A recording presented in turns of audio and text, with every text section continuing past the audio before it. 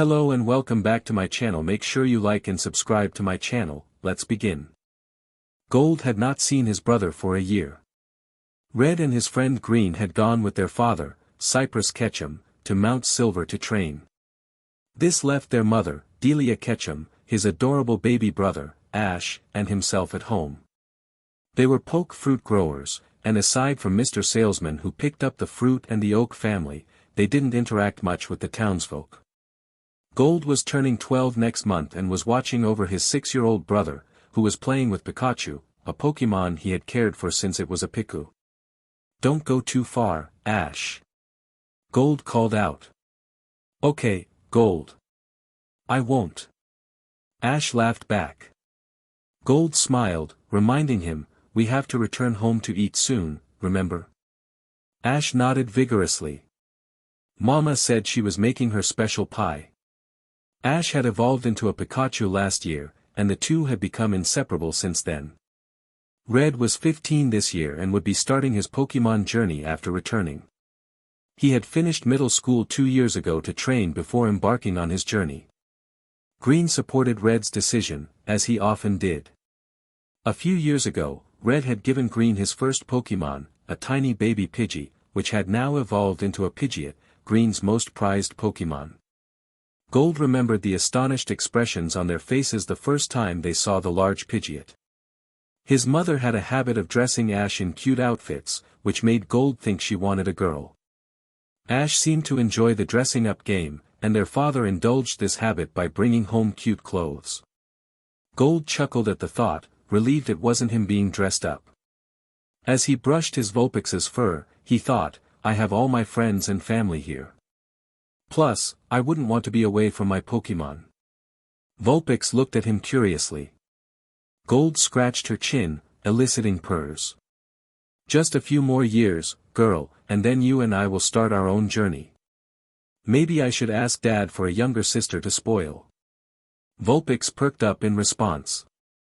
The people of Pallet Town were curious about the Ketchum family but never pried. They provided some of the best fruits for the town and knew the couple had children, though they rarely saw them. Gary and his Squirtle, Jewel, were wandering around the market with his oldest sibling, Daisy, and her boyfriend, Bill. Daisy had won the title of Pokemon Master Choreographer a few years back and was now considering settling down with her childhood friend. Gary thought his sister's plan made sense: become successful first, then settle down, though his older brother, Green, had a different opinion. Leaf, Green's twin, agreed with Gary. She believed in prioritizing career and success, as she had no interest in romance at her age. There was roughly a 5-year difference between the siblings. Daisy was 21, soon to be 22, Green was 16, Leaf was 12, and Gary was turning 7 next month. Bill was older than Daisy by 2 years, making him 24. Gary reminisced about how he met the Ketchum family 2.5 years ago. He had wandered off from his dad and Green, who were visiting the Ketchum orchard. His dad wanted their neighbors' help in growing pokeberry trees for his grandpa's ranch. While exploring the wooded area, he heard joyful laughter and saw a cute child in a blue dress playing with a Piku and Eevee. An older boy was playing with a Vulpix and a Poliwag, but Gary's attention was on the youngest. He gasped, "A cute angel." Just as he was about to introduce himself, he heard his name being called. It was Green, looking for him. Gary pouted, wishing he could make a friend too. "Gary! Where are you, kiddo?" "We're being called for tea and snacks," Green shouted. Red called out, "Gold! Ash! We made your favorite cookies, come and get it." Gold perked up. "We are coming, Red." "Come on, Ash, Mom made cookies too." "Oh, hello there. I didn't see you around here before." Gary turned to see the older boy he had been watching. "I was wandering around while my dad talked to Mr. and Mrs. Ketchum, and my brother was busy with yours." Gold introduced himself. "Well, I am Gold, and this is my sweet younger brother, Ash." Gary was surprised to learn that the cute child in the dress was actually a boy. But he didn't mind, he decided that boys were much better than girls anyway. The five of them went inside together to enjoy the tea and snacks Delia had prepared. Gary quickly became friends with Ash, who even gave him a blue Pokemon egg he had found by the stream on his birthday. Gary's grandpa and dad looked a little worried, but Ash explained, "I found it 2 weeks ago." None of the Pokemon claimed it, so Gary thought it was either abandoned, the parents were gone, or it had been separated from its group. He had taken the egg, promising to take care of it, which made his dad and big brother proud. His family had supported him, and his sister had encouraged him to pursue a career in Pokemon. This made Gary very happy. About 2.5 years later, the egg hatched, and Squirtle joined their family. He named her Gem because of her sparkling aquamarine eyes. Gary noticed that Green had been spending a lot of time with Red over the past 2 years, even training together. Gary wasn't oblivious, he sensed something special between them and wished for a similar bond with Ash. Seeing his big brother happy made him want that happiness for himself too. Jewel, his Squirtle, nudged him gently, asking if something was wrong. Gary looked down at her, having grown to understand her well after their time together. His grandpa had even registered Jewel as his starter Pokemon. She was a sweetheart, and Gary adored her. She was ready to evolve into a Wartortle but decided to wait until their journey began. Leaf had gifted him an Everstone, designed as a bow for Gem. Gary patted Jewel's head and replied that he was just thinking. Jewel smiled mischievously, teasing him about thinking of Ash. For some reason, she considered Ash her mama, which made Gary blush. After all, Ash had found her egg, making him a sort of parent too. The idea of raising Pokemon alongside Ash excited Gary. He admitted he was thinking about playing with Ash later since it had been a few days since Ash visited the ranch. Jewel cheered at the thought, excited to spend time with her savior, whom she saw as her mama. She loved her family and couldn't wait to start her journey with them. Daisy called for Gary, asking him to come over. She mentioned planning a big hot pot dinner for the next day. Gary perked up, suggesting they invite Ash and the others. Daisy agreed, provided Aunt Delia brought some fresh vegetables. Gary promised to invite them later. While playing with Ash, Gary informed Delia about the dinner plan. Gold perked up, and Delia was delighted at the idea of a large family gathering. She missed her son, and the Oaks missed their kids, who were learning under Cypress, a Pokemon ranger and former gym leader. Cypress took his job seriously, wanting to ensure the kids were safe on their journeys. Delia understood the challenges of parenting, having faced neglect in her own childhood. She and Cypress had built a life together, determined to provide their children with the love and support they deserved, despite the absence of their own parents. Green had known Red for a long time and remembered when he first met the quiet boy. He was intrigued not by Red's fame but by how calm the wild Pokemon were around him. His family had initially doubted him, only to be amazed later. Flashback: an 8-year-old Green had followed his dad to a vast orchard filled with various fruit trees. Blue nudged him, suggesting he say hello to Red, who was happily playing with the Pokemon. Green hesitated, unsure if he should interrupt, but Blue encouraged him, reminding him that it would take time to finalize a contract they were working on. It would be better to feed the Pokemon the locally grown food than wait for supplies from outside. Mew knew they were charged ridiculous amounts every time they tried to order anything beyond Vermilion City. Blue understood that delivery service could be very high, but for sanity's sake, it was just fruit they were ordering, not gold or diamonds. Green approached the quiet boy while his dad went inside. Clearing his throat to catch the boy's attention, Green introduced himself. "Hi. I'm Green. Do you want to play?" Red looked up, bewildered and surprised by the greeting. He certainly had not expected the green-eyed kid from his class to approach him. Green thought the other boy looked really cute with that confused yet happy expression. The Pokemon watched them, deciding that the new human was not a threat to Red. The two boys were lost in their own world as they observed each other. Red answered, unsure and in a soft voice, "I am Red. Nice to meet you, and sure, we can." Green squealed inside, thinking how cute Red was. He reminded himself to stay cool and not scare him off. That would be awesome, Red. Green enjoyed playing with Red and his Pokemon friends.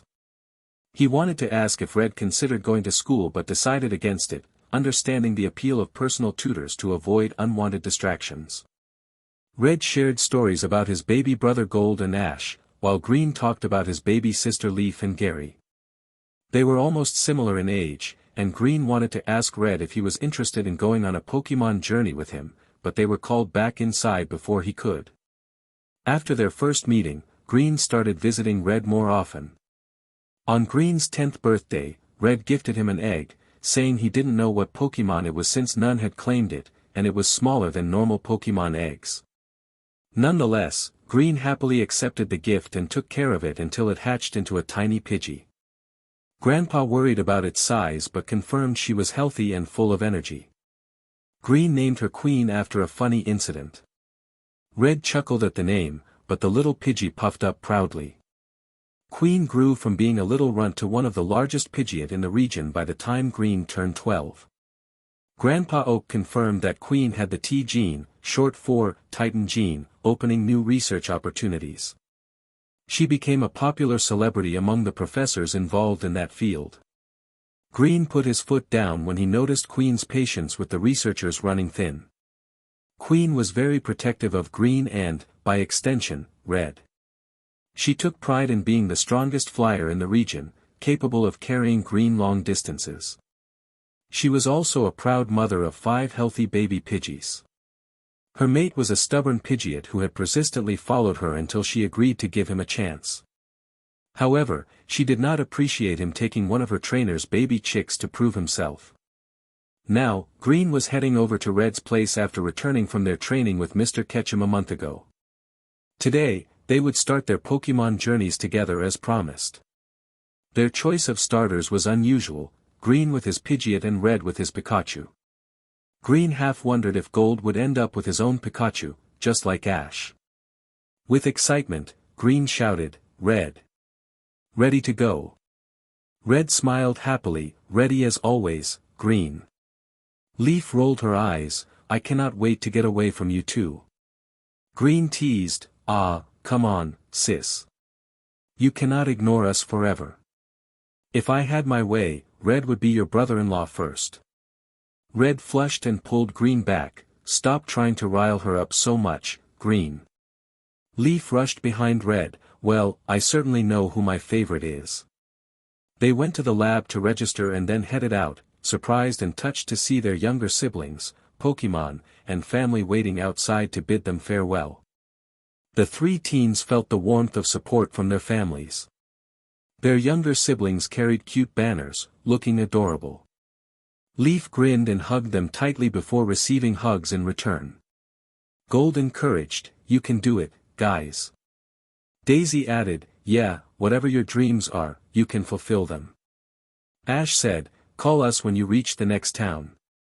Gary chimed in, "Yeah, we will be waiting for you."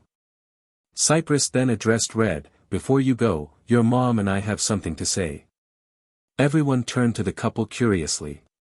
Delia announced, "You're about to have another sibling." The group fell silent before erupting into chatter. Red's eyes sparkled with happiness as he hugged his mom. Green's mom, Rose, finally calmed everyone down and turned to the 3. "Green, Leaf, and Red, you have all been working hard and training for this day. Go and make your dreams come true. But more importantly, take care of each other like you always have."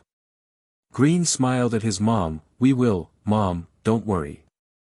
Red nodded, hugged his siblings, and kissed his parents. He felt truly happy. This was a wonderful way to start their journey with such great news. The 2 of them left the town together, ready to achieve their dreams and goals, knowing they had their loving friends and family supporting them.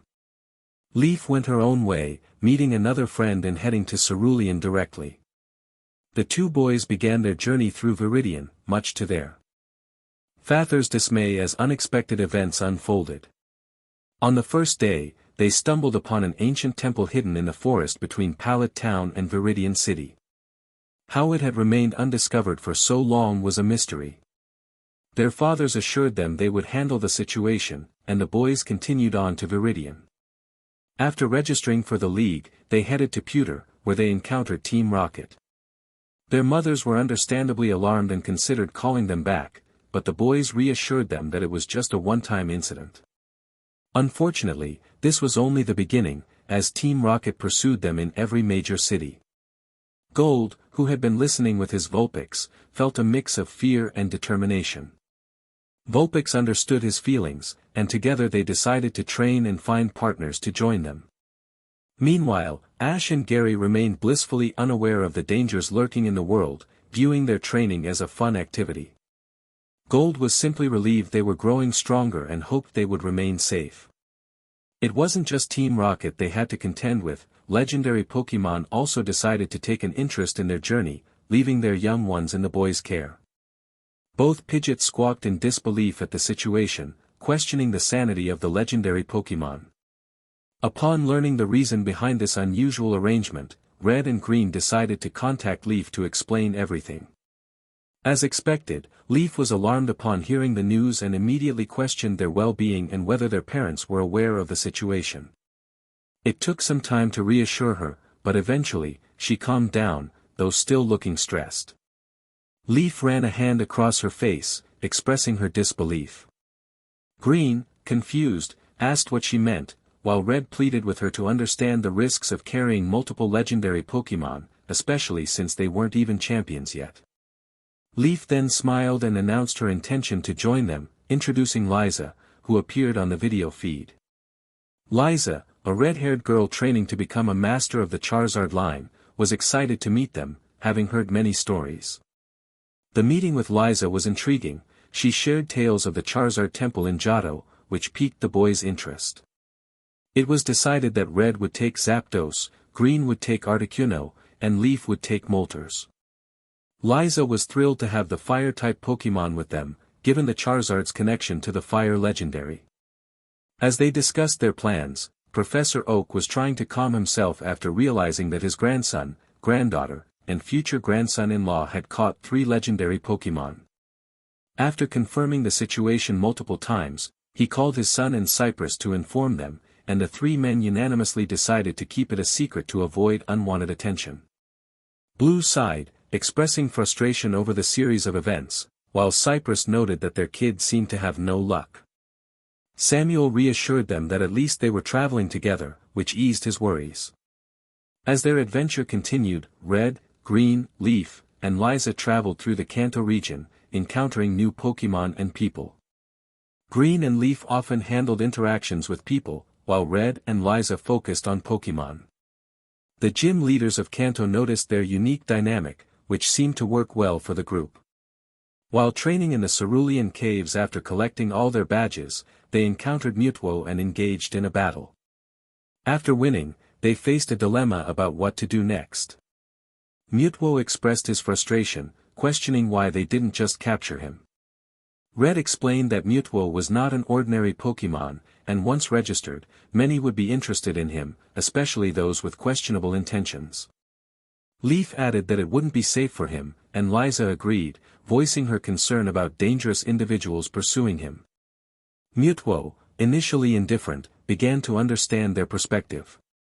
Red revealed that Team Rocket had a personal vendetta against them, having harmed their loved ones. Mewtwo acknowledged their struggles and expressed condolences for their losses. After ensuring Mewtwo was healed, the group decided to offer him a heal ball, which would provide him protection and privacy. Mewtwo was intrigued by the idea, realizing the benefits of being captured in such a way. Red explained that he could come and go freely, and Mewtwo accepted the offer. Gently, Green tapped the ball against Mewtwo's head, and he was captured within it, the light glowing softly as he settled into a peaceful sleep. Liza looked at the health ball incredulously before shaking his head, and Leaf chuckled. The 4 of them continued their journey, collecting badges, dealing with Team Rocket, and ultimately winning the league. Green won the league first, but Red trained hard and took the title from him, impressing Lance. After that, Green trained in Johto and returned to defeat Red, only for Red to journey through Johto and reclaim his title. Mewtwo enjoyed making bets with Leaf, Gary, Gold, and Ash about how long it would take for Red and Green to battle each other again and for the title of champion to change hands. Mewtwo had become a beloved Pokémon among the Ketchums and the Oaks. He particularly enjoyed exploring the vast open fields and orchards without fear of being caught. Over time, he had located many bases and brought the living clone Pokémon there, who were thrilled to be away from the labs and settled easily in the orchard or the professor's lab. Delia called out, "Mewtwo dear, I made cookies for everyone." Mewtwo waved his tail happily, expressing his gratitude. Delia smiled softly, saying, "Oh, don't mention it, dear. As long as you are happy, that's all that matters." Mewtwo nodded, reflecting that if the scientists had been just as kind, they might have stayed instead of trying to escape. Ash spotted him and waved, "Mewtwo, over here." Gary grinned, "Come join us." Mewtwo replied, "Coming, little cubs." Meanwhile, Lance and the Kanto Elite Four were not amused. Previously, it had taken 3 months for the championship titles to change hands between Red and Green, but now it only took half a month. The constant changes created a mountain of paperwork for them, which they had to handle themselves since both Red and Green were still underage. Lance, overwhelmed by the paperwork, called them for a meeting. "Do you hate us?" Lance asked. Red blinked, "No. Not at all. You are not Team Rocket." Bruno tried to remain calm, "Then why?" Green tilted his head, "Why what?" Lorelei stifled her frustration, "You seem eager to create a lot of paperwork for us." Red looked confused, "How? We haven't run into Team Rocket or any poachers in the last few days." Agatha sighed, feeling exhausted, "The last few days perhaps, but that's not what this meeting is about. Let's see, we've been dealing with Team Rocket's hideouts for months now, and we are still cleaning that up." Red scowled, "They were asking for it." Green nodded, "They were experimenting on Pokémon, who are now safe in Gramps and Ketchum's sanctuary." Lance grumbled, "We know, we had to clear up a lot of paperwork last year and are still working on it this year." Bruno added, "The poachers you keep encountering worry us about your safety." Red shrugged, "Bad place and bad timing." Lorelei's eyebrow twitched, "For you or them?" Green replied, "We are not the ones looking for them." Lorelei continued, "More than that, you keep changing championship titles so easily between one another." Agatha added, "It's creating a lot of paperwork, and the other region's champions are questioning us about it, so we came to a decision." Lance declared, "You will be Kanto's first double champion holders." Green was skeptical, "Is that even possible?" Lance was firm, "We said so, so it is." Red looked at them and shrugged, "Fine by me, but I wanted to visit Hoenn." Green chimed in, "And I want to visit Kalos, I heard about their mega evolution." Lance nodded, and they moved on to different topics, instructing the two on the do's and don'ts. Red wondered why he even bothered with being a champion after leaving the Kanto League Hall, as they had to follow so many rules and etiquette now. Green exchanged glances with him, and they both sighed in unison. At least they could enjoy traveling to other regions as champions. Green suggested, "Let's go have a long date." Red blinked, "Sure. We will be traveling to 2 different regions next week. We can make it a date week, like Leaf likes to call it." Green replied, "She is very smug after getting together with Trino." Red agreed, "Well, Trino is not so bad and good at what he does."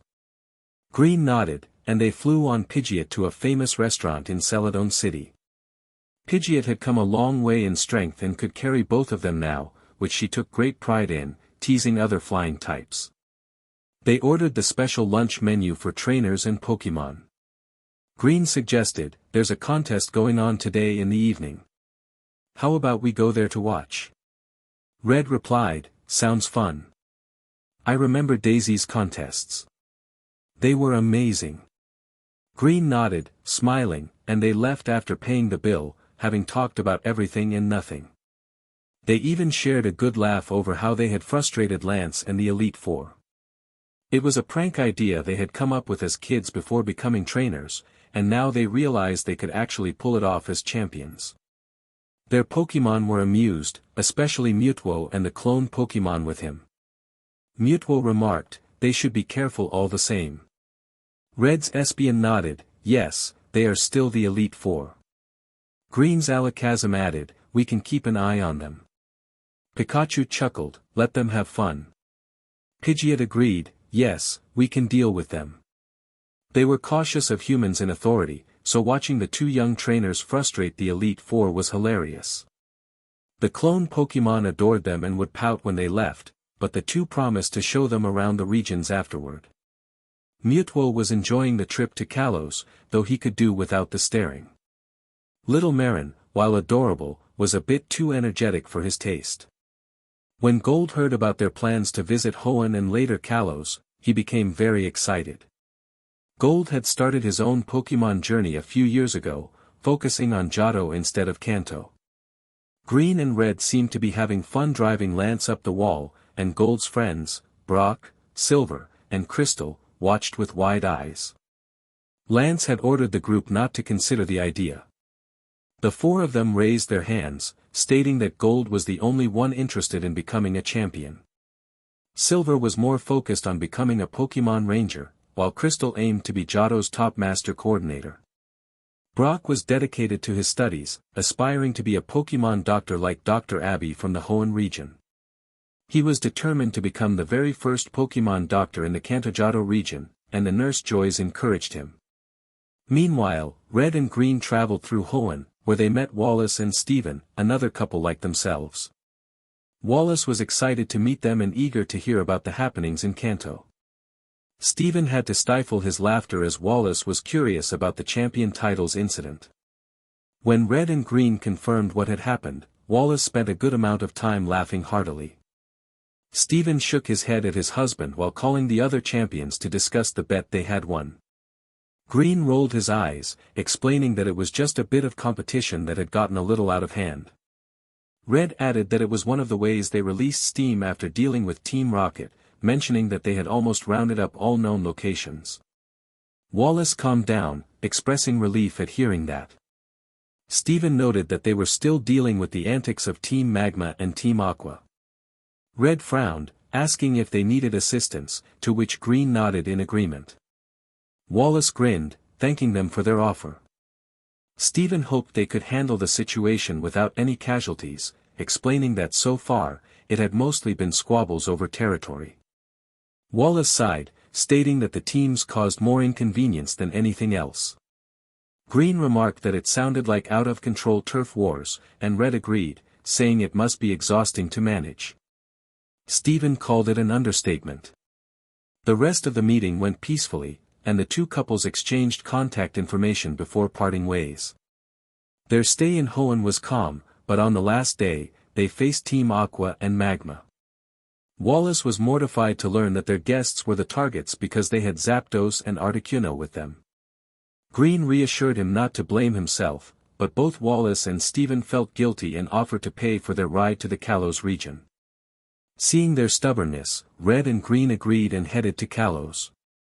Kalos was an intriguing place for Red, with its showcases and gym runs, although Pokémon contests were still a new concept. Green was more interested in the Mega Evolution research being conducted by Professor Sycamore. Red found the idea of bonding with Pokémon to help them reach a stronger form fascinating, almost like something out of a storybook. His Charizard was particularly interested in Mega Evolutions. Green mentioned that Venusaur was eager to find a Mega Stone, while Red noted that Charizard was too, although Pidgeot and Pikachu showed no interest. Green remarked that it was not surprising, considering they took pride in their bond without any items. They enjoyed the calm atmosphere of Lavender City, known for its fairy-type gym and numerous clubhouses that attracted tourists. Green found the clubhouses charming and classy, dispelling his worries about the members being uptight. Red mentioned hearing that Alan was going to challenge Diantha soon. Green recognized the name, recalling the kid with the scarf. Red explained that Alan wanted to master Mega Evolution, a challenging path due to the lack of information. Green agreed, noting that worthwhile goals are often difficult. Red asked if they could watch Alan's battle before returning home, and Green enthusiastically agreed, suggesting they could act as witnesses since they were ex-champions. A few days later, they watched the title fight between Alan and Kalos star Diantha. Her co-champion, Yvonne, was working with the Rangers to deal with poachers. Red was impressed by Alan's Mega Evolutions, especially Mega Charizard and Mega Metagross, noting that it was remarkable he had mastered two. Green recalled their encounter with Alan, who had been surprised to see them in Kalos but quickly became excited and requested a challenge. Red found Alan's politeness amusing and agreed, witnessing Charizard's Mega Evolution for the first time. It was clear they needed more training, and Alan sought their perspective as fellow Charizard trainers and champions. Alan had also spent time with Mewtwo, who was curious about the evolution. Alan and Mewtwo bonded over their discussions about Mega Evolution, acknowledging that Mega Stones were hard to find and not easily accessible. Alan was determined, even as he faced his final Pokémon against Diantha's. Green and Red watched with excitement as Mega Charizard battled Mega Gardevoir in a close match, with Alan winning by a narrow margin.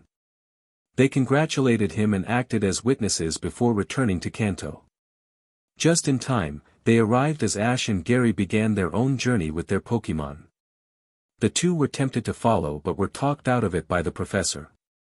The next morning, they received a call from Ash, recounting their adventures, which included a flock of Spearow, a Gyarados, and Team Rocket. Red was furious to hear about Team Rocket, but Gary assured them they were safe, thanks in part to Misty, who had stayed the night at Viridian. Green insisted they check on Ash and Gary in person and share a proper breakfast. The teens perked up at the thought of homemade food and readily agreed. Red was grateful to Green, and when Ash entered, he embraced him tightly. Misty watched in surprise as Green and Red checked on their younger siblings, realizing just how protective they were. It was sweet and amusing to see her new friends trying to calm their older siblings down. She then remembered she hadn't called her sisters yet and winced, knowing they had likely heard the news already. On seeing her wince, Green gave her a look and pointed at the phone near the door. Misty called her older sisters to tell them she would be leaving Viridian after breakfast. Her sisters were shouting over the phone, asking if she was all right. Misty assured them, "I am fine. I was not alone. I swear." Red suggested, "How about we make breakfast while she talks?" Green chimed in, "I am making my mixed scrambled eggs." Gary added, "Yes, I missed eating it." Ash proposed, "We could make our special berry sandwich." Green smiled, "I am just happy you are safe." Gary, with a hint of pride, said, "Look on the bright side, I caught a Fearow." Are there any beginners who can claim they caught a Fearow? Red huffed at Gary's smug look, which he found adorable, and got to work. The breakfast was a peaceful affair with Misty joining them. Red asked about their plans, and Gary expressed his desire to try contests like Daisy did, while Ash focused on hitting the gyms. Misty shared her goal of becoming a water Pokémon master but felt unsure about how to achieve it. Green suggested two options, tackling the gyms or contests using only water Pokémon, or writing a good thesis on a water Pokémon. Misty bit her lip, saying she would think about it, and soon after breakfast, the three left. Red watched them go, feeling worried. "I am worried." Green replied, "You are not the only one." Team Rocket on the first day? That's got to be a record of some kind. Pikachu cooed, wondering if they should follow them. Pidgeot suggested that if they didn't call once a week, they would be guiding them. Espion added with a drawl, "Guiding, of course." Red stated, "I need to get to work." Green playfully responded, "Of course, my darling Ranger." The rest of their siblings' journey was no less mind-boggling. Team Rocket in Viridian Forest. Red took it upon himself to comb the forest inch by inch. At least Misty was slowly overcoming her phobia thanks to Ash and Gary's encouragement. She couldn't be a water-type master if she was scared of bug-water dual types. They searched for the large Viridian Forest river and eventually found a Surskit. Misty was initially scared but gradually started to bond with Surskit, admitting it was one of the most adorable Pokémon she had ever met. Ash and Gary grinned, suggesting she could get an Everstone to keep Surskit as a water bug type since its evolved form was not. Misty nodded but told Surskit seriously that it could remove the stone anytime it wanted to evolve. Surskit cooed in agreement, and after a few more adventures, they left the forest. Pewter City was a welcome sight, and they rushed to get rooms at the Pokémon Center. While there, Gary signed up for the contest, and Ash booked a slot for a gym battle. They spent the days leading up to the contest and gym battle training and learning new moves. Misty was particularly excited about the performance act Jewel would be giving in the first round. The second round would feature Gary's Fearow, named Spirit, who had a strong fighting spirit. His Mankey, named Ace, was training as well, focusing on battling rather than performances. Ash, with Pikachu, Butterfree, Pidgeotto, and Beedrill, pondered which Pokémon to use in the battle. Misty had made a decision too. She would challenge the gyms using a water Pokémon team but needed more. So far, she had Staryu, Starmie, Goldeen, and Surskit. She felt confident about the first two gyms but was concerned about the third, as Vermilion City had an electric-type gym and Celadon had a grass-type gym. Gary suggested catching a Lotad, which was water and grass-type, or a Chinchou, which was water and electric-type. Misty bit her lip, knowing those were not easy to find in Kanto, as they were mostly from other regions. She felt fortunate to have met Surskit in Viridian Forest and wasn't counting on finding another rare Pokémon. Ash then called Red about their predicament, and the older man suggested the online trade center. Misty looked dismayed, however, as she didn't have any Pokémon to trade. Gary offered a suggestion. Why not challenge Brock for now? Who knows, maybe we will get an idea while battling. Ash agreed, yeah, besides, Vermilion City and Celadon City are way in the future. So don't worry about it yet. Misty took a deep breath and let it out. Yeah, you are right. Focus on now first. Ash battled Brock first, using Pikachu, who defeated Geodude with a powerful iron tail. Ash winced at the sound of the impact as Brock switched to Onix. Ash returned Pikachu and called Butterfree to fight, and the clever bug-type put Onix into a deep sleep. Ash, Misty, and Gary gaped at the impressive move while Butterfree looked smug. Brock chuckled, despite the loss, enjoying their shocked expressions. I'm guessing that's not what it was supposed to do, Brock said. Ash replied, no, I mean yes, that's exactly what we practiced. I just did not expect it to be so potent. Gary added, Ash was helping me come up with moves for my contest performance. That was a move Butterfree came up with. Misty smiled, I like it. It is pretty and powerful.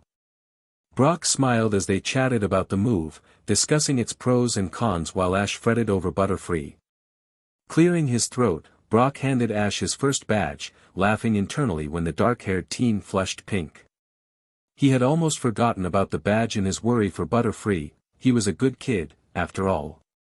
Next was Misty's battle, and with her water Pokémon, she had the type advantage.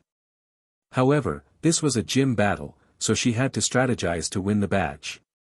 Gary's performance followed, and everything went well, with Jewel using her water attacks to charm the audience. Ash and Misty cheered the loudest among the crowd as they moved to the second round. Misty muttered that one of the contestants looked very familiar but couldn't explain why. The second round featured fighting rounds, and Spirit dominated, showcasing powerful moves and a majestic presence. It had been challenging to make Fearow listen, but Gary was persistent and refused to give up. After many calming baths, massages, and food, Fearow eventually came around, though it still had moments of stubbornness during training. Ultimately, Gary won his first ribbon, thanks to Fearow's natural pride and love for showing off. The judges praised both Gary and Fearow for their performance, although Gary admitted he felt like he was following Fearow's lead. Just then, Team Rocket attacked again, trying to steal the ribbon, which frustrated Fearow. With Pikachu's Thunder and Starmie's Hydro Pump, they managed to defeat the trio. Their siblings were not pleased to hear about the incident, and Green was particularly annoyed with the group that seemed to cause trouble repeatedly. For some reason, they had been unable to catch Team Rocket, which frustrated both him and Red, as they clearly posed a greater threat than they appeared. Pikachu grumbled quietly, expressing his irritation with Team Rocket's persistence. Jewel agreed, noting that their constant interference was more annoying than frightening. Starmie chimed in, wishing Team Rocket would stop bothering their trainers. Onyx looked worried and questioned if this was normal behavior. The group had planned to relax after the contest, especially following the family drama between Brock and Flint. The older teen, now almost an adult, had joined them on their journey through Kanto, aiming to become a breeder. To get to know each other better, they decided to meet at Pewter City's famous museum, intending to explore and then have lunch together, but their plans quickly unraveled. Misty huffed in frustration, stating that they hadn't even hit the road yet and she was already exhausted. Gary echoed her sentiment, attributing their fatigue to Team Rocket. Ash complained that it felt like they were being stalked. Brock, alarmed, reminded them that they had dealt with Team Rocket before. They all nodded, feeling weary of the criminal group. Once was an accident, twice a coincidence, but 3 times was a pattern. Just as Ash was about to say something else, he spotted something by the riverside that excited him. He grabbed Misty and urged her to hurry, surprising her. As she asked what the big deal was, Ash pointed at a rock, exclaiming that it was a Corsola. Gary approached quietly, asking where it was, and Misty stifled a squeal upon seeing the pink Pokémon, exclaiming how adorable it was. Brock asked if she was going to catch it, and Ash insisted that she must, explaining that Corsola's typing would be perfect for her battle against Surge. Realizing Ash was right, Misty went after Corsola, but the little Pokémon was tough and wouldn't give in easily.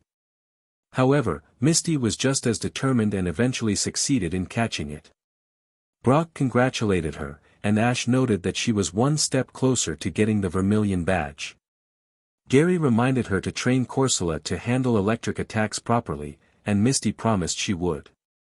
Ash then mentioned that Corsola from Galar were ghost types, suggesting that if she found another, she could trade it. Misty's eyes widened in excitement, and Gary confirmed that his sister had traded one of her Corsola for a Galarian one. Brock admired the picture Gary showed them, and Misty, filled with enthusiasm, declared that she definitely wanted one for her team. As they continued, Ash pointed out into Moon in the distance, eager to see if he could find some Ever Stones. Fiero, still upset about Team Rocket's earlier attack, flew protectively above them, determined to keep Gary safe. Jewel smiled at Fiero, having evolved into a Wartortle after the contest and choosing to wear the Ever Stone to delay her next evolution. Gary agreed that mastering moves before evolving was wise. Suddenly, Red's phone rang, and Ash's urgent voice came through, asking for help. Red's expression shifted from worry to determination as he ordered the gym leaders to prepare for battle, drawing everyone's attention. According to Ash, a Team Rocket cell had harmed the 2 rangers in charge of Empty Moon and were holding trainers and Pokémon hostage. Erica expressed concern about Little Rose, who had stopped calling home, and Red confirmed that it was possible. He instructed everyone to get ready to teleport, and Sabrina counted down. When they opened their eyes, they found themselves outside Empty Moon and decided to split into 2 groups to investigate. As they moved quietly through the tunnels, they noticed that Pokémon were avoiding them and the bright lights, which was unusual. Sabrina, Erica, and Daisy agreed to destroy the lights. When they found Ash and his group, they were in a tense standoff with Team Rocket members.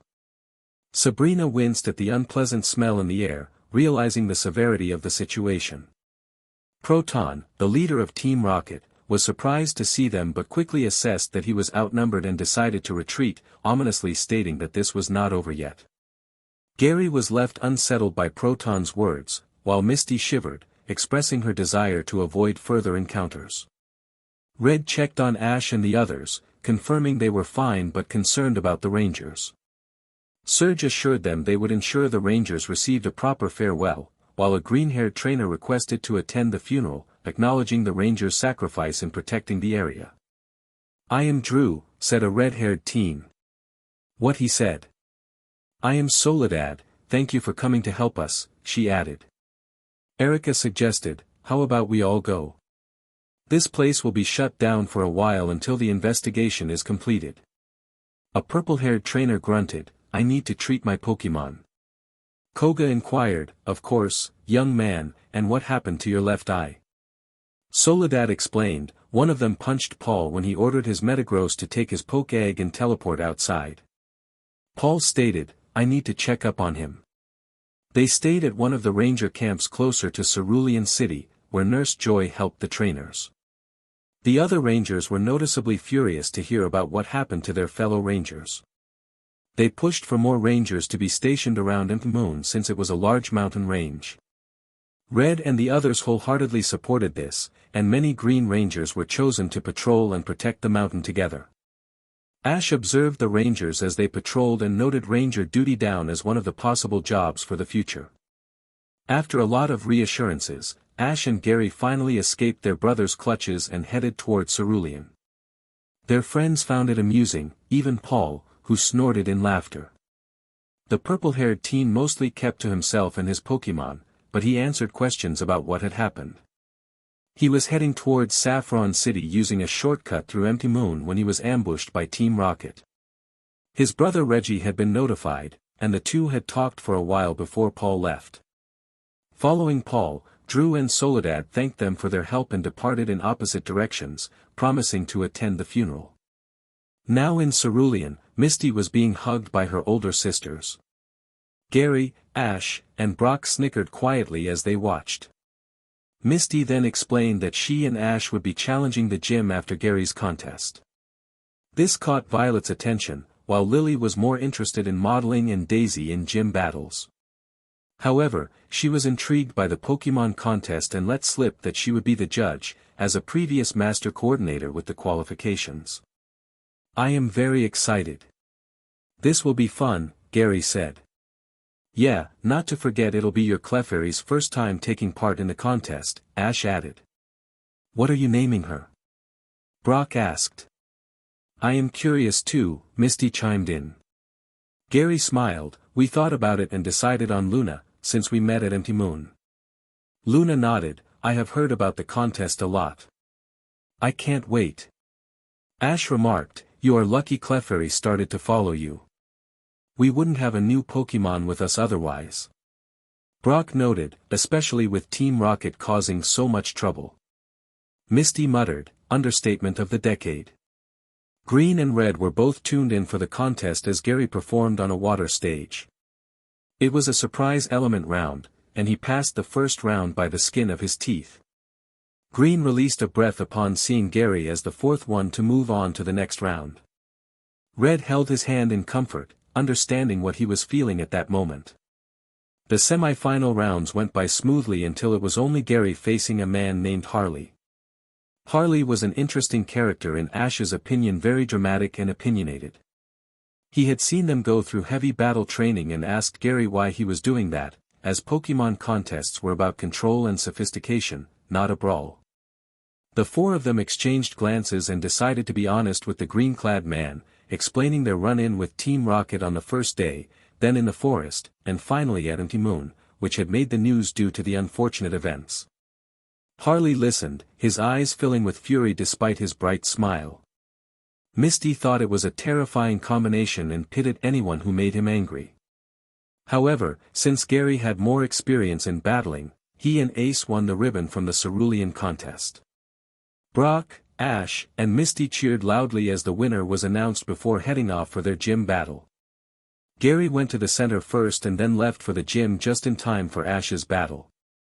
Misty won her badge, smiling smugly while Ash fought with his Pokémon. Ash won despite not using Pikachu, who sulked at not being chosen but understood that other Pokémon needed a chance to battle as well. He and Butterfree had already fought at Pewter City, now it was Pidgeotto and Beedrill's turn to battle for a badge. Ash won against Lily's Seal and Psyduck, earning his second badge. Misty's siblings insisted they stay with them for another night and leave in the morning. What the four did not know was that the gym leaders, along with the ex-champions, had learned about many groups consisting of admins from Team Rocket popping up. The most infuriating thing for Red, Green, and the triplets was that Team Rocket wanted their siblings to join them. They were planning on brainwashing, erasing their memories, and then teaching them to be loyal to Team Rocket. With Flint's help, they found 3 more hidden bases between Cerulean and Pewter, which truly made them furious. Mewtwo was the least amused among them, especially when he discovered plans for 2 more Mewtwo to be created in one of the bases. Red and the other older siblings had blanched upon seeing the starting process. 2 of the base items used were a living human and Mew's DNA. Red, Green, Daily, Lily, and Violet had nightmares of Team Rocket strapping their siblings down and turning them into Mewtwo. Mewtwo had also explained the experiments done on him to make him the perfect Pokémon, which did not help with the nightmares, so the 3 sisters wanted to keep Misty with them a little longer. "Are you alright?" Green asked. Red shook his head. "Why are they reappearing again? I thought Team Rocket was finished." "I don't know.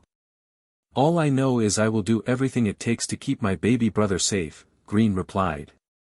Red nodded. "Yes, both of us will." To be continued. Since Chincho was not from this region, it would be easier to contact the gym leaders from other areas to find the trainer. "Any news on Bulbasaur's trainer?" Gary asked, rubbing his face.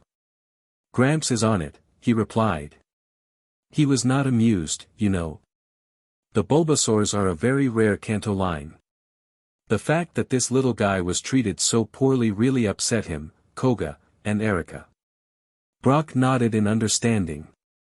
She is Kanto's Grass-type master, while Koga is the Poison-type master. Of course, they would be furious.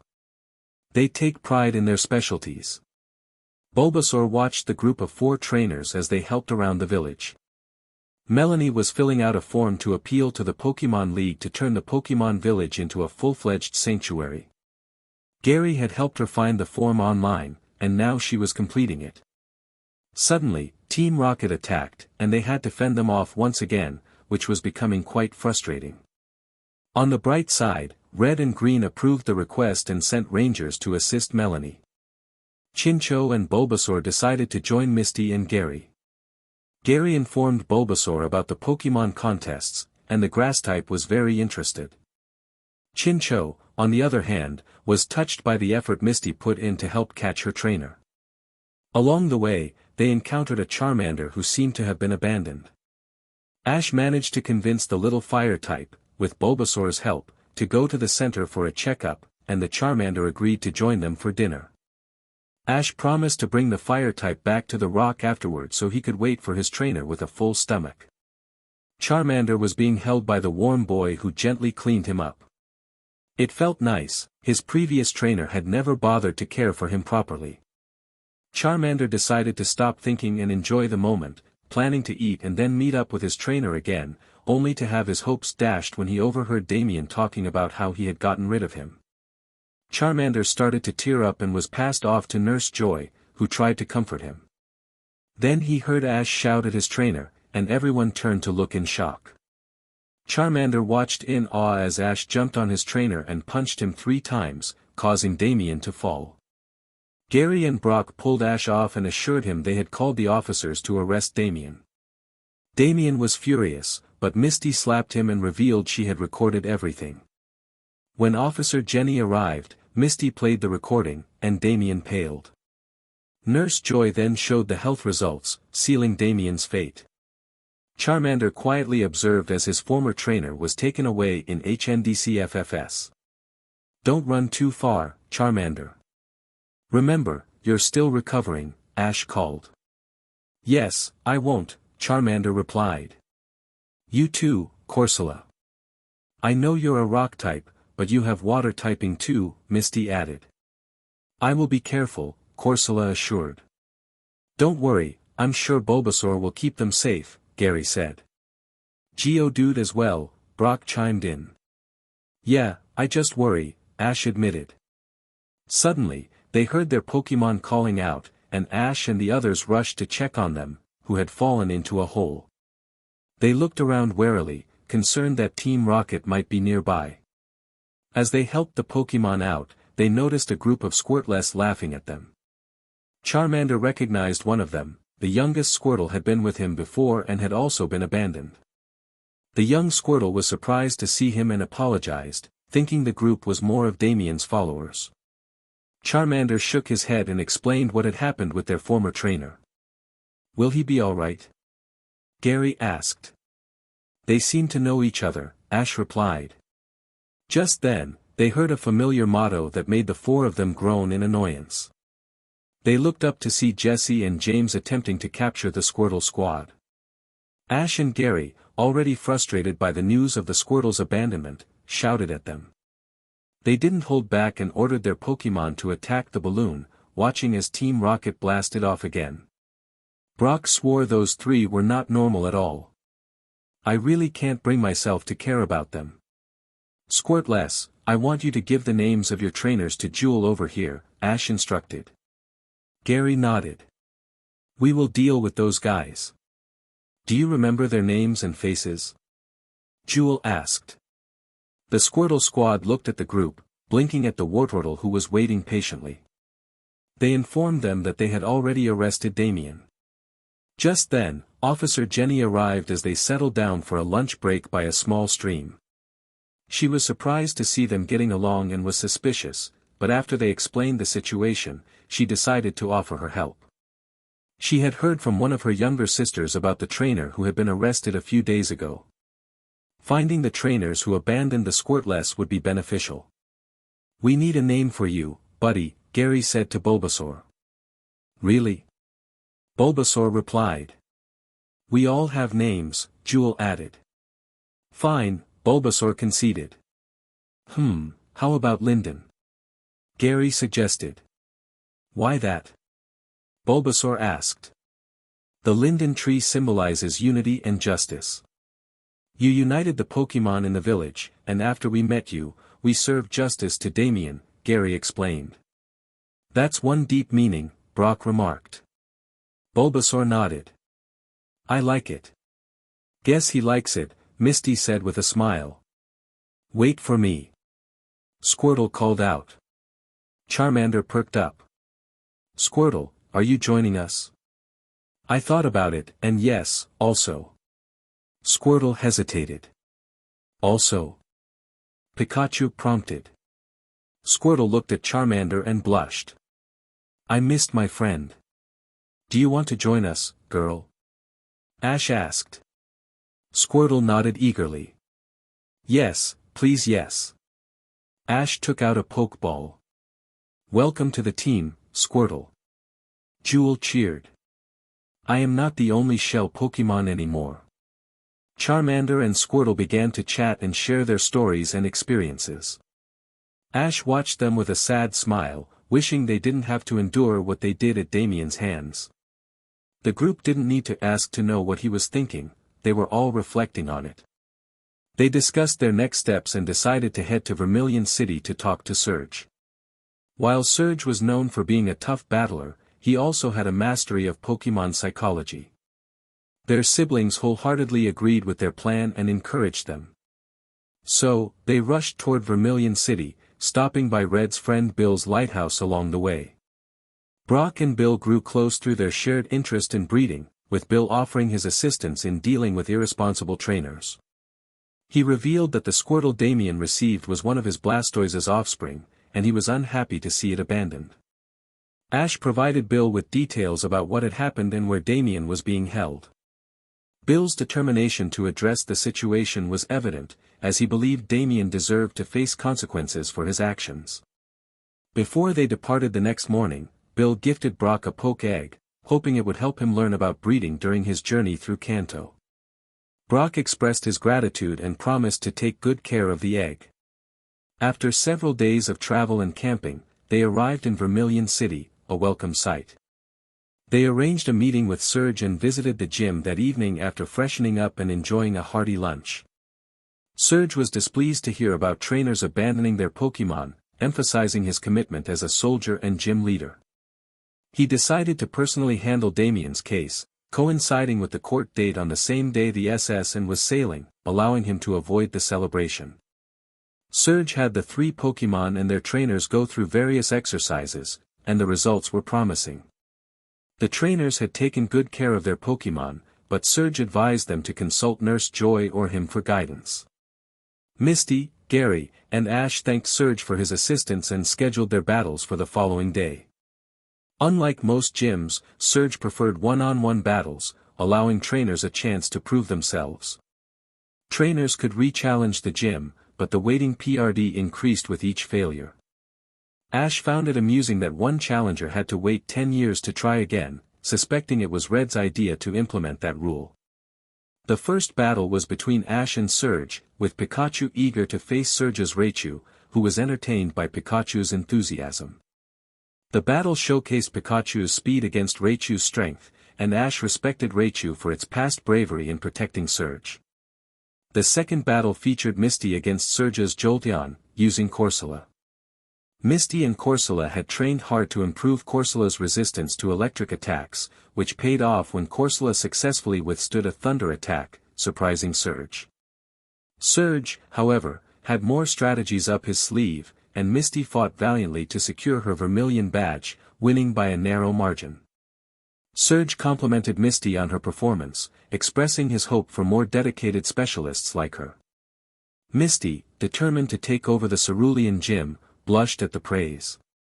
Gary and the others congratulated her, and Green informed them about the SSN. Gary became interested upon hearing about the Pokémon contest on board, and Misty, Ash, and Brock encouraged him to participate, though the ticket prices were a concern. Just then, two girls approached them, offering 4 tickets they could no longer use. Gary accepted the tickets, expressing his hope that they were legitimate. Ash and Brock discussed the possibility of a scam, while Misty suggested verifying the tickets at the clerk's counter. Gary agreed, confident that if the tickets were valid, they could enjoy the journey, and if not, they could report the incident. As they examined the tickets, Gary concluded they seemed legitimate, prompting Ash to express his relief. Misty was excited about the opportunity to support Gary, while Brock mentioned the chance to meet new people. Misty playfully scolded Brock for his behavior, leading to laughter from Gary and Ash. Ash noted that Brock seemed to enjoy teasing Misty, but he respected boundaries when it came to flirting. Meanwhile, Gary began preparing for the contest scheduled for the next day, determined to win, especially since one of the prizes was a mystery poke egg. He was determined not to lose a poke egg to anyone else, especially since it would become his 6th member. Watching Brock take care of his poke egg reminded Gary of the time he cared for Jewel before her birth. Ash and Misty helped him prepare by taking turns battling him, keeping him on his toes. However, the first portion of the contest would be up to him alone, and he felt confident.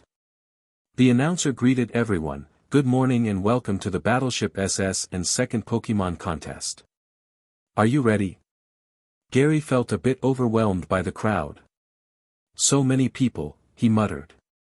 Linden, his Pokémon, responded with enthusiasm, admitting that this contest was different from gym battles and Pokémon battles. After much thought, Gary decided that Linden would start off the first round. Following Linden, Luna would take her turn in the second round, and finally, Ace would round out the final round. The 3 Pokémon were eager to perform, especially after seeing the final prize. Linden was excited to help take care of a poke egg, while Luna and Ace were curious about the experience, as they had never had the chance to raise one before. They were determined to win the ribbon and the prize. Ash cheered, "Go show them, Gary." Misty added, "Yeah, we are rooting for you." Brock encouraged him with a wave, "You can do it." Gary felt a bit embarrassed by their loud support, wondering where they had gotten those banners. Linden snickered beside him as they prepared to impress the audience.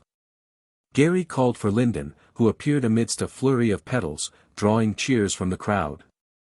Gary smirked. Linden was already cute as a Bulbasaur, and the petal dance only enhanced that cuteness. Linden began performing a combination of aromatherapy, leech seed, and bullet seed. This combination was tricky, but after practice, it looked as though the leech seed vines were sprouting shiny seeds. They concluded their performance with a solar beam and energy ball that burst into golden and green sparkles, earning a roar of appreciation from the audience. The judges awarded him almost full points, making him the highest scorer so far. Ash, Misty, and Brock cheered for him as he waved, his ears red from their loud cheering. He knew his Pokémon were laughing at him, and he wondered what had prompted his friends to act like personal cheerleaders. Gary advanced to the next round in second place, with the first place taken by a green-haired teen from Hoenn named Drew, whose Rosalia had impressed the judges enough to earn full points. However, Gary was determined not to lose to Drew during the battle rounds. He had been practicing with Ash and Misty, and he was ready to fight. Luna easily defeated the first opponent, who had chosen a beautifully trained Dragonair. Then it was time for Ace to face Drew's Rosalia. Gary and Ace had learned to incorporate fighting-type moves in a way that made it look like Mankey was dancing out of reach. This strategy cost Drew points, which frustrated him, leading him to order Rosalia to use a solar beam. Ace was prepared for this. Solar beam required gathering energy, and since Rosalia had been using attack moves from the start, it was likely exhausted. Ace dashed behind Rosalia, catching the grass type off guard. Drew was stunned. What did I just see? Gary simply shrugged. Ace is a gentleman. The announcer declared, ahem. Rosalia is unable to battle. Gary and Ace have won this contest. After the Pokémon were checked over by Nurse Joy, who ensured everyone was fine, Gary happily received the ribbon and the poke egg, beaming with joy. Not even his friends' enthusiastic cheers could dampen his spirits. Brock said, "Hey, we can be poke egg buddies." Gary asked, "Where did you get the banner and what's with the cheering?" Misty scowled. Someone was saying a gym runner and a contestant can't be friends. Ash added, "So we decided to prove her wrong." Brock chimed in, "I thoroughly enjoyed watching you put her in her place." Gary recalled, "Oh, you mean the purple-haired girl?" "Yeah, Luna really showed her she was more than just adorable." Ash asked, "Did she insult Luna?" Gary nodded, "Yeah, she was very rude." Misty expressed her disbelief, "Unbelievable. You would think people would know better than to underestimate Pokémon raised by trainers." Brock agreed, "Indeed, any decent trainer would find ways to counter type weaknesses." Pikachu puffed up proudly, asserting that he wouldn't let type advantages stop him. Misty added, "Even my Corsola, most would use electric Pokémon against him, but we learned to resist those attacks." Corsola chimed in, acknowledging the importance of training. Gary shook his head, "Some people are just impossible." Brock suggested they explore the rest of the ship, as they had only checked the training areas, their rooms, and the healing center while preparing for the contest. They could now explore the dining areas, having ordered food instead of enjoying the fine dining the ship had to offer. Misty and Ash eagerly agreed, their mouths watering at the thought of delicious food and drinks. Gary laughed and followed them to one of the restaurants on the ship, where they enjoyed a hearty lunch alongside their Pokémon. Ash asked, "Misty, have you thought about catching more dual types?" Misty replied, I think I will catch one more, but I already have 6. Gary suggested, "Why not send either Staryu or Goldeen home?" Misty blinked, "Why those 2 specifically?" Brock explained, "Well, most Goldeens require a large water area to be healthy.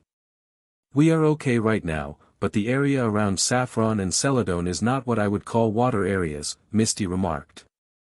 Gary nodded in agreement. "And I mentioned Staryu because you already have a Starmie with you, which is Staryu's evolved form, right?" "That's true," Misty replied. "I don't want Goldeen to suffer, so I think I will send her home first.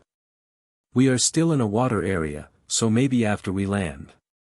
As for Staryu, I'm still training them to battle, so maybe if I want to catch another Pokémon." "That's a good plan," Ash said. "Besides, it's not like you can't rotate Pokémon anyway." They spent the next 2 days enjoying the cruise and even got to know Drew, who was curious about them. Ash asked him about Hoenn, expressing interest in traveling there as well. Misty was also fascinated by the water types available in that region and was making plans to visit. However, their last night on the cruise was interrupted by Team Rocket, who attempted to steal their Pokémon. This angered the judges, trainers, and coordinators who wanted to relax on their final night. What followed was a chaotic battle between Team Rocket and the trainers, coordinators, and judges. "Oh no! The ship!" Gary exclaimed. "It's sinking," Brock added, his voice filled with concern. "What did you do?" Ash shouted. "You just ruined everything." Misty snapped. Jessie defended herself, "That was not us. We want the ship with the Pokémon." James chimed in, "Yeah, why would we destroy the ship?" Drew glared at them. "You were the ones who wanted to steal our Pokémon." Misty pointedly said, "Yeah, so you're the biggest suspect." Team Rocket scowled at the accusation but realized they had no proof of innocence. A voice came over the intercom, instructing everyone to jump ship as the SS was sinking. Misty gritted her teeth as she pulled her friends toward one of the rescue boats. To their annoyance, the purple-haired girl who had insulted Luna was there as well, but they chose to ignore her as they watched the ship sink into the water, much to everyone's disbelief and fury. The battleship was one of Kanto's most treasured Navy ships, and for Team Rocket to sink it crossed a significant line. Misty muttered dark threats under her breath, causing Ursula to inch away in wariness. Drew checked on his Pokémon, ensuring they were alright from the fight. Gary and Brock checked on their Pokémon and eggs, sighing in relief when they realized they were unharmed. Ash, however, was deeply unhappy as he spoke with Red, detailing everything that had happened on the ship. He remembered the first time he boarded the ship as a child to watch Red battle in the tournament, the SS, and held many precious memories for them. Red comforted him, "Don't be sad, Ash. As long as you are safe, that's enough for me." "But, Red, we have so many precious memories on that ship." "It's gone now, sunk under the sea," Ash complained. Red sighed, "I understand your anger, baby brother. I do. I assure you, we will deal with Team Rocket soon. For now, we are preparing our teams to face them." Taking a deep breath, Ash replied, Okay, I hope to see you soon." Red smiled. "Of course. We send a message to the captain to take you all to the giant Pokémon Island. Do you remember the place?" "Yeah, I do." "Okay, I will see you there," Ash confirmed. "Where is he planning to meet us?" Gary asked. The captain called for attention using a loudspeaker. "As the captain, I am truly very upset by the loss of my beloved ship and the major disturbance that has occurred today. To make up for the disaster, we shall be escorting you all to Pokémon Island. I hope you enjoy your stay there. Once again, I deeply apologize." "It's not his fault, it's Team Rocket who ruined everything," Misty said. "That's where we are meeting our two brothers, Gary." "No doubt this was their idea," Ash added. "Fine by me," Gary replied. Later, Ash and the others met up with Red and Green at the Mega Pokémon Park. The older teens were just happy to see them all safe and unhurt. They spent the weekend together, with Red calling the rest of Brock and Misty's siblings to join them. They formed a decent-sized group and were a chaotic bunch, playing games and trying out rides. Green, however, refused to take part in any of the rides. After the fun weekend came to an end, they separated from their siblings and headed to Porta Vista to catch a ride to Saffron City. It was a luxurious ocean city until trouble arose in the form of an angry school of Tentacool and Tentacruel. They encountered a Horsea who was badly hurt and had to take some time to calm down, as the little Pokémon was panicking. Once Horsea calmed down, they learned that the Tentacool and Tentacruel were angry because a woman named Naztina was building a resort. Ash felt frustrated after meeting Naztina, who seemed oblivious to the chaos she was causing. They decided to take action to resolve the problem. Ash looked around the city. "Where is the radio center?" Misty, who had been venting her frustration about Naztina, paused. "Why do you want the radio center?" Gary's eyes lit up. "I think I know. You want to tell everyone about what's going on out there." Brock grinned. It's not a bad idea. If people know the truth, then no one will support the construction. Ash smirked. Yes, exactly. So let's go find a radio station. Today's news is going to be a hot topic. Misty nodded, determination filling her eyes as they searched for a radio station or, even better, a TV station to do a live broadcast. Reporters loved hot controversial news, and in this case, it was the truth.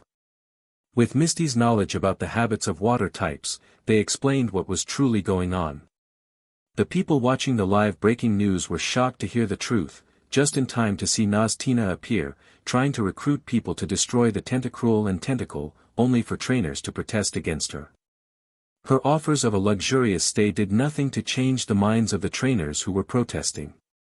The Tentacruel and Tentacle observing the humans realized that only one person was trying to steal their home.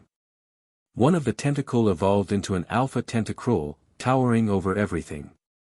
Misty paled at the sight and urged everyone to get out of the giant Pokemon's way as quickly as possible. The Tentacruel had somehow caught Team Rocket's Meowth, but Misty decided to focus on giving the giant Pokemon space. The Tentacruel began communicating with the people, asking if Naztina was responsible for the destruction of their home. One trainer shouted, "It's her all right." The trainer's Tentacruel nodded in agreement. Another man added, "My daughter is a trainer and has a sweet little tentacle. I would never imagine hurting a Tentacruel or a Tentacle." There were many shouts of agreement until Naztina claimed she was building a resort. Misty used a loudspeaker to tell her to stop being selfish, explaining that her actions would ruin the harbor completely. Tentacruel were essential for keeping the coral healthy, which was vital for the fishery. Ash felt relieved that no one had been hurt and that they could avoid major destruction to the port city. "Hey Misty, look over there," Ash said. "Huh? Horsea. Why are you here, little guy?" Misty asked. Horsea expressed a desire to join them, and Pikachu remarked that it seemed Misty was the chosen one. Jewel chimed in with a playful comment, and Gary noted that Horsea had been watching Misty and her Pokemon train, clearly impressed. Brock confirmed that it looked like Horsea had chosen her. Misty was surprised and delighted, and Horsea nodded, saying it thought she was nice and could help it get stronger. Misty took out a Pokeball, welcoming Horsea to her family, but first needed to send her Goldeen home. Gary reminded her about the transfer machine on the ship, and Misty agreed, sending Goldeen home where her sisters were thrilled to receive it. Afterward, Misty happily caught Horsea, fully welcoming it into her team. Ash informed her that Horsea wanted to become a powerful dragon, so she would need to train it diligently. Misty acknowledged that training would be crucial, especially since Kingdras could become temperamental during their final stages. They landed at the Isle of the Maiden's Peak, a popular tourist spot. Misty pointed out the peak, and Gary commented on its historical significance. Brock admired a figure, only for Ash to clarify that it was a ghastly. Misty teased Brock, and Gary suggested they enjoy the festival celebrating the return of soldiers from years past. Ash proposed they rent kimonos, prompting Misty and Brock to wonder about their plans. Gary reminded them about the package from the mayor of Pallet Town, and Ash explained they needed to deliver it to the shrine first. He suggested Misty and Brock head to the kimono shops while they took care of the DLVRY. Misty agreed, and Gary reassured them it was just a DLVRY. Brock cautioned them to be at the shop by 8 o'clock. They split into two groups, with Ash and Gary heading to the shrine where they met Granny Cho, who noted their similar presence to the Lady of Maiden's Peak. Gary handed her the package, explaining its contents and their mission. Granny Cho examined the box, revealing a ring and a faded ribbon. "Come with me, we will see two souls united tonight," she said, leading them upstairs to the peak as twilight descended. The priest there greeted them, and they placed the ring in front of the peak. Granny Cho transformed into a large ghastly, and as the wind picked up, the ghost of the Maiden's Peak appeared alongside the spirit of a warrior. Ash and Gary watched in awe as the two timeless lovers embraced, thanking them for their help. They smiled, wishing the spirits happiness after their long separation. The spirits vanished, and Ghastly encouraged them to return and enjoy the festival. When they reunited with Misty and Brock, Ash reported their success. Misty looked great, and Brock mentioned they had picked out kimonos for her. They spent the rest of the night enjoying the festival and the food, relishing the carefree atmosphere. The next day, they headed to Saffron City on foot, using the bridge connecting the small island to the mainland. They were excited to witness the annual Butterfree migration, where Butterfree would fly across the ocean to mate. Ash asked if they both migrated, and Gary pondered the question. Misty, being a water Pokemon enthusiast, suggested calling Professor Oak for clarification. Beedrill and Butterfree exchanged glances and nodded in agreement. However, they soon faced Team Rocket, who attempted to steal the wild Butterfree. After stopping Team Rocket, they called Professor Oak, who was just as puzzled by the situation. At least the Butterfree were safe and migrated with the Rangers keeping an eye out for them. Brock announced, "Here we are." Misty added, "Saffron City." Ash declared, "Time for our next badge." Gary mentioned, "I will just train, we missed the contest by 4 days." Brock responded, "Oh. I didn't realize that."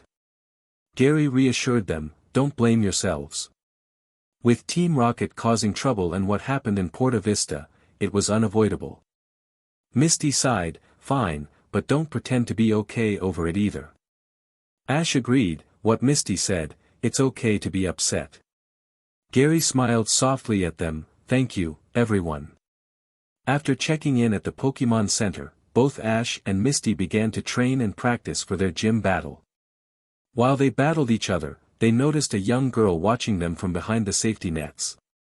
They were a little worried about the fact she was alone, but seeing she always had an Alakazam next to her, they figured she was safe. Soon enough, it was time for the battle with Sabrina, the only psychic master of Kanto. Ash suggested, "Since I challenged Surge first back in Vermilion City, you go first this time." Misty replied, "Thank you, I am ready." A man approached them and mocked them, making them both raise their eyebrows unimpressed.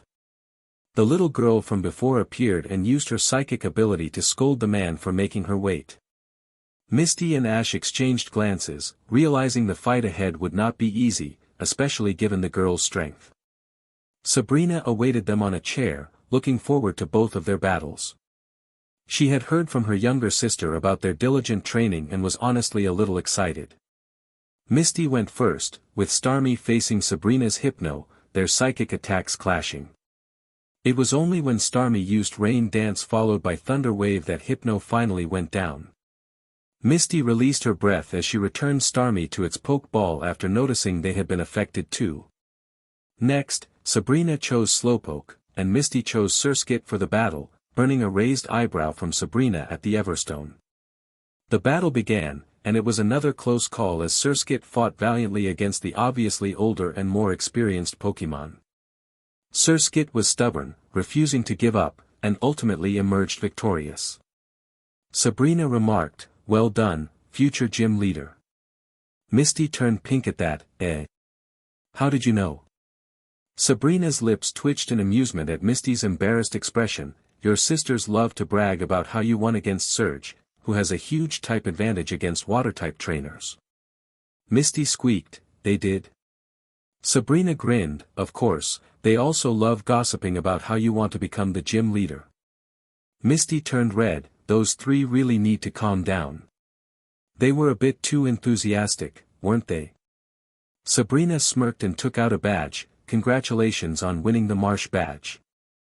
I look forward to your progress, my future fellow gym leader." Misty beamed, "I did it. Thank you so much, Sabrina. I will do my best." Ash cheered, "Great job, Misty." Gary added, "You were awesome."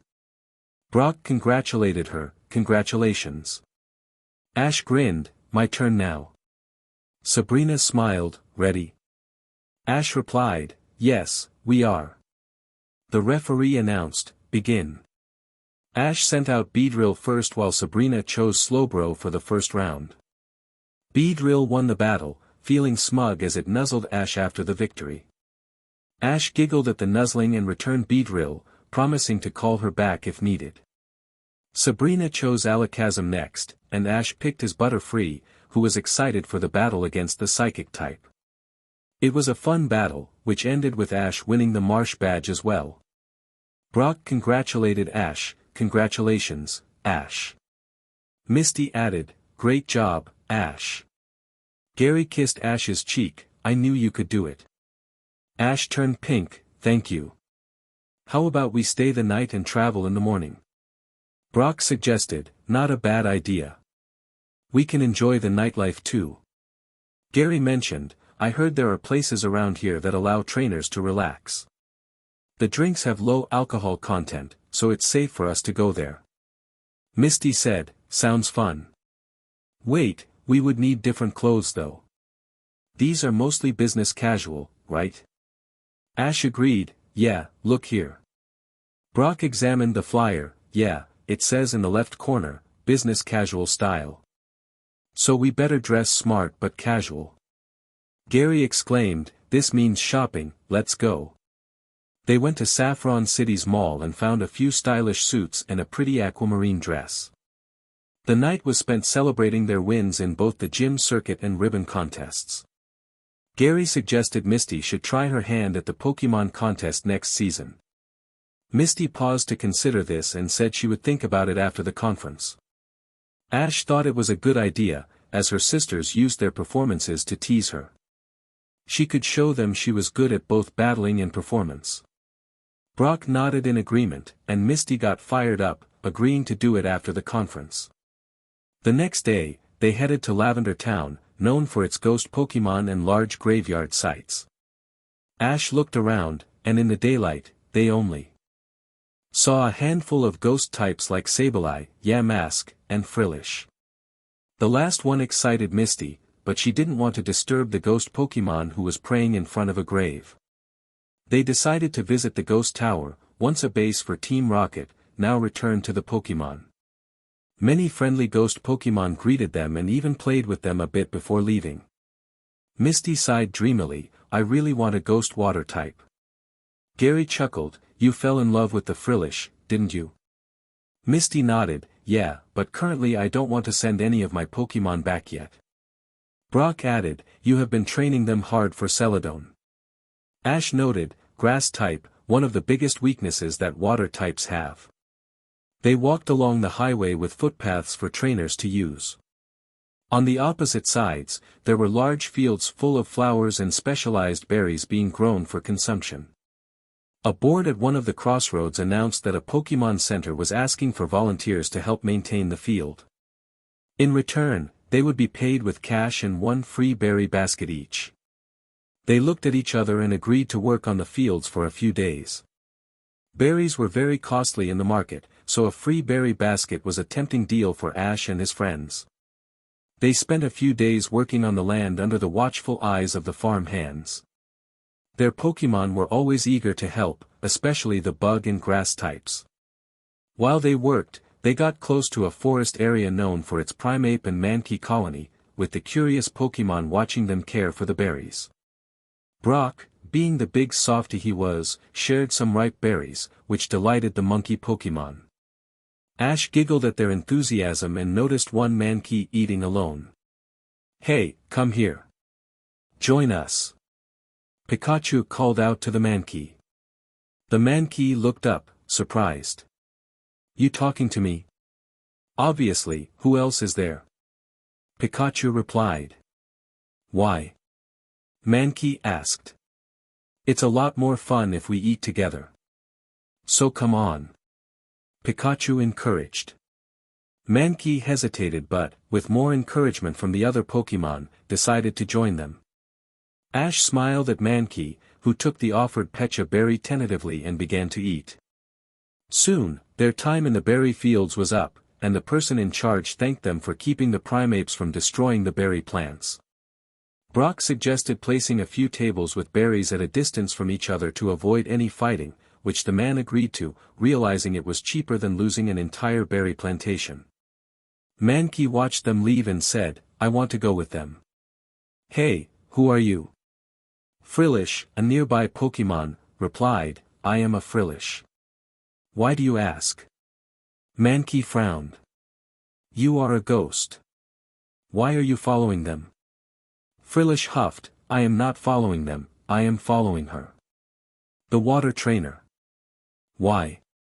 Mankey inquired. Frillish smiled softly. Most trainers who see me try to catch me. She did not, she respected my privacy. She even respected my late trainer and mother. I think she is perfect for me. Oh. I like that younger black-haired boy. He is very sweet and kind and shared food with me, Mankey said. Frillish nodded in understanding, and the two decided to follow the group at a distance. Frillish admired Misty, the orange-haired girl, who was serious about training her Pokemon, listening to their needs and helping them. Meanwhile, Mankey watched Ash train his Pokemon and help them master their desired moves.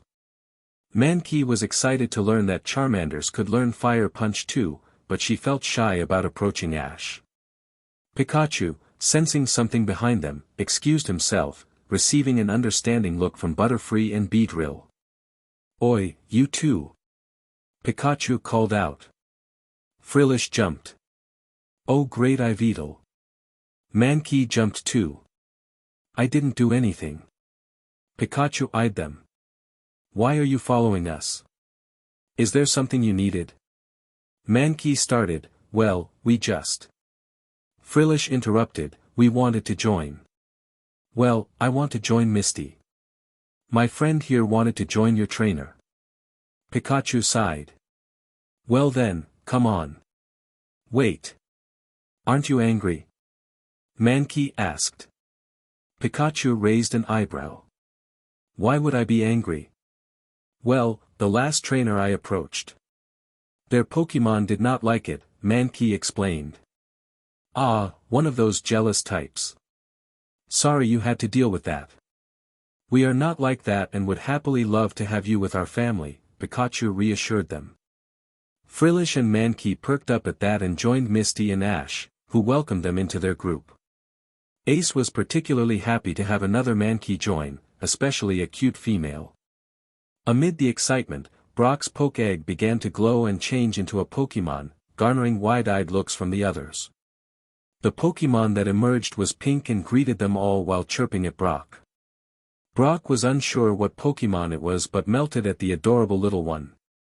Gary quickly identified it. Here we are, that is a Happiny, a Pokemon discovered in Sinnoh. It is the first form of Chansey. Misty squealed, oh sweet Mew. Brock, this little lady is perfect for you. Especially if you are planning on becoming a doctor after being a breeder, Ash added. Brock grinned and nodded. You guys are right. Welcome to the family, baby girl. We will learn together. Onyx chimed in, we will help. Yes, she is our littlest baby, Geodude added. I am a big sister. I am so happy right now, Zubat said. They celebrated the new Pokemon joining them with a picnic among the flower fields just outside the city. They were surprised to find how close they were to Celadon City but didn't complain and went in search of a Pokemon Center for rooms. A checkup with Nurse Joy brought more good news for Ash, his Beedrill was carrying. He decided to send both Butterfree and Beedrill to the lab where they could nest and have their Poke-Eggs in peace. Beedrill was happy to see her trainer care for her but still worried about him, only leaving after getting a promise that Ash would be safe. Butterfree wore a goofy smile the whole time. That lovely Beedrill is my mate. Pikachu rolled his eyes. Yeah, we know. Don't worry, we will keep Ash safe and sound. You just make sure your little ones grow up well. We will. Take care of them, Beedrill replied. Ace looked at Mankey. Perhaps one day we can have our own. Mankey blushed and hid behind Ash. I am not ready yet. I want to be strong first. Misty, noticing this, squealed, oh. Oh my. So adorable. I am so shipping them. Misty sent her stereo to the gym, confident that the younger star Pokemon had learned everything they could by now. The gym would help them master their existing skills, and after talking to Starmie, they decided to rotate weekly. Although Misty trusted her sisters to keep Pokémon healthy, she did not trust them to maintain the training. Starmie understood Misty's reluctance, as her siblings mostly focused on looks, which is why she planned to participate in contests next season. Misty aimed to prove that battling and performance could go hand in hand. In between training, they explored the large metropolitan city, especially the perfume stores. Ash found an olive-scented perfume, lavender perfume, and a lotus perfume that he adored for his mom and siblings. Gary picked out pine, rose, and cherry-scented perfumes for his siblings. As Professor Oak and his assistants deliberated on the perfect perfume for Ash and Gary, the two boys decided to send their packages separately to avoid any mix-up, hoping the scents would suit their Pokémon. The shop assistants giggled at how adorable the boys looked together, reminiscent of a newly married couple, and speculated about their relationship. Ultimately, Ash and Gary chose scented massage oils for their Pokémon and bathing supplies for themselves. The ladies at the counter happily rang them up and thanked them for their business. Misty eyed their bag curiously. "Did you guys buy an entire year's worth of bathing products?" Ash flushed slightly. "I only got one of each type." "Not more than one, and yeah, we did, I guess." Gary added, "This way we won't have to worry about running out of toiletries." Brock laughed, "I know what you mean. I used to do the same thing for my siblings at the start of the year." Misty pondered, "Maybe I should go back tomorrow and get a year's worth supply myself then." Ash replied, "We will go with you after our training is done. I forgot to get the loofahs." Misty beamed, "Oh, I would really appreciate that." Gary pointed out, "Hey, look, a game center." Ash exclaimed, "Red told me about these." Brock asked, "They are reopening it?" "That too tonight. Want to check it out?" Ash suggested, "I think we should, just to make sure they aren't working with poachers again." Gary nodded in agreement. "Yeah, Green and Daisy still grumble about it." Misty smirked, "So we are going there to spy on them." "Frillish, looks like you are up tonight." Frillish, who had been hiding in her shadow, responded, "Understood, I will do my best." Misty and Ash were overjoyed as they held their newest gym badge, the Rainbow Badge. Winning it was no easy feat. Erica was Kanto's strongest grass-type master for a reason. Her Vileplume and Bellossom posed a significant challenge for Misty, while Ash faced a tough battle against her Victreebel and Exeggutor. However, through hard work and teamwork, they triumphed. Gary also celebrated his latest ribbon win in Celadon City, as his Pokémon had become accustomed to battling and performing, though they were more inclined towards contests. Red observed them seriously. "You guys seem to be doing well." Ash smiled, "We are, Red. Don't worry about us too much. Just this morning, I talked to Gold, and he promised to hunt Team Rocket down himself." Red chuckled, "I'm your older sibling, I will always worry. And can you blame Gold? Just wait until our baby sibling is born. You will be no different." Ash pouted, "No, I will not." Red laughed, "Sure you won't." Ash shook his head. "Anyway, how are you doing so far, Red?" "We have only been talking about me." Red replied, "I am alright. I have my team and Pokémon to help me. Lance and the Elite Four are a bit busy with their own responsibilities, but even they help out from time to time." Ash expressed his relief, "That's good. I'm glad you have support." Red shared stories about his Pokémon, mentioning how some had formed bonds with each other or with Green's Pokémon.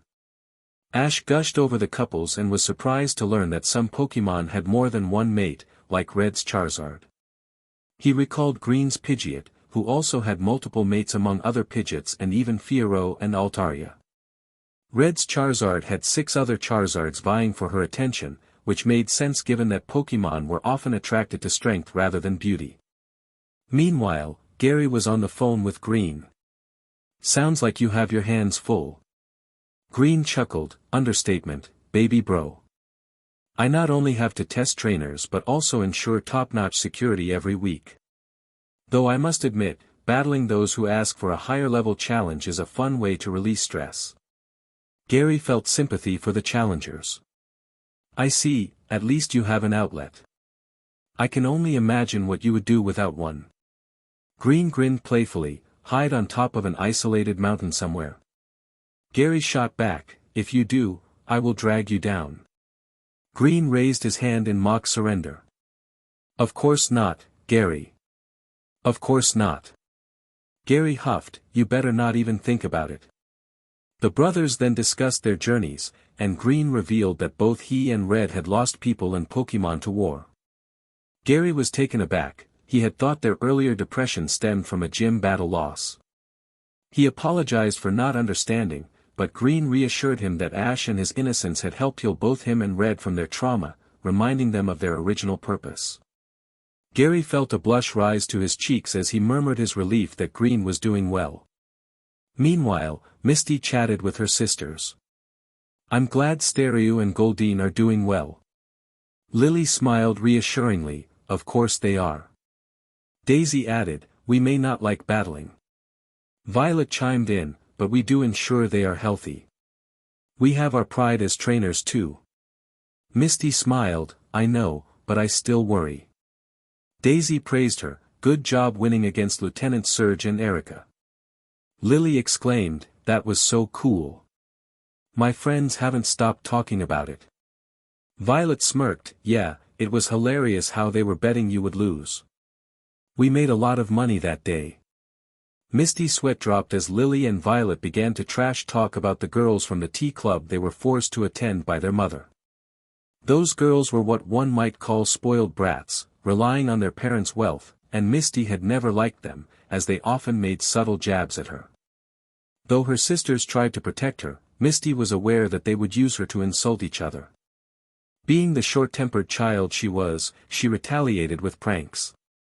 She disliked those girls but had to endure their presence due to their families being business partners. Flint spoke quietly, noting that the team hiding in the area had been dealt with and everyone was safe, though he remained skeptical about their complete disappearance. Brock agreed, expressing surprise that they had taken over Empty Moon without anyone noticing. Flint mentioned that he would patrol the roads connected to the city and the mountain, emphasizing that Brock's younger brother needed to choose a Pokemon and start training if he wanted to be a gym leader. Brock asked if his brother had decided on a Pokemon, and Flint grinned, revealing that the boy wanted an Onix like his big brother. Brock smiled, feeling happy that his younger siblings were doing well with their dad, alleviating his earlier worries about their relationship. Ash shared that his family was doing well but expressed concern about his mother getting stressed. He suggested they go home after collecting all their badges and ribbons. Misty giggled at the idea, mentioning her plan to drag her sisters into training with her. Gary teased her, suggesting she wanted to get back at them while ensuring their battle skills were sharp. Misty admitted he was right. Brock thought taking a break at home was a good idea and mentioned he was considering volunteering for the league under one of the Nurse Joys. Ash pointed out that volunteer positions open a month before the league, questioning if they would finish in time. Gary reassured Ash that they were ahead of many other trainers, having advanced further than most. Misty was surprised to learn that many trainers only had 2 badges, while they had already defeated Surge, a significant achievement. Brock noted that their battles were still being discussed online, with many trainers referencing their experiences. Misty read a comment expressing disbelief that it was their first gym challenge, realizing they were indeed advanced compared to others. Brock mentioned he hoped to meet an old classmate, which piqued Misty's curiosity. However, before they could meet Brock's friend, they encountered Officer Jenny, who informed them about missing children in the area. Disturbed by the news, they feared the worst, recalling past incidents involving children being taken by criminal organizations. They agreed to help and discovered that wealthy individuals were using a psychic Pokemon to cause the problem. Ash contacted Sabrina, the psychic gym leader, who was not pleased with the situation. They let her handle the adults while she reprimanded them about the dangers of using psychic waves. Meanwhile, Ash and his friends searched for the missing children, following Sabrina's alakazam into a forest. They were relieved to find the children safe, but noticed they were behaving strangely, like Pokémon. Brock suggested bringing Pokémon in a coma to the forest, suspecting a connection. Nurse Joy was initially skeptical but agreed to try. To everyone's surprise, it worked, restoring the children to normal, though one Psyduck still had issues. Misty decided to take him under her wing, as he was a water psychic type. Training Psyduck proved challenging, as he struggled to control his powers. Susie, a kind friend, offered to help him relax, which aided in his training. Misty learned calming techniques from Susie to help Psyduck focus. Then, Team Rocket appeared again, attempting to scam people. Ash remarked that they never learned, and Brock suggested warning Erica about them. After dealing with Team Rocket, they encountered a man training for a fighting tournament. Gary and Ash's Mankeys showed interest, leading them to register for a double battle tournament. Although they were nervous about fighting together, they worked seamlessly as a team, advancing to the finals against a seasoned opponent. But not wanting to lose both Pokémon, they evolved into primates, much to everyone's delight, and won. Gary expressed his pride in Ace, while Ash shared his pride in Victoria, suggesting they should name her since they now had 2 primates. Victoria was touched and promised to do her best to become the best. Victoria huddled close to Ash as they watched a herd of Kangaskhan moving around, feeding what looked like a human child. Ash felt concerned. This was a sanctuary for Pokémon, and people usually abandon Pokémon, not their own children. He looked at his Pokémon, who shared his concern, and they decided to return to the main camp. Ash explained what he had found to Brock, Misty, and Gary, who were alarmed by the implications. Kaiser, the ranger, sighed, acknowledging the situation. Ash pressed him for details about the child. Kaiser explained that they did not know who the child belonged to, and that all the adults in charge were aware of him. They had tried to approach him before, but he had been terrified. Brock speculated that the child might have been abused by an adult, and Kaiser agreed, noting that the child's reaction suggested a troubling past. Gary suggested they try to approach the child, and after some contemplation, Kaiser agreed. Ash set off in search of the child, who was currently being fed fruits by the Pokémon. Brock had an idea to attract both the Pokémon and the child by cooking his special curry nearby. The delicious smell wafted through the air, catching the child's attention.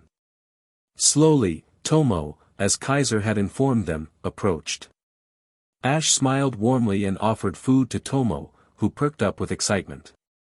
Pikachu encouraged him to eat, assuring him there was plenty of food. Tomo expressed his desire to be a Kangaskhan, explaining that he believed humans were cruel and had harmed his first pack. The Pokémon shared Tomo's story with Ash and Gary, who felt a mix of anger and sadness on his behalf. They reported what they learned to Kaiser and Officer Jenny, who looked haunted by the news. Kaiser retrieved a file and revealed that months prior, they had encountered a horrific scene linked to Tomo's past. Ash grimaced at the pictures, and Gary was visibly shaken. Misty had to step away, overwhelmed by the information, while Brock struggled to comprehend the cruelty depicted. Officer Jenny confirmed the severity of the situation, recalling how Red had discovered the aftermath and helped bring the culprits to justice. Determined to help Tomo, the group decided to approach him again, reassuring him that the bad people were gone and he was safe. Although Tomo was initially wary, Pikachu and Eevee explained everything, and he began to understand that he could trust them and the adults who would help him. Meanwhile, Jessie, James, and Meowth were hidden nearby, shocked by the cruelty they had just learned about. They discussed their feelings about family and decided they needed to ensure the wrongdoers never left prison. Ash and his friends soon left the Pokémon Reserve and arrived at Grunge City, where the unpleasant smell made them question how anyone could live there. They quickly sought a place to stay for the night. The next day, they discovered their Pokémon were unwell. Brock called for Nurse Joy from Fuchsia City, who was more assertive than the local Nurse Joy. She investigated the cause of the Pokémon's sickness and discovered that pollution from an overpopulation of Mook and Grimer in the city was to blame. Nurse Joy organized a team to address the issue and relocate the Pokémon to different areas. It was not an easy feat considering halfway through, they discovered that a Zapdos had made one of the dams its home. Ash and his group offered to watch over Zapdos to ensure it did not cause any trouble in the city. Officer Jenny nodded, feeling a bit nervous as Zapdos stared at her while she left. Meanwhile, Nurse Joy and her team began to gather and relocate the poison-type Pokémon that had multiplied significantly. The constant dumping of waste had created a breeding ground for Mook and Grimer that they needed to clean up in one of the main rivers. One of the Grimer, not wanting to be moved to another city, rushed toward Ash and his group, seeking refuge behind them. Despite the unpleasant odor, Ash felt a pang of sympathy for the poison type and offered to catch him. Grimer hesitated but eventually agreed after Ash explained that he would be sent to the laboratory for care. Gary, on the other hand, caught a Magnemite that had been following them out of curiosity. Professor Oak was not pleased with the smell and lectured them during their next call about taking proper care of their poison types. Brock and Misty sulked at being scolded, feeling it was unfair since they hadn't caught Grimer, but they didn't argue as they had supported Ash's decision. They left Grunge City and headed toward Fuchsia, passing through a desert area. Ash looked around and remarked on the tired-looking residents. Misty winced, expressing her discomfort at the thought of looking that way. Gary shared his concern, noting that the residents looked like they could easily be blown over. Brock emphasized the importance of sleep for looking good and achieving one's dreams, to which Ash added that sleep was necessary for dreaming. When they arrived at the Pokémon Center to rest, they found it difficult to sleep due to the loud music and noise. Frustrated, they unanimously decided to camp in the nearby forest for a better night's sleep. The next morning, they woke up feeling exhausted and grumbled about the chaos of the previous night. Ash noticed that the city seemed to have only adults, which struck him as odd.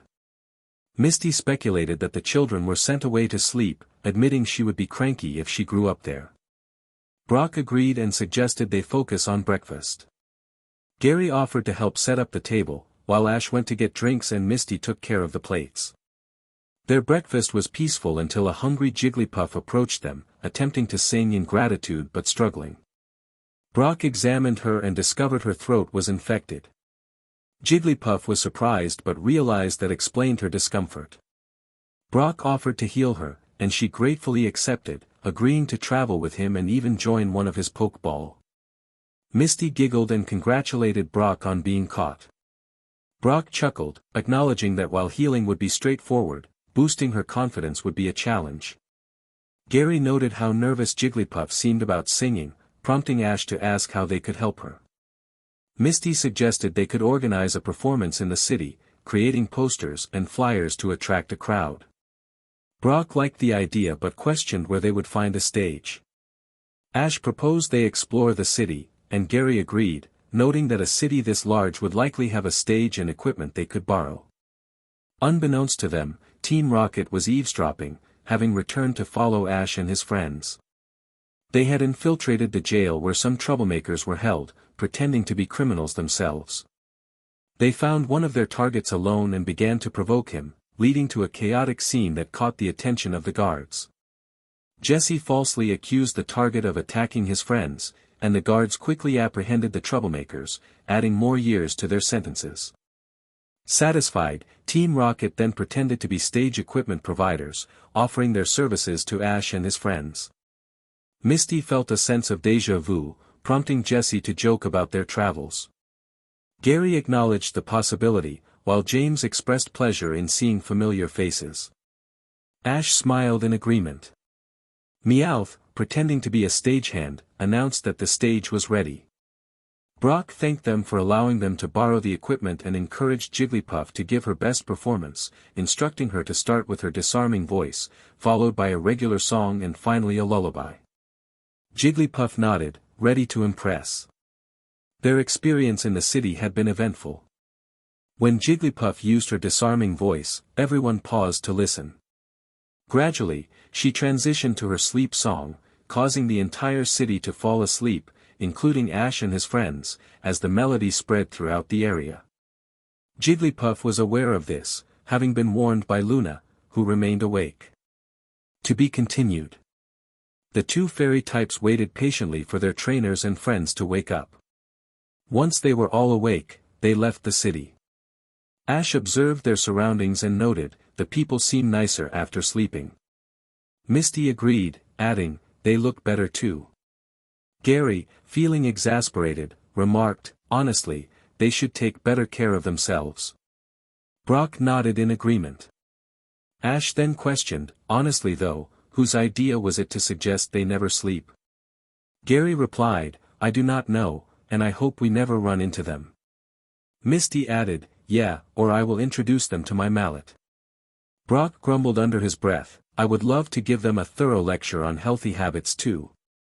On their way to Fuchsia City, they came across a breeding center that was popular for adopting baby Pokémon. It was a calming activity before they challenged the gym leader Koga at the gym located outside the city. Misty's Surskit and Frillish fought against Koga's Butterfree and Venomoth, and it was a close call for her. Meanwhile, Ash used his Butterfree and Beedrill to battle Koga's Beedrill and Pinsir. It was impressive to learn that Ash's Beedrill was on the same level as a gym leader's, and Koga praised him for raising her well. Ash flushed with pride at the compliment, saying, thank you. Koga smiled and handed him the badge, expressing his anticipation for Ash's future. Misty confidently stated, you will not be disappointed. Koga smirked, show me your strength, little water trainer. Afterward, they headed to the Pokémon Center to have their Pokémon checked by Nurse Joy. While resting, Gary informed them about the next contest at Cinnabar Island, a popular tourist spot. Brock recalled that the island had a gym, but it was hidden, and they would need to solve a riddle to find it. Ash found the challenge intriguing and decided to use his Charmander, Squirtle, and Pikachu in that gym.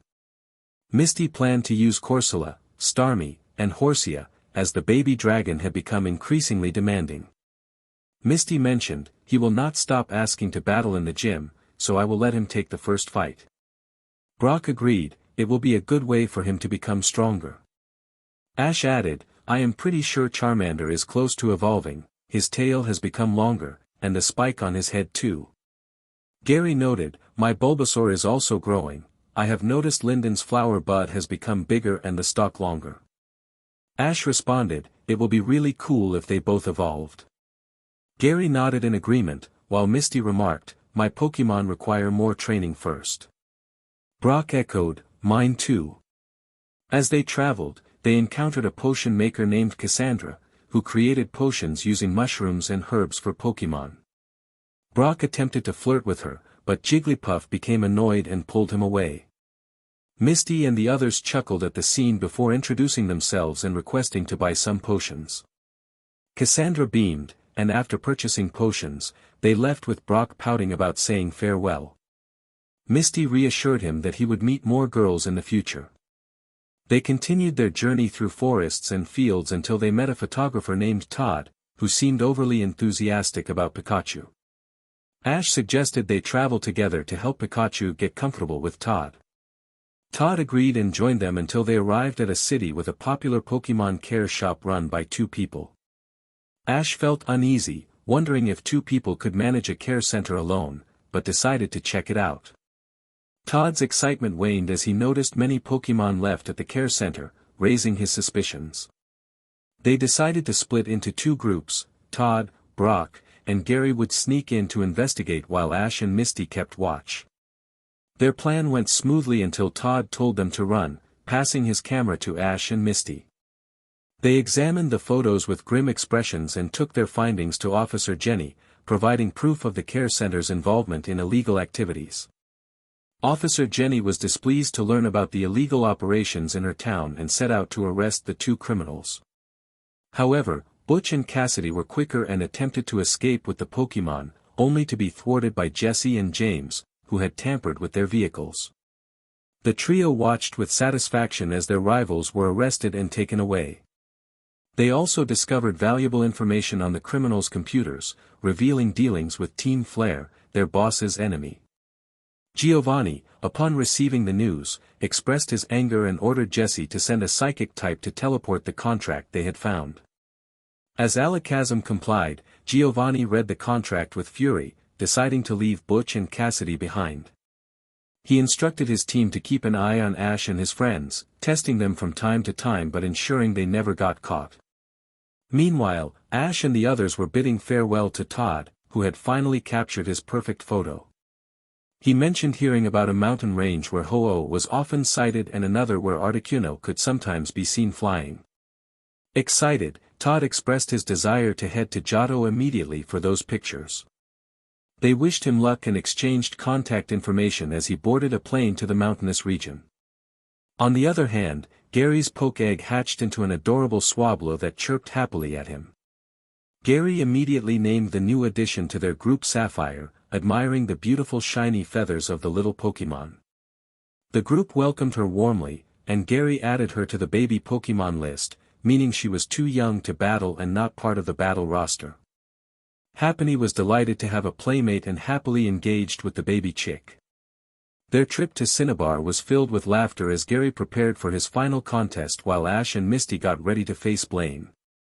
They checked in at the Pokémon Center and discussed how to find Blaine and his gym. Soon, a man in comfortable clothing approached them, handing over a card with a riddle. Gary wished Ash and Misty good luck, as he needed rest for his contest the next day. Brock encouraged Ash and Misty to get some sleep after midnight, advising them to explore the island the following day. As the sun rose, Gary participated in the contest, and Ash and Misty decided to cheer him on first. They would figure out the gym's location later. Blaine, who was in disguise, observed the two trainers cheering for Gary and smiled, having seen his colleague's grandson perform before. He was impressed by Gary's talent and ability to showcase his Pokémon. The concept of Pokémon contests was still relatively new in the Kanto-Johto region, especially after Oak's granddaughter had made waves in the second season. Blaine thought to himself that if Gary succeeded like his older sister, there would be more contestants next year. Ash and Misty cheered enthusiastically for Gary, who focused on his performance with Luna and Bolt. They combined their abilities to create electric hearts that floated around the arena.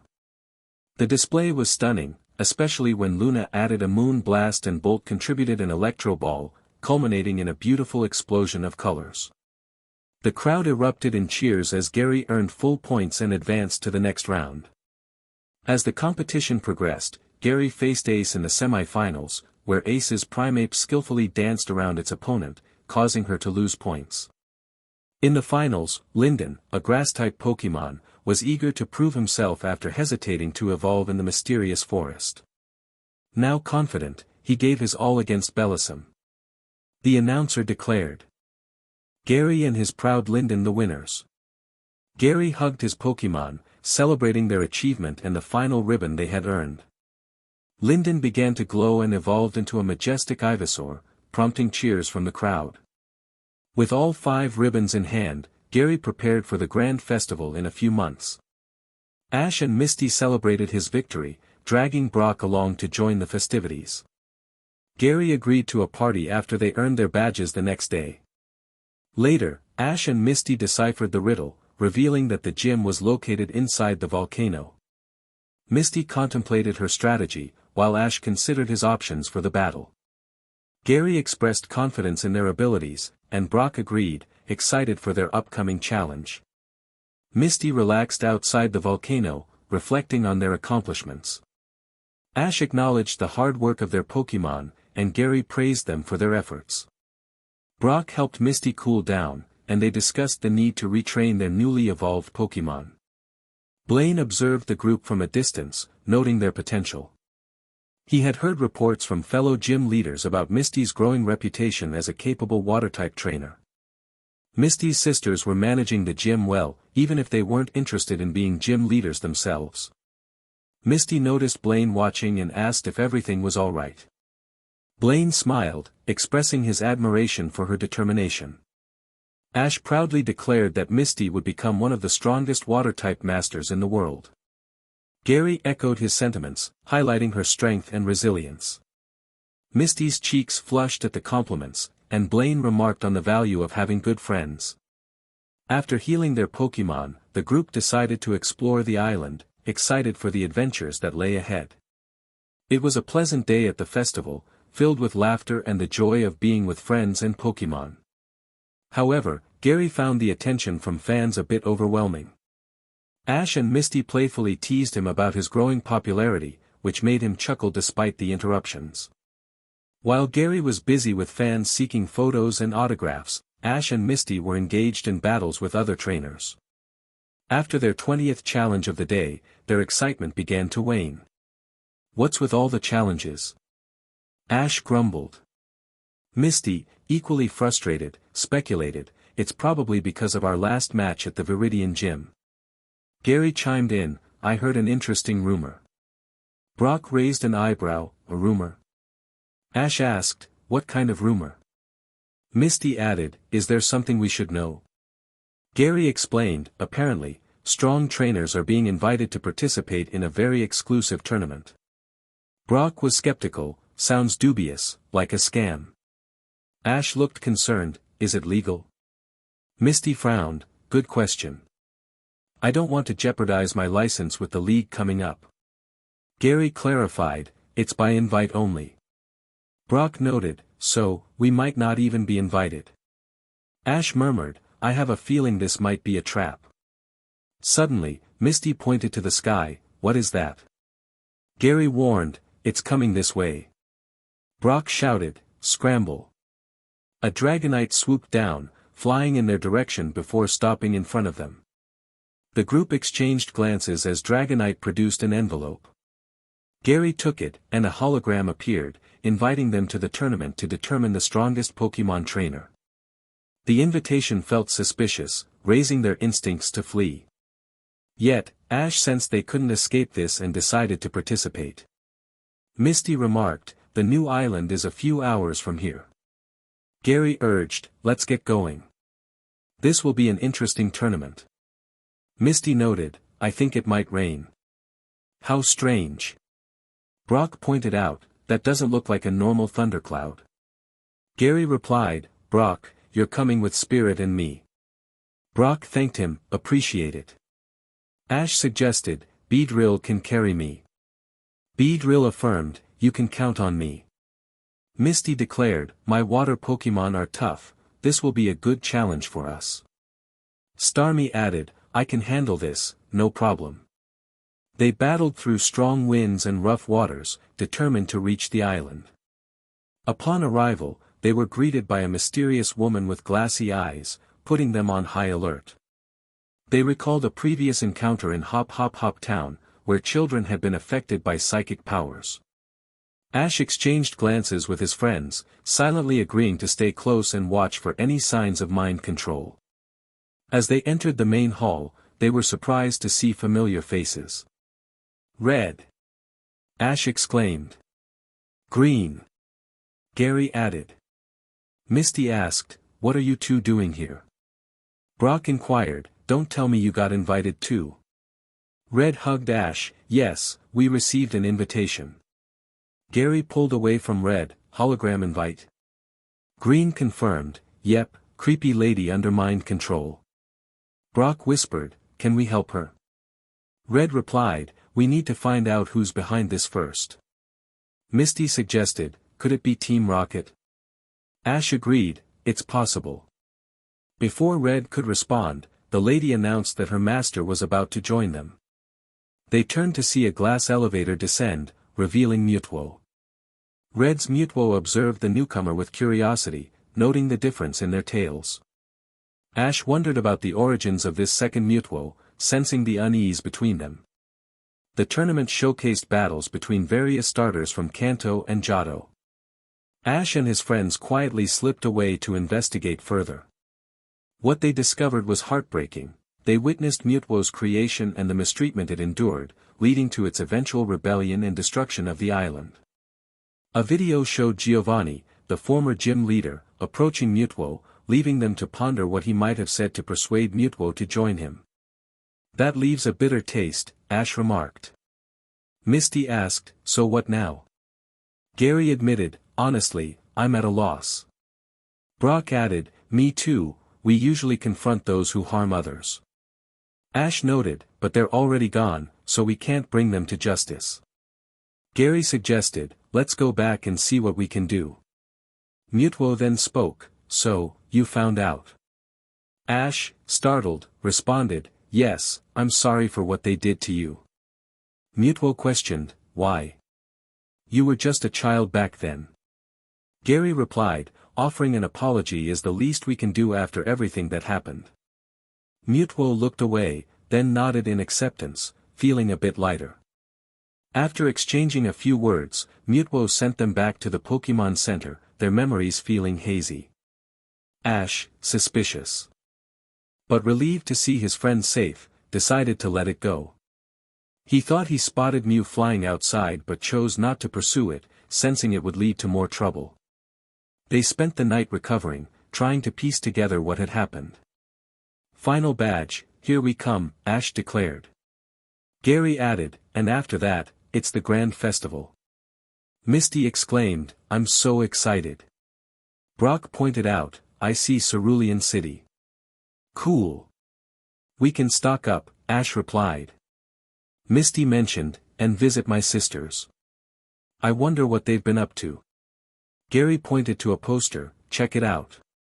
Brock read, A Mermaid's Tale. Suddenly, a loud voice called, Misty. Misty jumped at the sound, V. You scared me. Violet embraced her tightly, I didn't expect to see you so soon. Misty, struggling to breathe, said, I missed you too, sis. Can you loosen your hold? Violet released her, sorry, I was just so excited to see you again. Blaine shared the news of their latest victory, causing Misty to blush. Oh, he did? She asked, surprised. Violet chimed in, come on. Lily and Daisy are at the gym. They'll be really excited. Ash, Gary, congratulations on your wins too. Ash smiled brightly, thank you, Violet. Gary added, we worked hard together to achieve our victories. Violet turned to Brock, how have you been? Brock grinned, I've been great. In fact, seeing your beautiful FA. Misty interrupted, her fist clenched, not with my sister, Brock. That's where I draw the line. Ash chuckled, you know, you deserve that, Brock. Gary laughed, yeah, man, you should never flirt with someone's sister so shamelessly. Brock looked sheepish, yeah, my bad. Sorry, Misty. Misty replied, I'll accept your apology if you don't act weird around my siblings. Violet hugged her again, always the overprotective one, aren't you?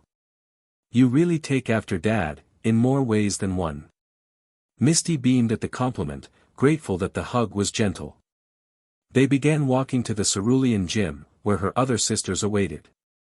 As soon as they arrived, Lily and Daisy jumped on Misty, showering her with kisses and hugs, making her face turn red from embarrassment. The others watched with amused expressions, enjoying the sight of their usually calm friend flustered. Daisy suggested they use their guest room since they were Misty's friends, and they gratefully accepted. After dropping off their bags, they headed into the city to gather supplies for their journey to Viridian and then to the Grand Festival. Gary checked their list, I think that's everything. Ash nodded, yeah, me too. I'm really excited for the next challenge, my last badge in your Grand Festival. Gary grinned, how about a date while we're here? Ash blushed, a date like a romantic date. Yes, Gary confirmed. The last date we had was at the giant Pokemon Park, and we didn't get personal time together after that. Ash recalled, oh yeah, we were either with Brock or Misty. Right? So what do you say? Gary asked. Yeah, let's go, Ash agreed. Gary chuckled as he led Ash to the park, a beautiful place with man-made waterways and flowers. They spent about half an hour there, enjoying the peace and quiet. Afterward, they visited the food section of the market to try the special Cerulean lunch menu, which they had forgotten about last time. This time, they enjoyed a hot pot filled with locally grown fish and shellfish, served with rice or bread. They concluded their date by returning to the gym just in time for the new show. Ash spotted Misty, is that Misty? Brock confirmed, yes, Daisy convinced her to play the role of the mermaid alongside her. Gary remarked, "It's a good way to spend time with siblings." Ash encouraged, "Go for it, Misty." Brock asked, "How was your date?" Gary replied, "It was decent. Cerulean City has many places where you can enjoy time together." Brock sighed, "Well, at least one of us had fun." Gary chuckled, "I'm sure you'll find someone you want to be serious about soon, Brock." Brock defended himself, "How do you know I'm not serious?" "You act way too comical," Gary pointed out. Ash added, "It's really hard to take you seriously with all the grand, over-the-top confessions." Brock insisted he wasn't sulking, despite Gary's teasing. When Misty found out, she just laughed, saying someone had to point it out eventually. Brock grumbled about wanting his cute and innocent travel partners back, not the teasing friends he had at the moment. As they left Cerulean City for Pewter City, they met Brock's family, including his mom, who expressed a desire to become a water-type gym leader. The visit was chaotic, especially when Misty challenged her to demonstrate her mastery. This effectively ended the conversation about her aspirations, as it became clear that mastering multiple water Pokémon lines was essential to becoming a gym leader. Exhausted, Brock apologized, "I'm sorry about my mom." Misty comforted him, "I understand, trust me." Ash added, "It'll be okay, Brock." She stopped after learning the requirements. Gary remarked, "I don't want to sound judgmental, but your mother doesn't seem like the type to focus on something for long." Brock admitted, "I know, she has ADHD. Thanks for not blowing up on her, Misty. I know what she said was pretty insulting." Misty shrugged, "I've heard worse. Honestly, I didn't find it insulting at all. The fact she was interested made me happy. There aren't enough water-type specialists in Kanto." Gary agreed, "That's true. Most water specialists stick to the Orange Archipelago region. We hardly see them on the mainland, except for Cerulean City." Ash added, "We mostly have grass types, bug types, ground types, and rock type specialists. Fire type specialists are rare too."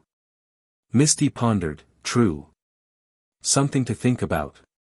There are many trainers, but specialists and masters are very rare."